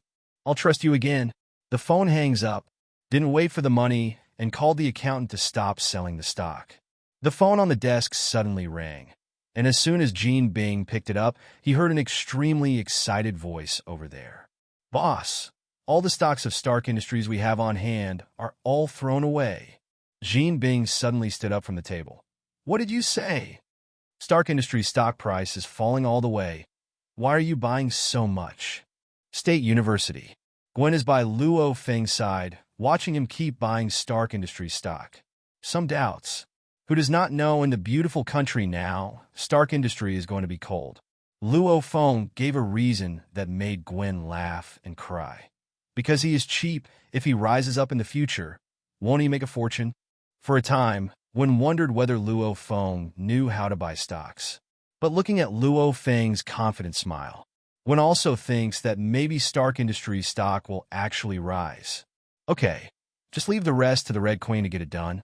This morning, Gwen has also seen the artificial intelligence of the Red Queen. "I think what I ordered yesterday should be almost here."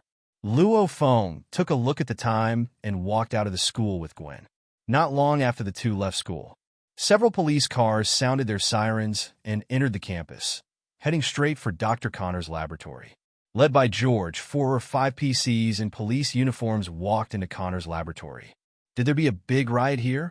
One of the police officers saw the mess at the scene and wondered if there were dozens of people in the armed conflict. "Who called the police?" George asked. At this time, a school official walked out and said to George, "Today is the deadline for Dr. Connor's experimental research. I'll come and see." When I came, I found that this place has become like this.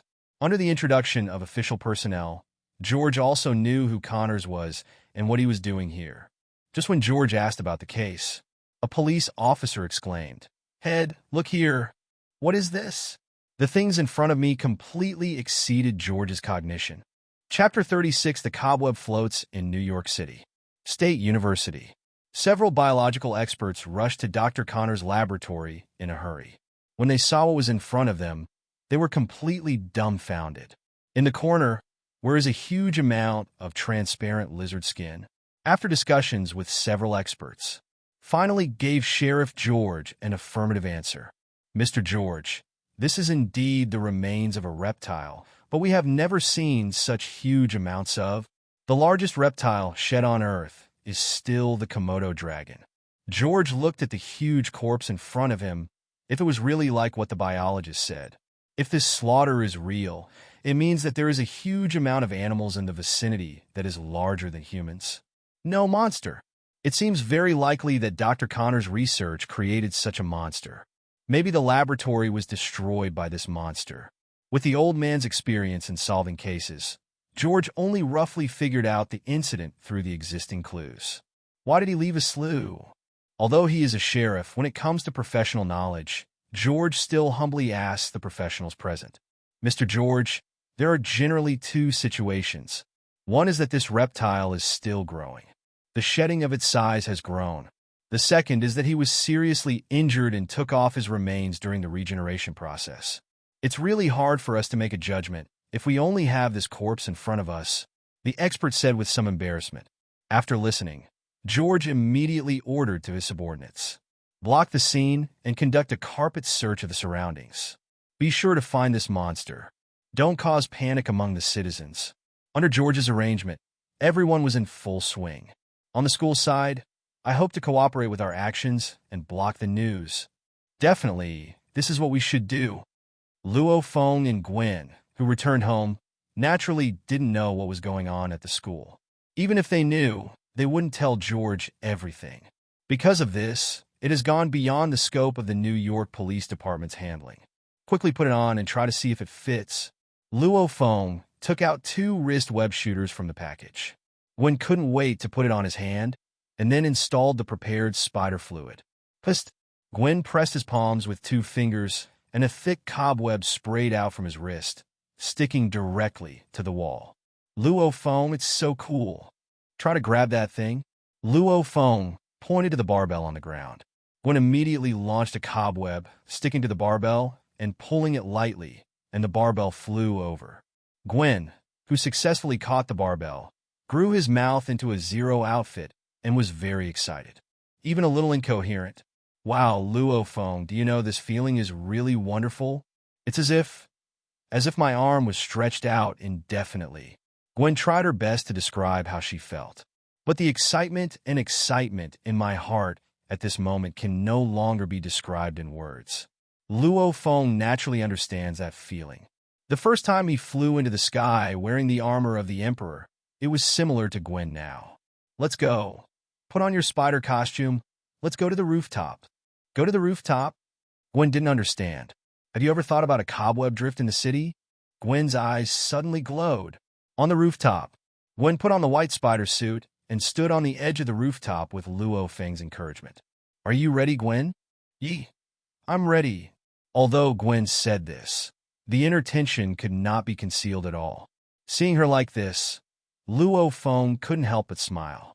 Unexpectedly, all the skills of this Spider-Man were not developed by her, but taught by herself. But Luo Feng is happy to. Okay, Gwen, put on your mask. Gwen took a deep breath and put on a white mask. Looking at the tall buildings below, my heartbeat quickened a lot. I believe Luo Feng, he said he can do it. Taking another deep breath, Gwen slowly ran on the edge of the rooftop according to what Luo Feng taught her. Then faster and faster until the end. Gwen jumped sharply and fired cobweb at the opposite tall building. The next moment, Gwen flew to the opposite tall building under the lead of cobweb.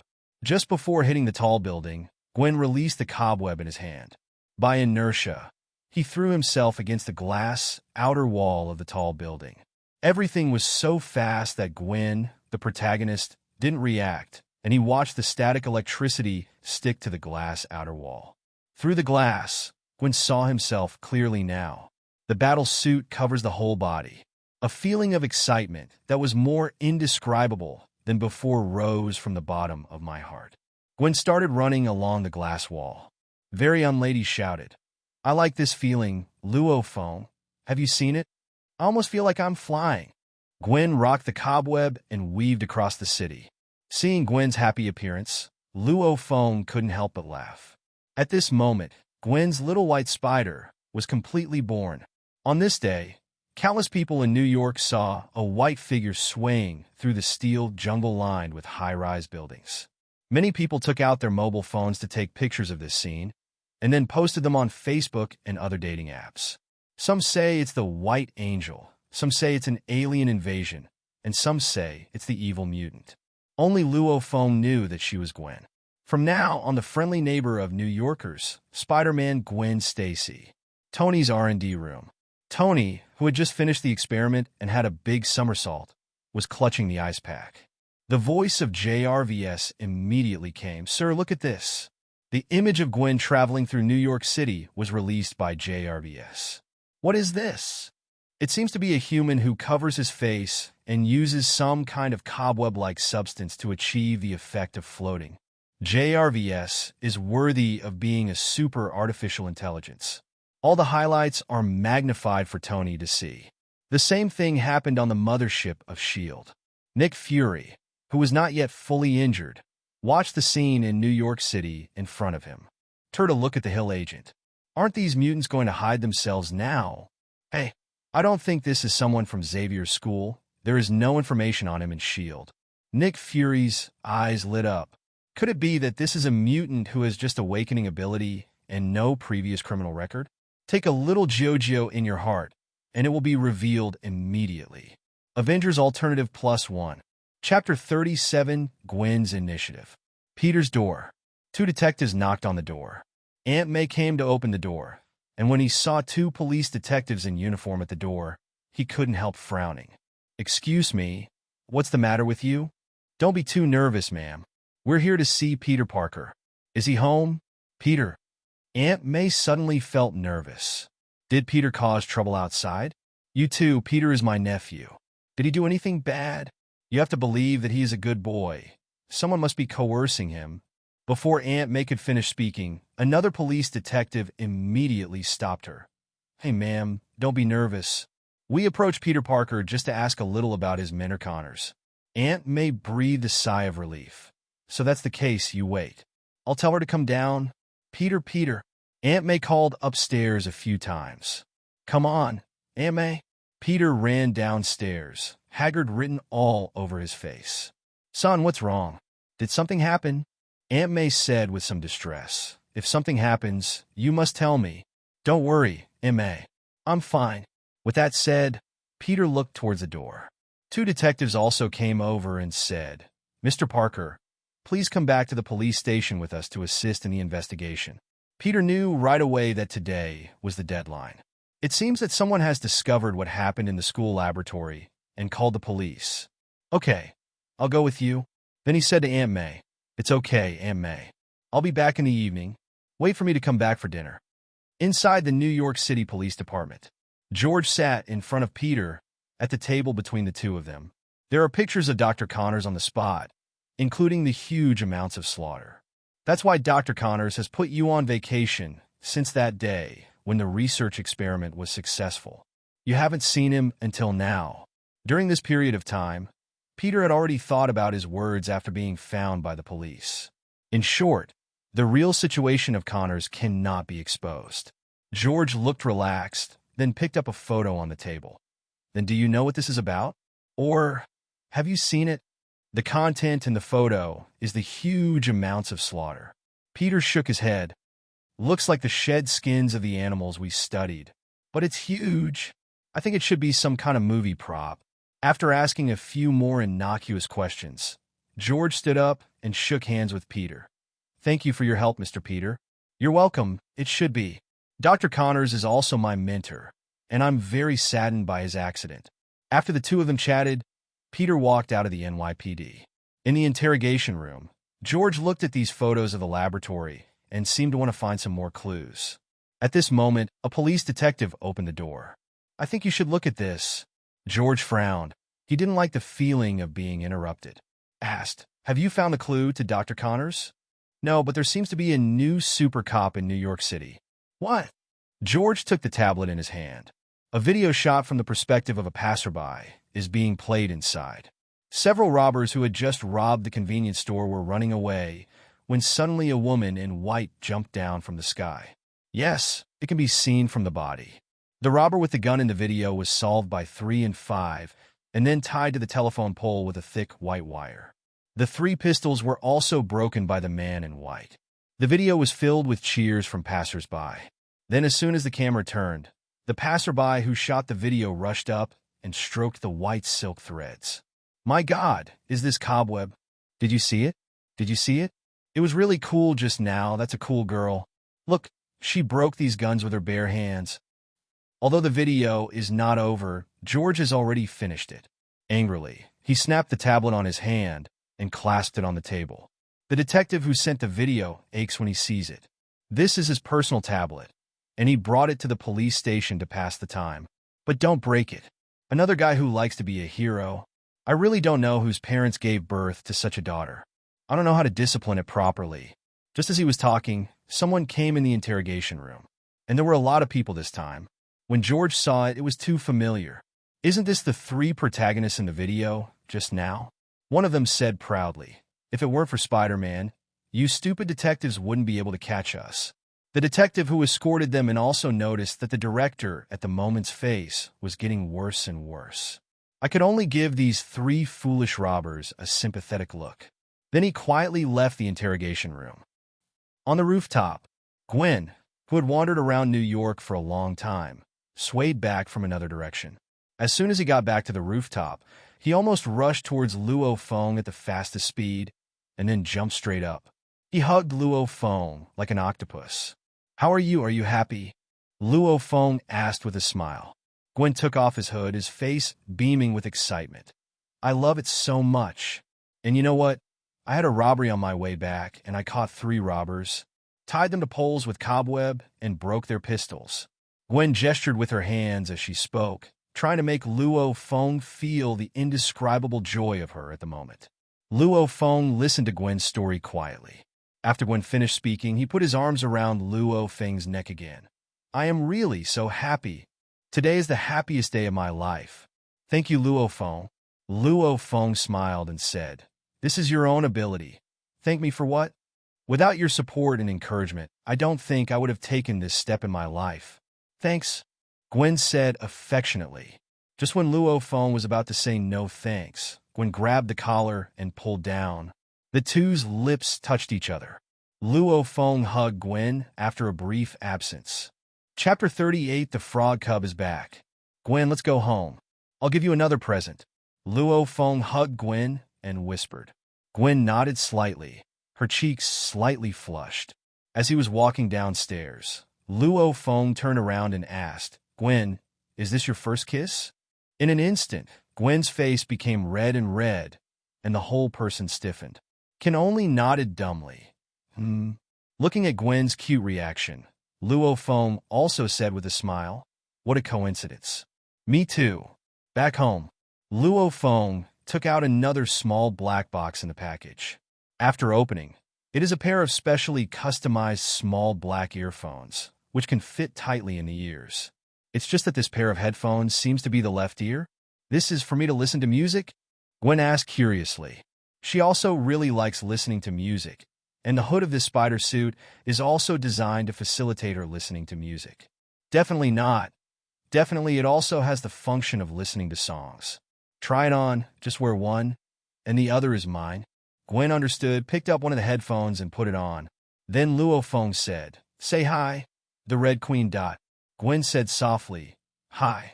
Queen Red. The Red Queen's voice immediately sounded in my ears. Hi, Ms. Gwen. Let me introduce you to the headphone function that the owner customized for you. The headset has a built-in chip that I set up and can be directly connected to my main network, so you can talk to me at any time. Also, in order to effectively help Miss Gwen fight crime in New York City, I hacked police communications throughout New York, including monitoring and other equipment. As long as there is a crime in the area, you can know it as soon as possible and rush to support with the fastest route. After listening to the function introduced by Queen Hong, Gwen said happily, Thank you, Queen Hong. You're welcome. You can call me anytime you need. After speaking, the Red Queen's voice was immersed. Gwen looked at Luo Feng moved. During this time, I have been with Luo Feng all the time. But Luo Feng doesn't know when these things will be arranged. And how did you get rid of Connors the lizard last time? She felt that Luo Feng was full of mystery. But she wouldn't ask more, because she believed that Luo Feng would tell her if she wanted to. Looking at Gwen in a daze, Luo Feng asked with a smile, What's wrong, Miss Spider-Man? Are you not satisfied with my gift? No, very satisfied. Wait, Miss Spider-Man? What do you mean? Luo Feng picked up the computer at hand and played a video. It looks like you don't know. The content of the video is that Gwen easily solves the 3 robbers. The comments below refer to Gwen as Spider-Man. At the same time, there are people who compare Daredevil and Spider-Man below, and then there is a polarization. Luo Feng was speechless while watching. Sure enough, no matter what world it is in, opposing topics can always cause netizens to tear up. Spider-Man. Well, I like this title. Luo Feng also nodded in agreement and continued. I received news just now that Dr. Connor's laboratory has been discovered by the police. And in the lab, they also found this. On Luo Feng's computer, a picture of the deceased appeared. My God! Is this Dr. Connor's shed? Yes, after chasing us one night. He returned to the laboratory and shed it. It was only after seeing this picture that Luo Feng knew that one night the lizard Connors was seriously injured by him. Escaped back to the laboratory. Maybe he thought Luo Feng would hunt him down, so he escaped back to the laboratory. After all, the most dangerous place is the safest place. Looking at the pictures on the computer, Gwen slowly said, Luo Feng, I think. But halfway through the words, he didn't say anything. Luo Feng knew what Gwen wanted to do. Do whatever you want, don't worry. And I think George Uncle should be investigating Dr. Connors too. We have to find Dr. Connors before the police to avoid a direct confrontation between George Uncle and Dr. Connors. Luo Feng remembered that George would die under the claws of the lizard Connors. He must avoid this from happening, because Gwen would be heartbroken if something happened to George. That night, Gwen also saw the power of Connors the lizard, and he understood that this was not something the NYPD could handle. Then what should we do next? Gwen asked. Luo Feng pointed to Gwen's ear. The Red Queen will help you pay attention to Dr. Connors' movements. Once there is a trace of Connors in New York, or if there is the latest news from the police station, you can know it as soon as possible. The other person we need to pay more attention to is Peter. Peter? Yes. After all, he is what Connors wants in him. And I think it should be soon. Connors will find Peter.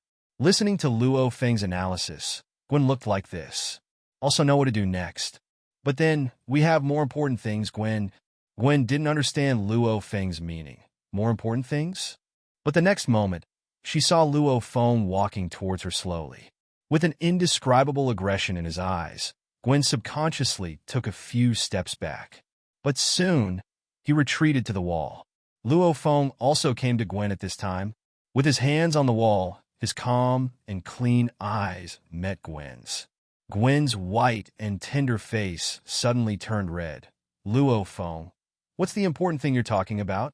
Luo Feng raised Gwen's chin with one hand, and his voice became very magnetic. What do you say, Miss Gwen? I don't know. Because it was too close, Gwen could even feel the heat exhaled from Luo Feng's nose and rushed towards her nose. Feeling the breath, Gwen's ears turned red. The heartbeat is also beating faster and faster. She could even hear her own heartbeat. Thump, thump. Definitely is. Before the words were finished, the prompt sound in my mind suddenly remembered. The frog cub is back. Luo Feng. On the streets of New York, Peter, who had just come out of the police station, declined George's offer to send him home. Because Peter now, there is another place he wants to go. Now, the only place that can help him. Chapter 39: Cooperation between Peter and Osborne Industries. Peter, Harry's good friend, the kid who understands my research report, come to see me today? What's the matter? Osborne Industries, inside Rumen's office. Rumen tapped Erlang's leg, looked at Peter sitting opposite, and asked. Harry was in the office originally, but Harry thought the two of them were going to discuss scientific research. He didn't understand at first, so he simply left first. Let the two of them discuss. Mr. Rumen, I want to borrow some equipment from Osborne Industries from you. Build a small laboratory. Peter's words made Rumen frown. In Osborne, only the person in charge of a project is qualified to build his own laboratory. I don't know why you want to ask me this. Is the research environment of your school not enough for you to do research? In his opinion, Peter understands his academic research report, also stronger than the average person. But after all, he's just a college student. No matter how good a college student is, where can he be? Tony Stark doesn't count. Look at this first. Peter took a notepad from his pocket and opened one of the pages. There are dense formulas written on it. Rumen took it over indifferently. At first, he just glanced casually, and then his eyes gradually became dignified. Then even the sitting position changed. From the arrogance with Erlang's legs crossed at the beginning, it changed to sitting upright. As an authoritative expert in life genetic science, he knows what the above formula represents. You wrote this? Rumen asked in surprise. Not all. Part of it was discovered by my mentor, and I deduced it on the basis of him. And push back. Peter replied. Who is your mentor? Kurt Connors. Rumen thought for a while. The Connors at State University who studies regeneration technology. Peter nodded. Then why did he only let you come today? Trust me with this stuff on it. I can totally get you guys to bring a team of your own, Rumen said with admiration. Only he could see the value on Peter's notebook. Looking at Peter, who fell into silence, Rumen keenly noticed that something must have happened. Did something happen to Dr. Connors that's why you came here alone? At the moment, Rumen changed his name for Connors. Peter thought over and over again and realized that if he wanted to do experiments in Osborne Industries, he had to confess to Rumen. The patient Roman listened to everything Peter told, including the divestment of Osborne Industries. Scientific experiments are inherently risky, especially genetic experiments. As a pioneer on this path, I have great admiration for Dr. Connors. Peter, trust me, if I knew your research was so mature, I wouldn't have withdrawn. The group of people on the board are really hateful. Roman gritted his teeth and continued. Peter, I can provide you with a laboratory and give you all the equipment and tools you want. But I only have one request. Peter nodded and motioned Roman to continue. I will share all the experimental data after your next research, because my recent research also needs your data as support. Peter didn't think about it. Definitely, Mr. Roman. The two shook hands and reached a cooperation. You're Harry's friend. You can just call me Uncle. At this moment, Roman no longer despised the young man in front of him. I also hope that your serum can be successfully researched and turn Dr. Connors back. I believe that I have a lot of topics to talk about sitting with him. I believe yes. Yes, Peter wants to develop an anti-gene serum with technical support from Osborne Industries. Turn Dr. Connors back into a human. This was also the only way he thought of saving Dr. Connors. Besides, there is no other way. Luo Feng's house. At the moment, Gwen was alone on the treadmill. Although she was running, the expression on her face showed that she had a temper. Just now, under Luo Feng's aggression, she thought Luo Feng would take the initiative to kiss her. But at the last moment, Luo Feng actually said it was time to eat, then go to the kitchen to cook. Her expectations have been disappointed a lot. This bad man, and Luo Feng, who is busy cooking in the kitchen, at the moment also has thousands of grass and mud horses galloping past in his heart. It's only a short while away. Not to die, the frog cub is back. Luo Feng started the game while cooking. After clicking all those tips, the frog cub also brought back souvenirs from this trip. Design drawing of T-Series robot, a souvenir from the world of Terminator, which records the design of the Terminator T-Series robot. Remarks, it could be used for postgraduate study, combining with existing technology to master robotics technology. This is a good thing. Does this mean that I can create my own robot army in the future? Thinking of that scene, Luo Feng was excited for a while. You know, if it is really designed, then this group of robots will obey him under the control of the Red Queen. The Red Queen's setting is that she will never betray and never be invaded. It means that those robots will also be completely loyal to him. There will be no such accident in the Terminator story where Skynet turns against humans. Luo Feng collected the souvenirs first, and then bought some supplies for the frog cub for the next trip. Because it is really poor now. No longer upgrade the strength of frog cubs. In the game, the frog cub continued to write his diary on the table. This also makes Luo Feng a little curious. Can the frog cub write? What's in his diary? System, can I enter the in-game world? Definitely yes, host.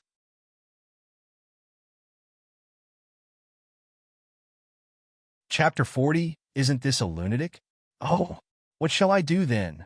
Luo Feng asked curiously. When the frog travels in the world, he will make some friends, and when these friends come to visit at home, the host can enter the game as the host to receive guests from other worlds. It turns out that there are restrictions on entering. So far, the frog cub has been to 3 worlds, and I don't know when friends will visit. Definitely, Luo Feng is not too worried about this. Soon, the meal was ready. Luo Feng greeted Gwen, who was still running, to come and eat. I saw Gwen walk by with a sullen look on his face. That's pretty cute. Luo Feng knew that she was still a little angry about being molested just now. But Luo Feng was also helpless. Who made the frog cub come back? This stupid girl really can't pick the time when she comes back. Next, Luo Feng could only tease Gwen while eating.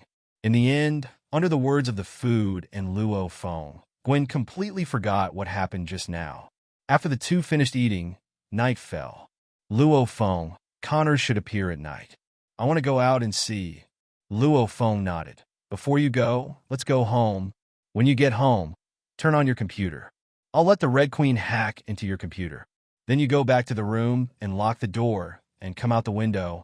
So even if George Uncle becomes suspicious, You can remotely create the illusion that you are at home through the Red Queen. Luo Feng, you are a genius. One did not expect that there is such a good way. In this case, it doesn't matter if she can go back out late in the future. If you have spider ability, just go through the window and go home. Gwen was about to give Luo Feng a big hug, and when she shared her joy, she thought of Luo Feng bullying her again. He stopped suddenly and put his hands around his chest. Humph. Luo Feng, who wanted to open his arms, was taken aback. Woman, oh no. Girl, it's really a vengeful animal. Then I'll go home first and turn on the computer in the room. As soon as Gwen took off his clothes, the spider's suit was inside. This jumped from Luo Feng's balcony and jumped off, shaking cobweb towards home. During this period, he also took care of several petty criminals along the way. The name Spider-Man gradually spread. On the balcony, Luo Feng was lying on a lounge chair and drinking tea, listening to the Red Queen reporting on Gwen's heroism. Well, when Tony announces he's Iron Man, I'm going to have to switch houses. By the way, replace the whole house with high-tech. Because of this house, the ability of the Red Queen can't be fully displayed. In this situation, if it was Tony's house, JRVS would directly call up the screen, instead of just looking at a small computer screen like Luo Feng is now. I don't know how far Tony's Mark armor has been researched. Has Obadiah found Mark 1 yet?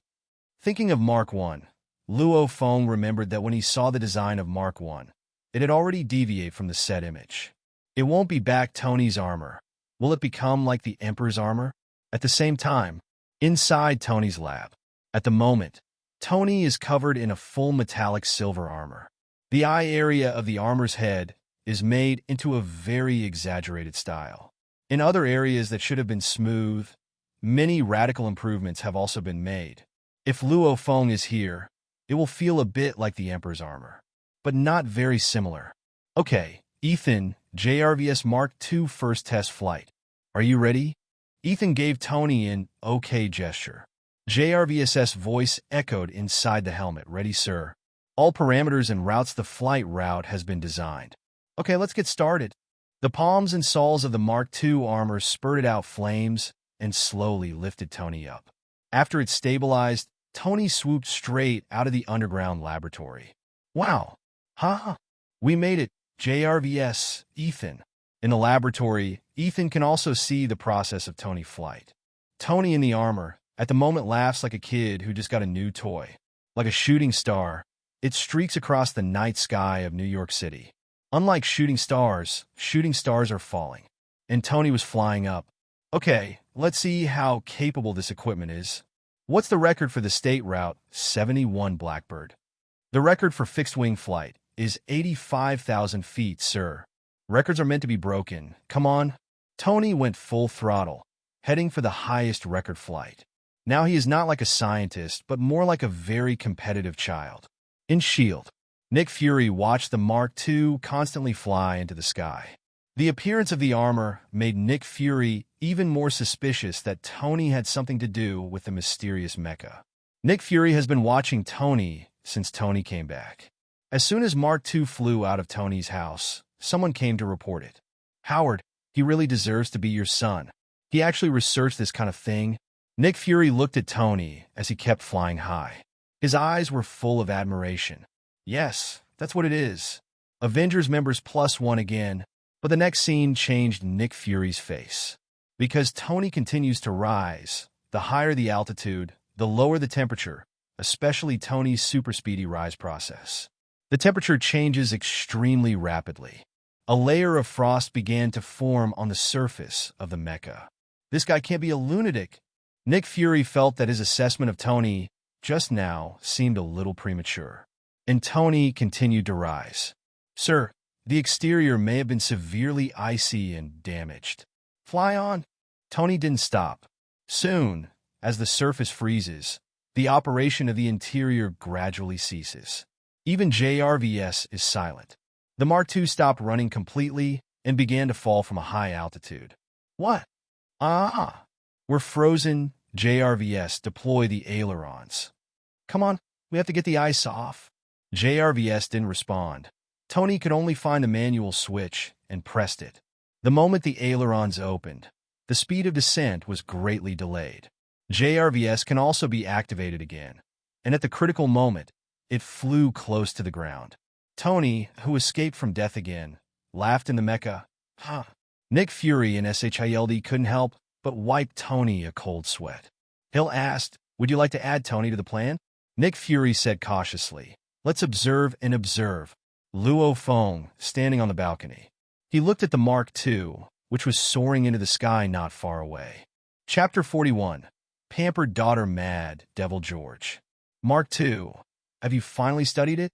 Luo Feng looked at Mark II, who disappeared from sight. The successful development of Mark II also means the complete birth of Iron Man. Subsequent Iron Man armors are all improvements and scene optimizations based on Mark II. There are also various anti-XX battle armors. It's enough to see how talented Tony is.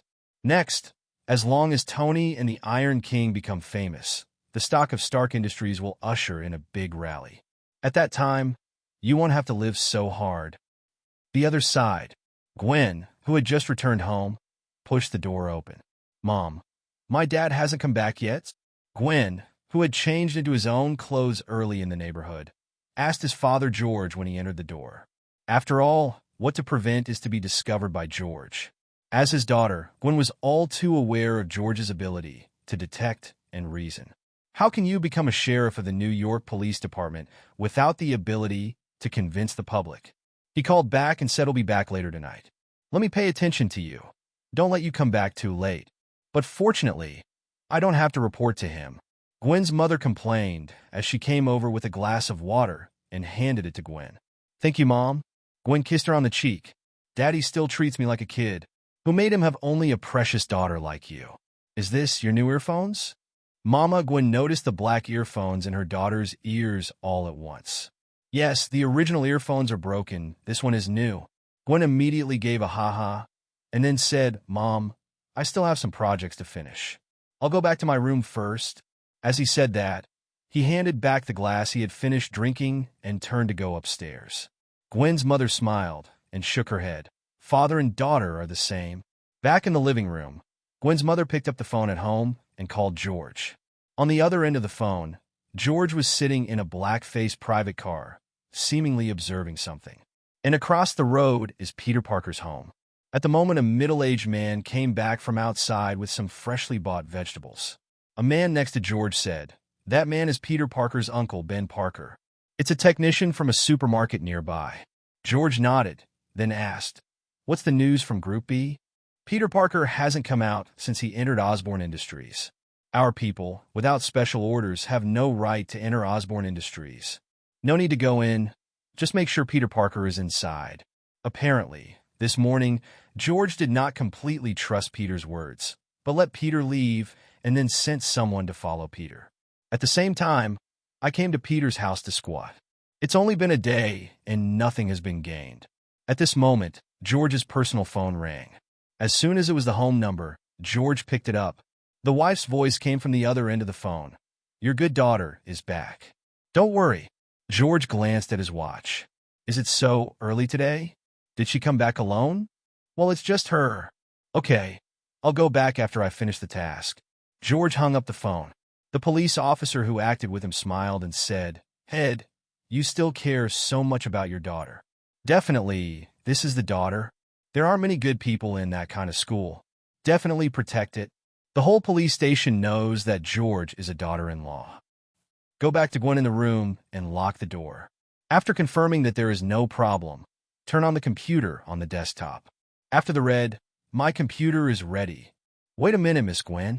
Moments later, the Red Queen appeared on Gwen's computer. "Miss Gwen, if anything goes wrong here, I'll let you know as soon as possible. You just have to speak directly and I'll get your voice out.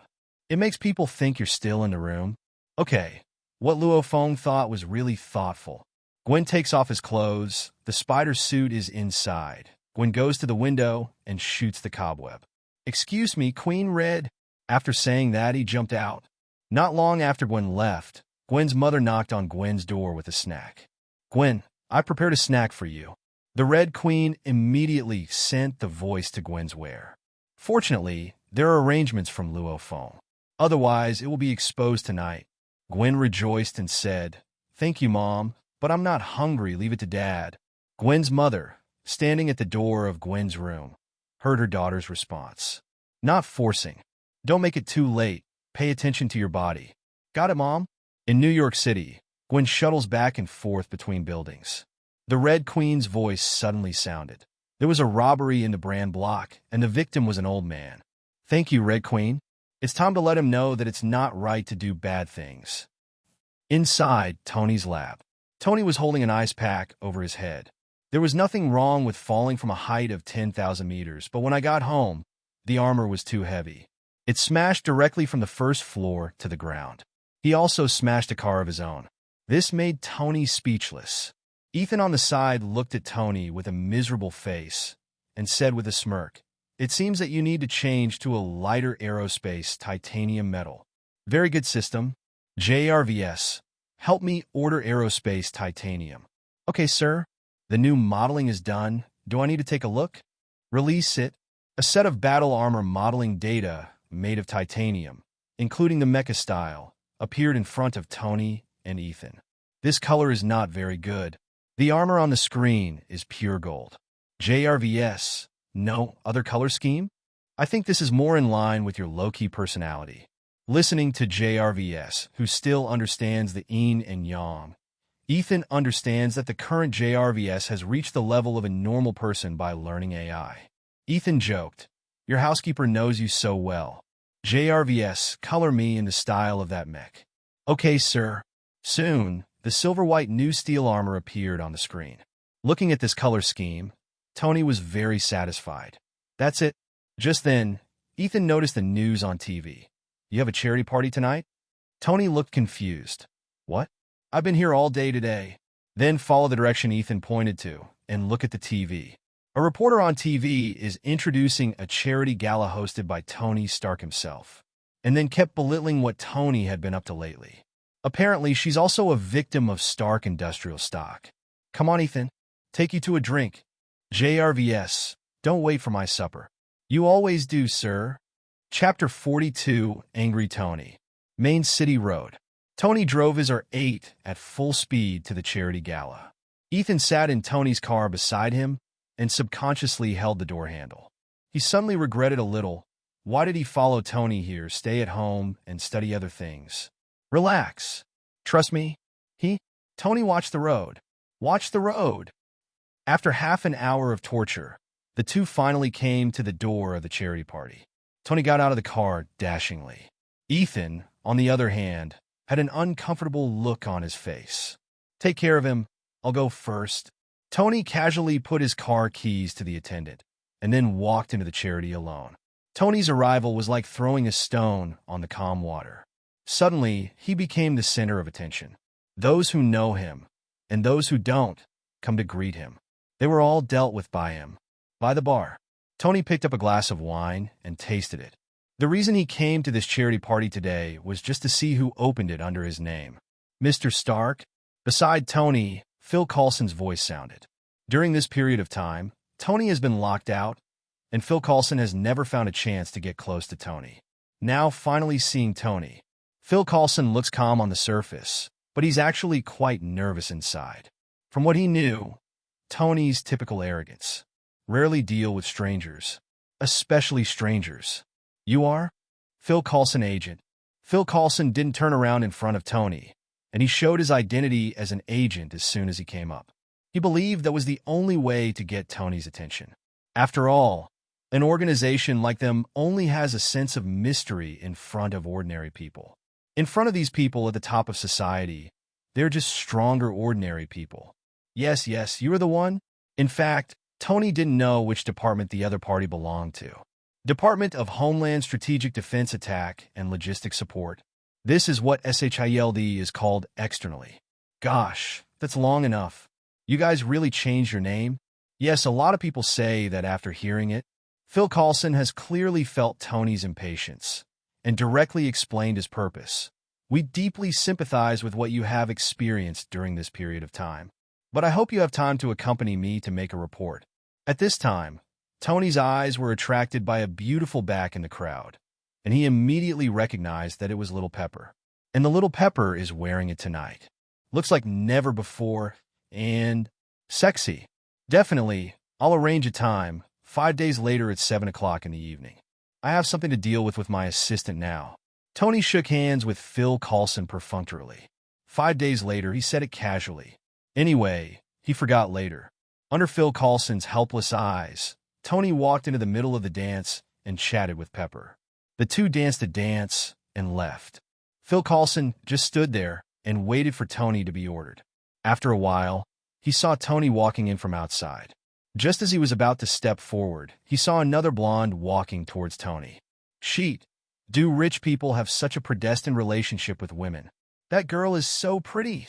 Under Phil Coulson's envious, murderous look, the blonde was already talking to Tony. Tony Stark, I didn't expect you to be here. Tony looked familiar when he saw her.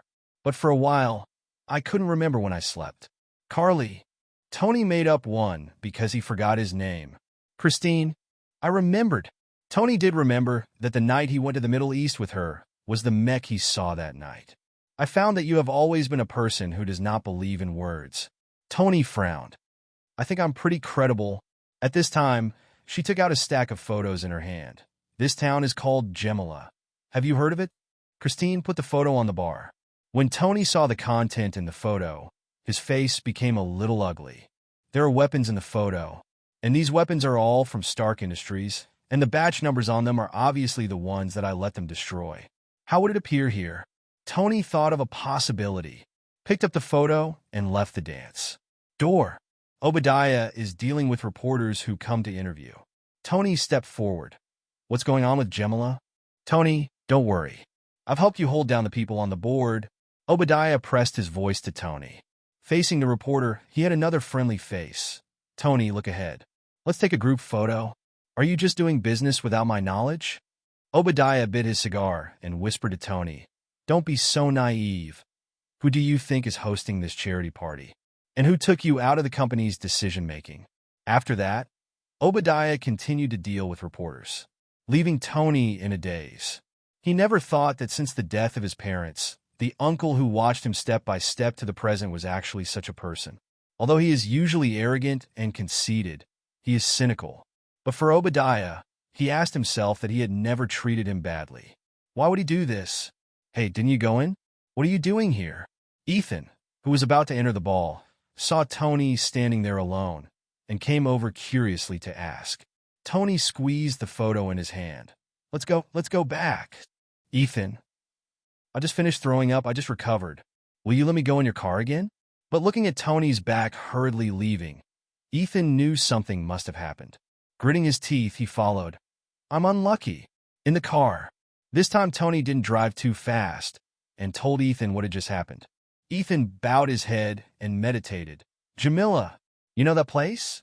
Definitely the cave where we were imprisoned before. It's not far from there. And it's also the territory of the Ten Commandments gang. The Ten Commandments again. He was also kidnapped by the Ten Commandments gang.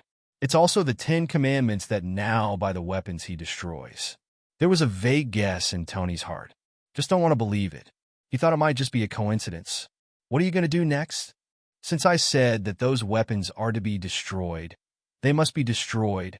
Tony stepped on the accelerator, and the roar of the engine echoed through the main city road. Chapter 43, Lizard Connors looking for Peter. New York sewers. A dark shadow flashed across the dimly lit waterway. The wind pressure generated by the fast speed shook the manhole covers that passed by, make a rattling sound. In a small alley, a pair of dark-skinned couples are warmly keeping warm in the alley. The sound of the manhole cover shaking suddenly made the black woman jolted. Jess, there seems to be something over there. What is there? It's just me and you right now. The person who was called Jace didn't hear the movement behind him at all. Under the influence of Jess, the black woman didn't care. Close your eyes and enjoy. When she opened her eyes again, the scene in front of her made her scream. What? Jace in front of him. At the moment, blood was gushing wildly, and the head in front of him disappeared without a trace. And behind Jace, a huge shadow slowly appeared under the dim light. The next moment, a big mouth fell. The black woman also became a headless corpse, and the two corpses were dragged down the sewer. Somewhere in the sewer, a platform has been piled with bones. In terms of numbers, no less than 10 people have been killed. After Lizard Connors enjoyed tonight's dinner, he said sensibly, "Peter, I'll come to you right away." But the Lizard Connors thought of the robot man who appeared when he was chasing Peter that day. Yes, his name is the Emperor. The instinct of animals is to survive, and Connors, who is transformed into a lizard, is even more eager to survive. Back then, the Emperor Xia's blow directly caused him to be seriously injured and dying, if it wasn't for the terrifying self-healing ability. I had to die at State University that night. Lizard Connor's pair of vertical pupils turned, exuding bursts of cold air.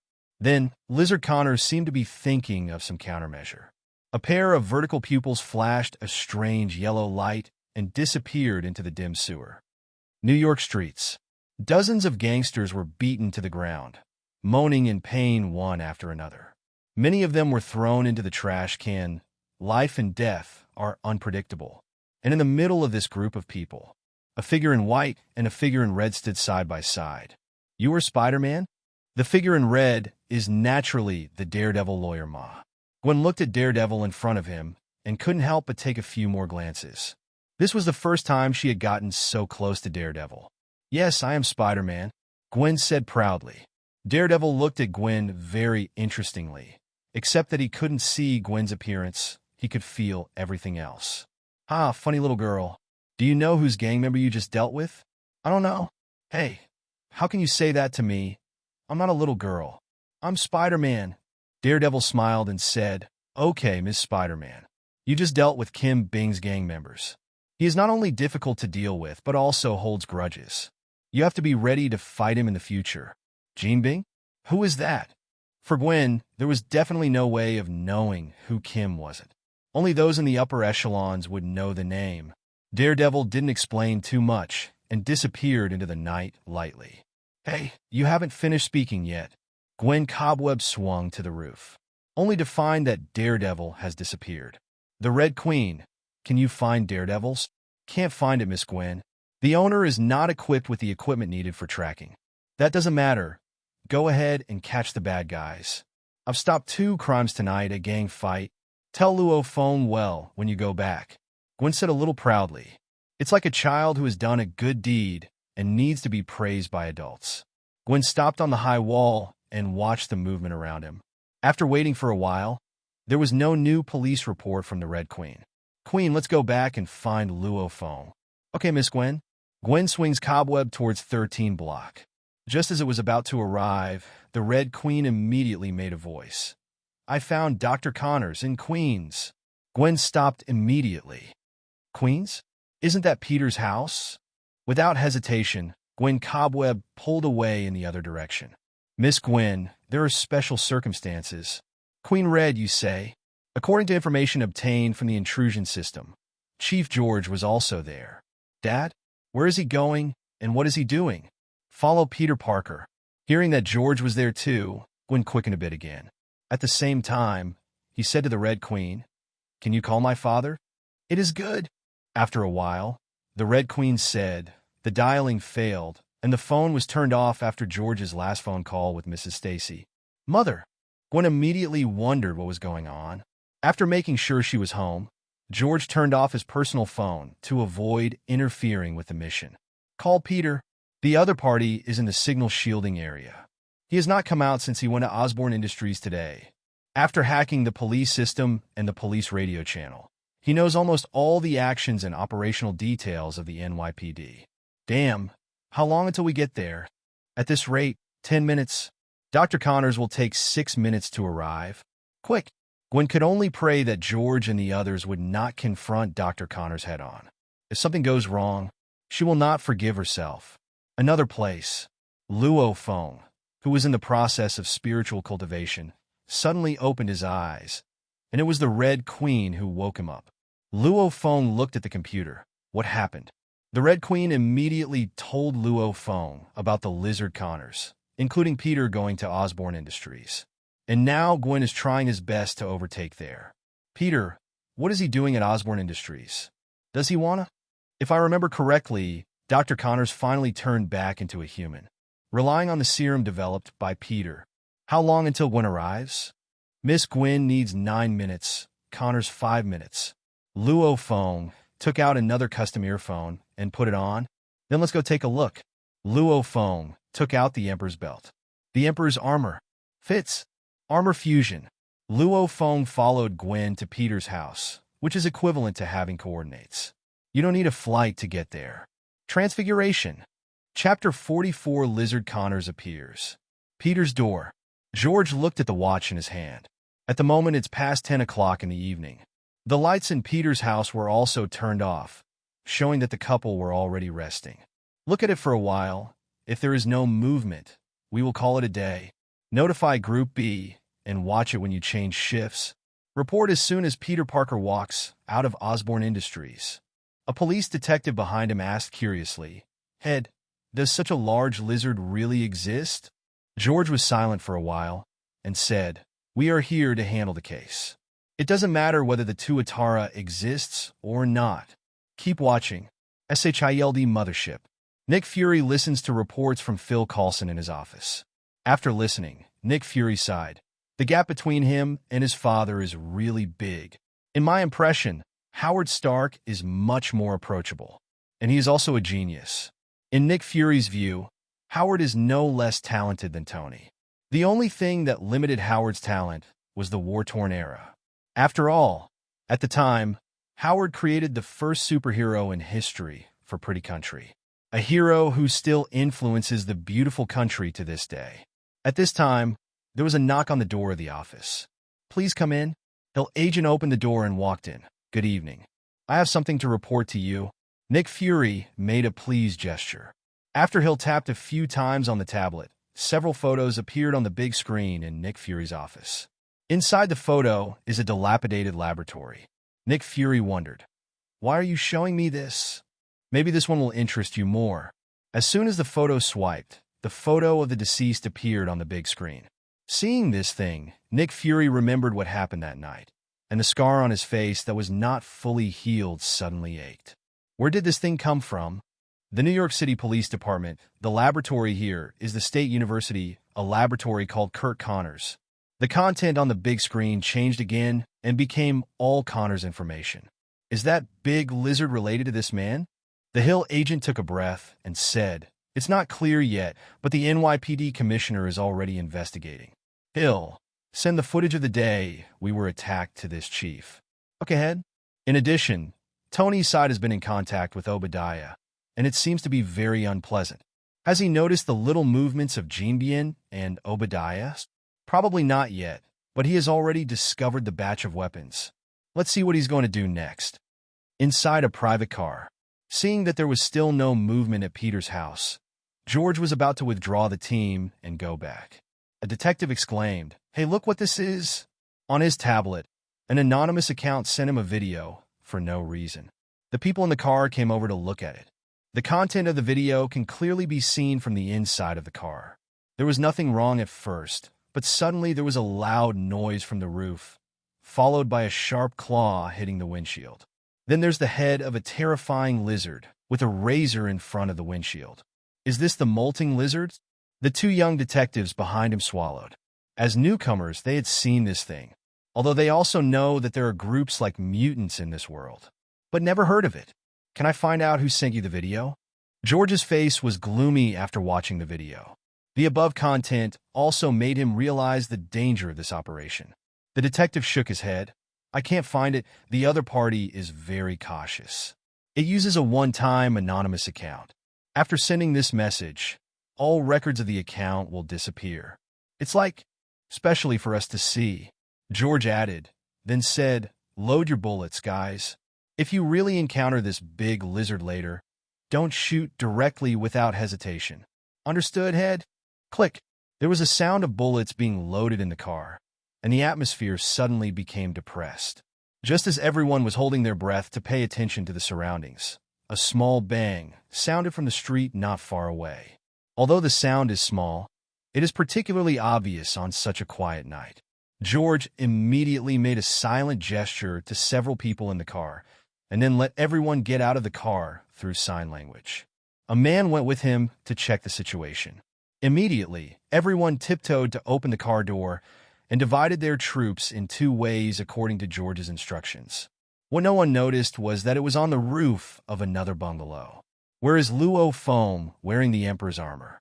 And this time, there is the interference of the Red Queen. Wherever he goes after his transformation, the monitoring equipment will be hacked. So Luo Feng doesn't have to worry about the problems that will be discovered, unless Tony and SHIELDS satellites are staring at New York City 24 hours a day. How long until Gwen arrives? Miss Gwen has 3 minutes to get here. Then let's observe it first. Luo Feng could see clearly just now that Connors, the lizard that emerged from the sewer, hid in the shadow of the roadside house. The nose kept sniffing in George's direction. Obviously, he also found something. At this time, George took a colleague and slowly searched here with a gun. The sharp-eyed George immediately found the manhole cover that was opened on the ground. Immediately signaled to his colleague. The two nodded to each other and slowly approached the manhole cover. The two reached the edge of the manhole cover almost at the same time, holding their guns down. But it was pitch black below, and nothing could be seen. There is also a slight sour odor. George picked up the bright flashlight and pointed it down. Found nothing below. Head, be careful. Just when George relaxed his vigilance, his colleague's reminder sounded immediately. Then he subconsciously rolled in the front direction. There was a sharp claw behind him, and he caught it dangerously and dangerously. The other detective raised his gun and fired several shots at the big monster that suddenly appeared. The blast of gunfire was very harsh on such a night. However, none of the households dared to turn on the lights, and several households that had the lights on turned off the lights after hearing the gunshots. The whole street remained silent, and the police officer who opened the robbery also saw the most incredible scene in his life. How is this possible? Chapter 45, Gwen's Little Mischief. Miss Gwen, Connors has clashed with the detectives. How is my dad now? Rest assured they are all safe. Gwen breathed a sigh of relief and swung Cobweb with all her might. What she didn't know was that the Red Queen meant that Luo Feng was at the scene. In her opinion, Luo Feng should still be at home waiting for her to come home at this time. George, who rolled in a circle, turned around and raised his gun at Connors the lizard behind him. Although I have seen the video just now, but at this moment, I can really see the appearance of Connors the lizard. Rao is George's rich experience in handling cases and was deeply shocked. What shocked him the most was the recovering bullet holes on Connors the lizard at the moment. On the other side, other detectives who heard the gunshots also ran over. The moment everyone saw Lizard Connors, they were all stunned, and two of them even uttered foul language. And Lizard Connors, after seeing so many people, subconsciously took a few steps back. But that wasn't fear, it was Connors' instinct. He was originally a person with strong self-esteem. Otherwise, he would not have embarked on the road of researching regeneration genes because of the opinions of others. Then make yourself the way you are now. But Connors' instinct was only to make the Lizard Connors take a few steps back. Then the bestial instincts prevail. Lizard Connors looked at the 5 or 6 people who came around. All of them were police detectives. He knew very well that the more people found out about his existence, the harder it would be to implement his plans. Not to mention now being discovered by a group of police detectives. In this case, then kill them all. The eyes of Lizard Connors flickered with murderous intent, which should be more precisely described as the kind of killing intent that animals hunt. Roar! Lizard Connors opened his mouth wide and roared at the two Georges in front of him. Saliva and fishy smell take off. This monster is angry. Everyone backs up. Spread out. A face-to-face, just now. Just let George understand that their current firepower has no effect on the lizard monster in front of him. It will even anger him and cause even more casualties. Spreading out is the most effective way to stop him. George, who gave orders, was immediately stared at by the Lizard Connors and analyzed that George was the head of the group of police detectives. So deal with George first. Lizard Connors landed on all fours, roared, and flew towards George. Even though George's experience is sophisticated, that's the experience and method of dealing with human beings. At this moment, The speed of lizard Connors has exceeded his cognition. Facing the flying lizard Connors, George was able to pull the trigger. Looking at Luo Feng from above, he wanted to make a move, but found a white figure rushing towards him. It's really timely. Luo Feng looked at Gwen, who hurried over. And Luo Feng was in a relatively hidden position, and Gwen, who came in a hurry, didn't notice the golden armor on the roof of the bungalow. Instead, he saw Connors the lizard flying at George. Shet! Seeing that the lizard monster was getting closer and closer, George couldn't avoid it. He could only utter a foul language and fired a burst of bullets in his hand. The bullet just left a bullet hole in Connors the lizard and then returned to normal. Lizard Connors opened his mouth wide, his fangs flickering with chills. The target was Connors' neck. Once bitten, George will be killed tonight. Just as Lizard Connors was about to reach him, Gwen appeared beside Lizard Connors, dangling the cobweb.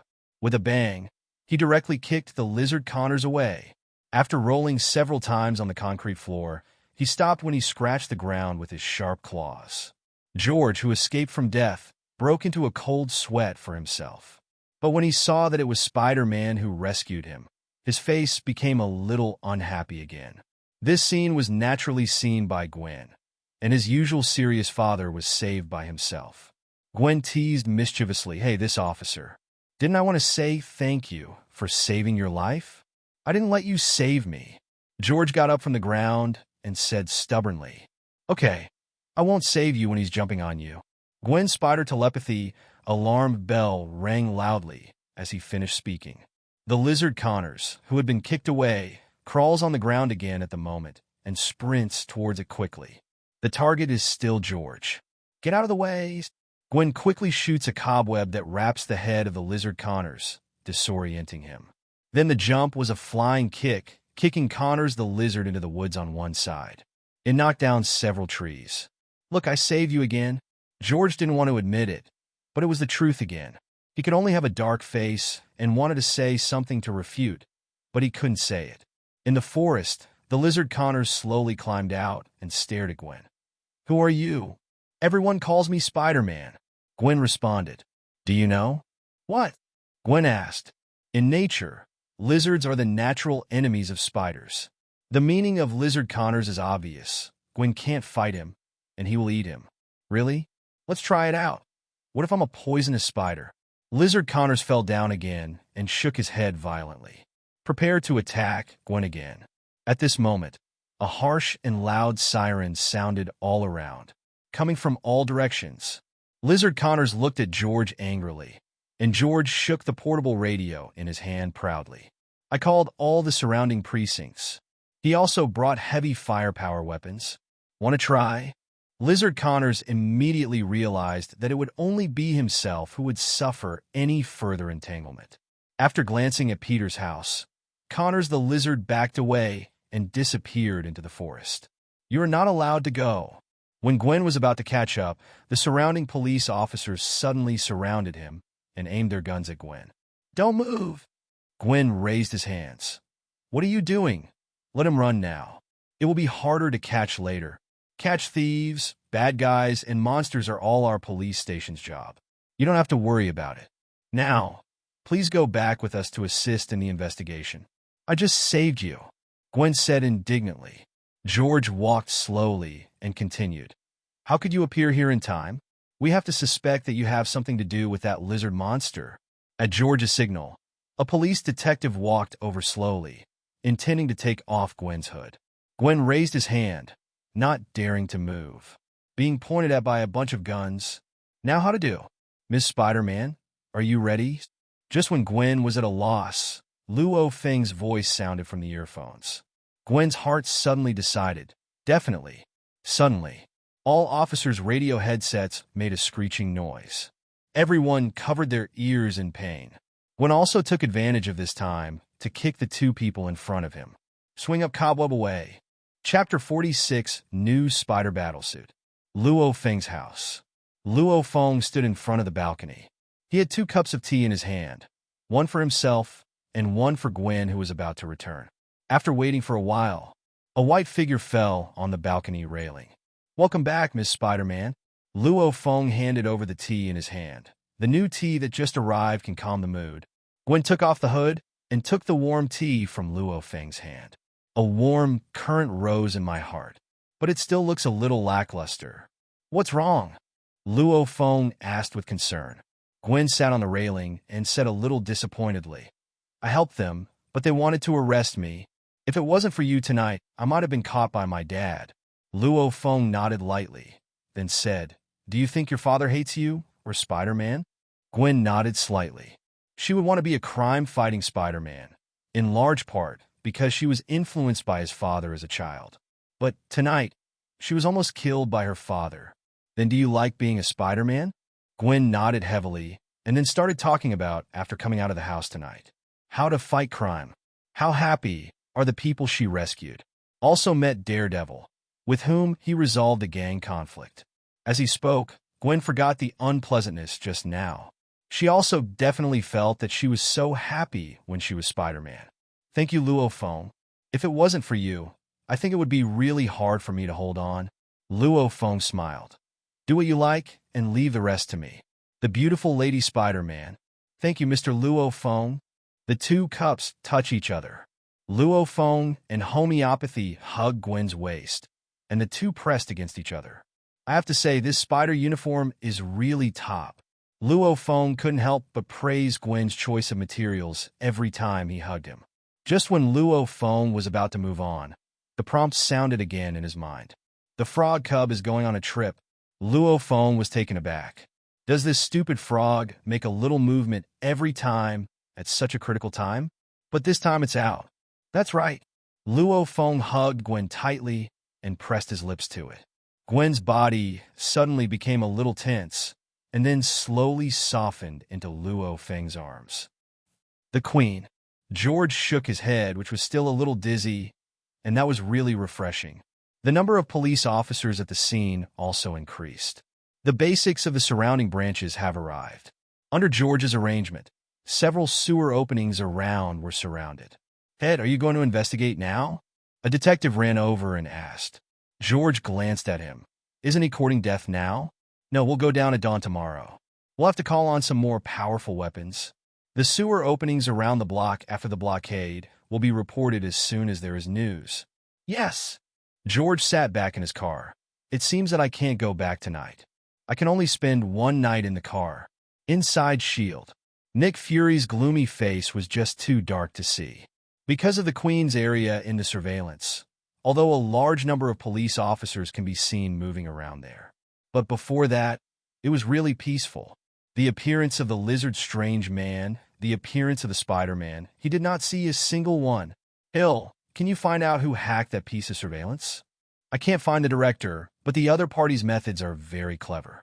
As far as I know, there is only one person in New York who can do this to this level. Nick Fury knew right away that Hill was talking about Tony. Indeed, it seems that he is the only one who can fish in troubled waters through the internet under the surveillance of S.H.I.E.L.D. Does Tony have something to do with Spider-Man too? Nick Fury frowned. How could he feel that everyone had something to do with Tony? Even if you can't find it, go to sleep first. Check it out tomorrow. Hill consciously exited Nick Fury's office. Only Nick Fury sat at his desk wondering what to write. After a moment of silence, Nick Fury pulled out a small pager from his arms. Thick fingers rubbed on it. Carol, where are you in space now? If you were on Earth, I might be able to relax a lot. In his mind, a woman with this energy flame all over her body handed this pager into his hand and instructed that only when the Earth is in a critical period of life and death can this be used to summon him back. In these 15 years, the pager never left him. Captain Marvel's timeline is 1995. Iron Man 1's timeline is 2010. After playing for a while, Nick Fury put the pager back in his arms. Luo Feng, who had kissed Gwen for a while, let go of Gwen in satisfaction. Gwen is like a little daughter-in-law, lying in Luo Feng's arms. Although he didn't speak, it was quite comfortable. It was a while before Gwen remembered that it was late. If he couldn't come out of his room at home tomorrow morning, would definitely be suspicious. Luo Feng, I'm going back first. See you at school tomorrow morning. Only Luo Feng was left standing on the balcony to watch Gwen leave. Looking at the back that shuttled through the city, he still had to complain. How can such a beautiful country still have such a conservative families? Luo Feng sat back in front of the computer, turned over, and took out the souvenir T-Series robot design drawing that Frog Cub just brought back today. This souvenir was directly transmitted to the Red Queen. Then he said, "The Red Queen, with your current scientific knowledge, can you design a new spider battlesuit for Gwen? Gwen's fight tonight, though only for a little while." But Luo Feng also saw that the attack method was too simple. In addition to Cobweb is physique. Cobweb is still the kind that goes straight. "No problem, Master. As long as there are enough materials, a fully functional spider battlesuit can be designed. Materials, it is naturally linked to money. No problem, you can start designing. It is necessary to ensure that it is convenient to carry, and the functionality should not be too bad." "Understood, Master. The Spider Battlesuit project has been established." Chapter 47 Tony and hashtag 039. S Revenge Boom Boom Boom. Inside Tony's lab. Explosion resounded. After reading the experimental results, Ethan pushed the glasses on the bridge of his nose. "The lethality is very strong, but it must be controlled." "No problem. It's just the recoil exhibited by the robotic arm alone." Tony had a silver-white robotic arm in one hand, and the palm of his hand was still warm after burning. "What I just tested was the function of the palm cannon on the armor. The 15-mile area outside of Gemala can only be described as a purgatory on Earth. The KB elements occupying this place. The TV on the wall reports the news of Gemala." Tony looked at the TV. Several of the Ten Commandments gang members flashed in front of the camera. Tony recognized at a glance that it was the few people who were outside the cave before. "JRVS, how's the preparation for Mark III going?" "Mark III, after high-altitude flight. A new armor designed with improved shortcomings." "It's ready, sir. Ready to equip." "Okay, let's go. Destroy things that shouldn't exist in this world." 5 minutes later, Tony changed into a black tights and stood on a platform. The platform underfoot slowly shape-shifting. Extend a few robotic arms and equip Tony with the Mark III armor. After the Mark III battle armor was equipped, Tony slowly flew up and asked a voice behind him, "What do you want to say to those scumbags?" Ethan thought about it for a while and said with a grim face, "Fuck you. Be sure to bring it." After that, Tony flew to Gemala at full speed.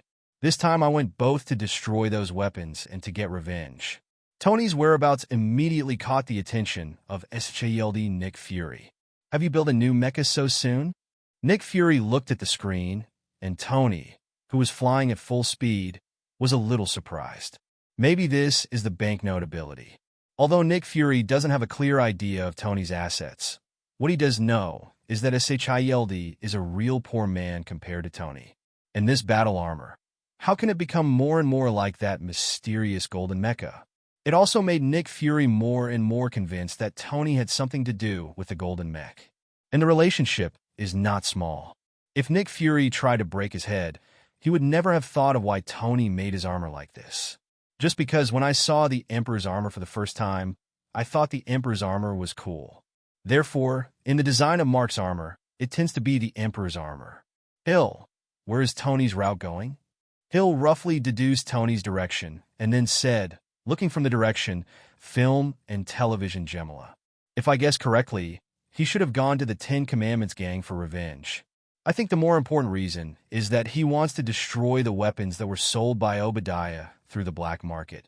Nick Fury added, "Let's just wait and see. What's the news from the NYPD?" "They're getting ready to enter the sewers to check the Lizard Man's lair." "Where's Spider-Man? Have you found out who she is?" Hill agent replied, "No. Another well-hidden fellow. Troublesome." Nick Fury couldn't help but curse a few words in his heart. At the moment, Gwen, who was in class, sneezed a few times. Luo Feng handed her the tissue. "Are you okay? Did you catch a cold last night?" Gwen took the tissue. "Thanks, I think it was just a few sudden sneezes." "No problem." The intimacy of the two naturally caused the other men in the class to look at Luo Feng with bad eyes. Even the teacher who was in class coughed a few times, signaling the two to restrain themselves. Gwen blushed and sat up to continue listening to the class. "Here." Gwen's phone screen lights up. A row of red prompt words appeared on it. Director George has led a team into the sewers to search for Connor's whereabouts. Gwen's face suddenly changed and looked at Luo Feng. Now in class, they have to figure out a way to get out. Luo Feng gave Gwen a reassuring look and then tapped gently on Gwen's phone. The next second, the get-out-of-class bell rang. The atmosphere in the class, which had been dead, suddenly became lively. And the teacher in class also announced the get out of class with a stunned face. Get out of class is over so soon today? Am I so forgetful in my lecture today? Luo Feng took Gwen's hand and immediately ran out of the classroom. The other students in the class were stunned. You too, don't be in such a hurry. It's still morning. It didn't take long for Gwen in a spider suit to swing out of the campus in a corner of the campus. Luo Feng was in the library and turned on the computer. Put on headphones. After putting on the headphones, the Red Queen's voice sounded immediately. Master, Tony Stark has left New York and flew towards the Middle East. Oh, is there a video? Luo Feng was instantly refreshed. After all, it's Stark Industries stock that's at stake for Tony's safety right now. That is directly related to Luo Feng's future financial income. Yeah, just this morning I deciphered the military satellite. Got Tony. Although the picture quality is blurry, it has been optimized by me. A video immediately appeared on the computer screen. A white light cuts through the sky with the optimization of the picture. The full picture of Iron Man Tony Stark's armor also appeared in front of Luo Feng. But Luo Feng couldn't help but twitch his mouth. This Iron Man. Has the style changed a bit? Immediately afterwards, Luo Feng watched Tony's unilateral slaughter of the Ten Commandments gang from a condescending perspective. Among them, several people's lives were left to those refugees to deal with. It is foreseeable that the fate of these people will be very tragic. This also makes Luo Feng appreciate Iron Man's point that he is very gentle to his own people.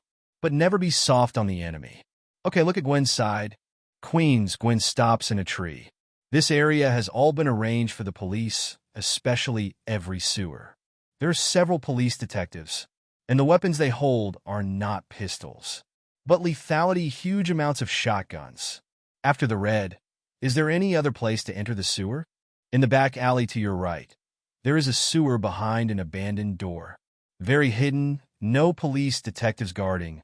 Gwen thanked him and swung the cobweb over there. At the same time, George and others in the sewer stopped at a corner.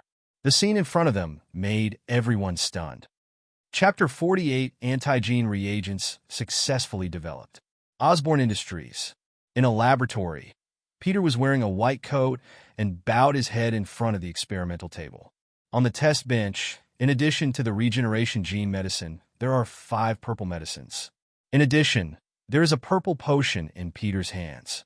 In front of Peter, there is a rabbit that has been injected with a gene for regeneration. Dr. Connor's lab is locked down, but it's not that hard to get a rabbit out of it with the influence of Osborne Industries. And this purple medicine is the anti-gene reagent that Peter reversed Connor's decay formula. As long as the lizard regeneration gene in the rabbit can be removed, then the lizard gene in Dr. Connor's can be removed. Please be sure to succeed. While praying in his heart, Peter injected the rabbit with the anti-gene drug he had just developed. Not long after the injection, I saw that the rabbit began to tremble all over.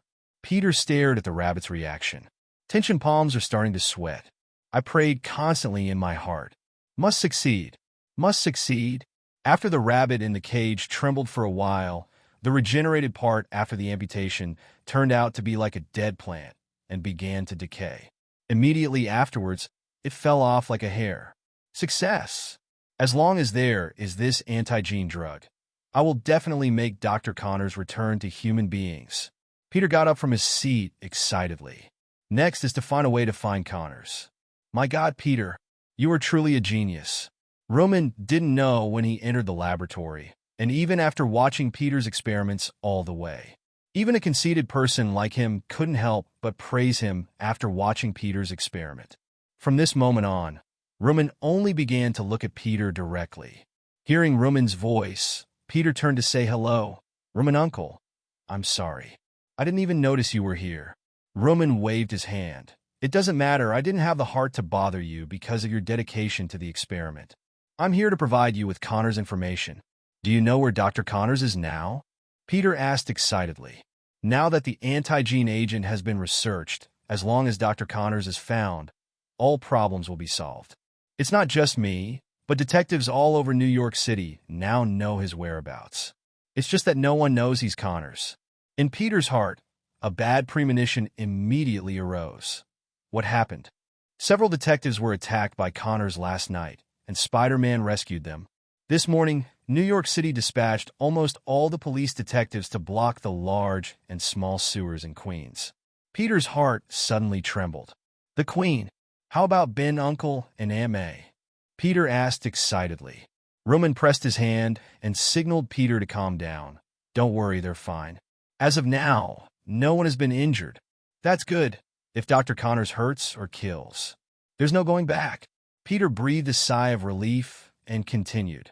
Roman, Uncle, I'm going to find Dr. Connors. Then he turned around and put away the regeneration gene reagent on the desktop, as well as the anti-gene reagent that had just been developed. Thank you for lending me the laboratory, Roman, Uncle. All the research reports are on the table. I'll leave it all to you. Roman nodded. I wish you good luck, child. If you can come back smoothly, remember to come back to me. I happen to have a very important scientific research project here. I believe that if you help me, we will surpass Howard. Peter frowned. Howard Stark? It would be an understatement to say that he was the first in the modern scientific world. Surpass him. What does Roman want to study? This also successfully piqued Peter's curiosity, but there are more important things to do now. Looking at the back of Peter leaving, Roman decided to leave Peter alone at the end. Wait a minute, Peter. Anything else? Roman, Uncle. It's been too long for you to walk like this.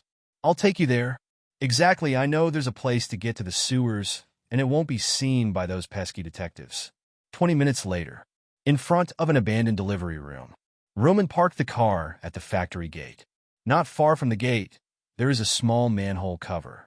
What's more, this place is not far from Queens at all. Why would he know about such a hidden place? Seeing the doubts on Peter's face, Roman explained. This is an abandoned factory building of Osborne Industry, and few people usually come here. You don't have to go down the manhole cover, and you don't have the tools to pry it open. Go inside and open the door of the warehouse. There is a passage leading directly to the sewer. It was prepared for the convenience of installing the sewage pipe. Roman took out an old key. Peter took the key in Roman's hand, thanked him again, and then got out of the car and left. Seeing Peter walking towards the back of the abandoned factory building, Roman kept reminding, Good luck, Peter. Hopefully, we can work together one day. The last sentence was much quieter. He didn't know if Peter could hear it, but it didn't matter. Roman turned around and drove away. Inside the sewer, George and the others stood numbly at the corner, and what caught their eyes were the bones. There were also 2 corpses in the blood, with flies flying around.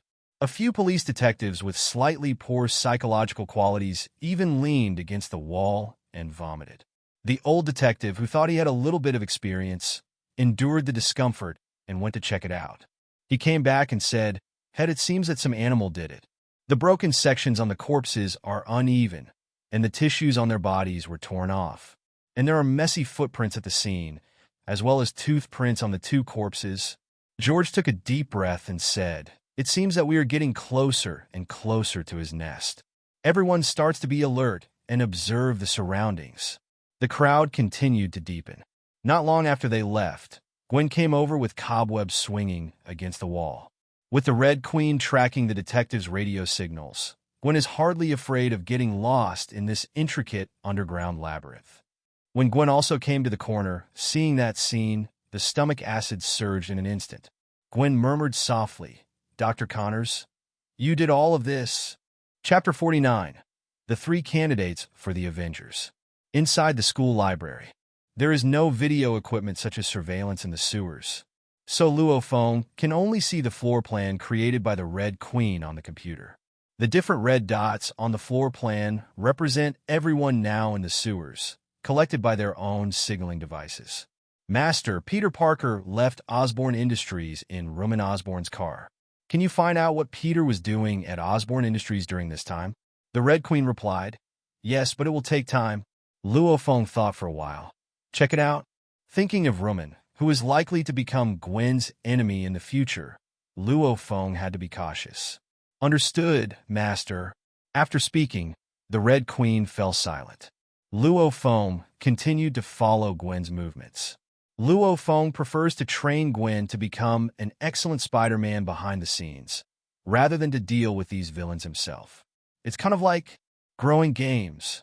It's a little exciting to think about. In the sewers, the police team led by George has not found any trace of Connors. Gwen followed far behind. As he followed, he also put cobwebs on the sewer behind him and connected it to his hands. As long as there is an enemy behind her, she can immediately notice when she touches the spider web. On the other side, through the direction provided by Rumen, Peter entered the sewer and started walking towards the sewer area of Queens. Just after Peter had approached the Queen's location, on a damp platform somewhere in the sewer, there's actually a table, and there are all kinds of experimental instruments on the table. Although it looks old, the function is clearly still intact. Lizard Connors tried these instruments, as if making something. In front of him, a small tower-shaped instrument was slowly taking shape. Suddenly, the Lizard Connors sniffed the air in front of him a few times. It seems that a few little bugs who are not afraid of death have come in. Lizard Connors put down the tool in his hand, crawled on the ground, and kept sniffing. This is... Peter? You're here too. I'll go to you as soon as I finish solving those little bugs. The corner of the Lizard Connor's long mouth tickled up strangely, as if he was smiling evilly. After confirming Peter's position, the Lizard Connors jumped into the ditch on one side and swam quickly. What is this? Peter, who had entered the sewers of Queens, saw the same thing covered with white silk threads on the surrounding walls. Very curious to touch. This is cobweb. How can there be such a thick cobweb in the sewers, so huge that it can cover the wall? Peter felt that the former cobweb seemed familiar, but he couldn't remember where he had seen it for a while. After Peter touched the cobweb for a while, Gwen clearly felt the cobweb in his hand tremble. Is there something behind? Gwen looked back at once. Miss Gwen, it's Peter Parker. Peter? What is he doing here? The Red Queen told Gwen carefully how Peter came here. If Peter comes in, Dr. Connors will definitely go back to him, and I'll rush over immediately. Miss Gwen? Do you need to inform Sheriff George and them? No, they can't help. Thinking of what happened last night, Gwen was still a little unhappy. George and their firepower, although not too practical damage to Connors.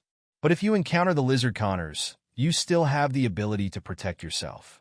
After weighing the pros and cons, Gwen rushed to Peter's direction alone. In the library, looking at Gwen's red, that moving in the opposite direction, Luo Feng immediately guessed what Gwen wanted to do. Luo Feng tapped the table with his fingertips, as if thinking about something. After a while, the Red Queen's voice sounded. Master, after Peter Parker and Rumen Osborn met, Rumen Osborn provided Peter Parker with a private laboratory.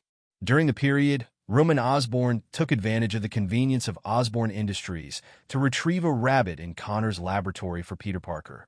Rabbit? That's right, a rabbit injected with a regenerative gene drug. Luo Feng understands that Peter has developed a potion that can turn the Lizard Connors back into a human. That's why I went to the sewer alone. He wanted to use himself as a bait to attract Connors the Lizard, and then inject him with medicine. Queen, tell Gwen about this. Okay, Master. There is one more situation, Master. Luo Feng's eyes narrowed. What's wrong? While I was investigating Osborn Industrial's internal data and decisions, it was discovered that someone else had hacked into their network. Do you know who it is? I followed their trail and found it was S.H.I.E.L.D. S-H-I-E-L-D? Are they going to step into? Inside S.H.I.E.L.D., Nick Fury was watching what was happening in Gamilla as Tony destroyed all Stark Industries weapons. By the way, he also killed the local Ten Commandments gang over and over again. Later, in the process of leaving, he also accidentally destroyed an F-22 fighter jet of the military. What a troublemaker, Nick Fury said flatly. Judging from Tony's current performance, he has listed Tony as a member of the Avengers program. Now is the time to find a time, contact Tony directly, coax him in, and be done. At this time, Hill came over from behind Nick Fury. The NYPD is already catching that lizard monster. Where's Spider-Man? Hill agent shook his head. I don't know her location now. Nick Fury took a light sip of the coffee in his hand. I think she should be in the sewers with the entity now. Without explaining his speculation too much, Nick Fury continued, anything else? There is none left. Nick Fury nodded. I'm in a good mood. The Avengers program, which has never progressed. There are now 3 candidates. A Tony, a mysterious Spider-Man, and the superphysicist who is now on the run, Dr. Bruce Banner. Chapter 50 Mouth Cannon is hidden ability. Inside the sewer, George led the men behind him and walked slowly. George, who was walking in front, raised his hand and made a pause gesture, and all the people behind him stayed where they were. George pressed his radio headset. Ed, there is a piece of information from Group B to report to you. Say, Peter Parker, author Joman Osborn's car, leaves Osborn Industries to an abandoned factory. The people from Group B went in and found that Peter Parker is also in the sewers now. After hearing the news, George looked behind him sharply. Where did he come in what direction? You're back. Damn. George scolded lowly, and then said to the 2 people beside him, You 2, take a few of them and continue to search forward. You guys come back with me. Contact as soon as there is a situation. After what happened last night, George knew very well that the lizard monster's purpose was Peter Parker. Now Peter Parker is in the sewers for whatever purpose. Lizard monsters will go to Peter Parker first. George quickly divided into 2 groups and led a group to Peter's direction quickly. After a trot all the way, George found that there were still quite a few cobwebs on the walls. George sullenly said, Spider-Man. But it didn't stop to check too much, at least for now. Spider-Man was a solid ally. George can still handle this. Watching Luo Feng in the big picture, at the moment watching George run towards Gwen's direction, could not help frowning. According to the original fate of the characters, George died at the hands of Dr. Connors the Lizard. It seems necessary to go there in person. He didn't want to see Gwen sinking into confusion and self-blame. Inside the sewer, Peter didn't walk too fast. He walked slowly as if he was on an outing. He knew that as long as he was here, Connors the Lizard's keen sense of smell would spot him right away. And all he has to do is wait. Wait until the Lizard Connors appears in front of him. Because he carries something that Lizard Connors desperately needs. Suddenly, Peter heard the sound of rushing water not far away, and the sound seemed to be approaching him. Peter followed the sound and looked at the originally calm water. At the moment, water sprayed from the bottom of the water. Through the water, there is a faint shadow, and that black shadow is getting bigger. Peter's pupils shrank. Something was about to come out of the water. Without thinking too much, Peter clung to the backpack in his arms and ran back in the direction he came from. Just turn around, not even running a few steps. There was a bang sound behind him, and a lot of water splashed on the water. Lizard Connors sprang out of the water like a fish and landed in front of Peter. Hey, Peter, did you finally come back with my stuff and give it back to me? Peter took a few steps back subconsciously, while reaching into his backpack with one hand, holding the anti-gene drug that was just developed. That's Dr. Connors' thing. You are not Dr. Connors. You monster! Lizard Connors laughed. No, Peter. I just found a more correct evolutionary direction. You just don't understand me now. As long as you reach the same height as me, you will understand. Only by becoming this is the most correct destination for weak human beings. Come on, Peter. Give me the stuff. Come with me and join the glorious evolution. Lizard Connors opened his claws and grabbed at Peter, just when the hand of Lizard Connors was about to approach him. Peter's eyes were quick, and he took out a tube of anti-gene reagent from the bag and stabbed it towards the attacking claws. But Connors the Lizard was quicker and grabbed Peter's wrist with a backhand. Lift Peter up. He glanced suspiciously at the purple potion in Peter's hand. Peter, although I don't know what you are, but I can feel that this thing is very dangerous for me now. The other hand grabbed the anti-gene reagent from Peter's hand and crushed it in the palm of his hand. Let me guess, to lure me out. You must have my stuff, and it's in your bag. Lizard Connors grabbed Peter's bag. Poor Peter wanted to protect it, but his strength was in front of the current Lizard Connors. Resistance is tantamount to stopping the car with an arm. Don't worry, Peter. You're my favorite student, so you'll be the second human being to join glorious evolution besides me. Just when Connors the lizard was about to tear open the backpack with his mouth, a white cobweb stuck to the backpack and Peter's back. Then, with a pull, the backpack and Peter were pulled away from Connor's palm. Lizard Coniston's eyes lit up and looked forward. "Spider-Man, it's you again." Gwen, who caught Peter in the backpack, laughed and joked, "Oh, so I'm so famous? Even the lizard man in the sewers knows I'm a Spider-Man." "What? Want an autograph?" "But sorry, Spider-Man's signature hasn't been designed yet." Gwen's continuous talk made Connors the lizard even more annoyed. He rushed towards Gwen directly. Even at this moment, Luo Feng, who had just arrived in Queens and hid himself, had a strange expression on his face. Is it talking talker or Spider-Man's hidden ability? "Hey, find a place to hide yourself." Looking at the rushing lizard Connors, Gwen reminded Peter behind him. At the same time, he threw the backpack out and gave it back to Peter. Peter took the backpack, took out a tube of anti-genes, and threw it at Gwen. "Smack this on him." It worked. Gwen took the anti-gene potion. "No problem, genius." Seeing Gwen holding the threatening purple potion in his hand, Connors the lizard immediately became cautious. When fighting with Gwen, he kept his distance from Gwen while thinking about countermeasures. The sound of the two fighting was particularly clear in places like the sewers. George, who really came this way, immediately understood that the Spider-Man had already clashed with the Lizard Man. "Everyone, the weapons are ready. Aim at the Lizard Man. Don't hurt the Spider-Man." The weapons of several people are different. There are shotguns, there are light lasers, and 2 flamethrowers. George just put on all the weapons that could be used in the sewers. If this is on the ground, it is estimated that George wants to apply for a bazooka on it and give the Lizard Men a shot. Soon, everyone sees the Lizard Men and Spider-Man fighting. George immediately said, "Spider-Man, get out of the way."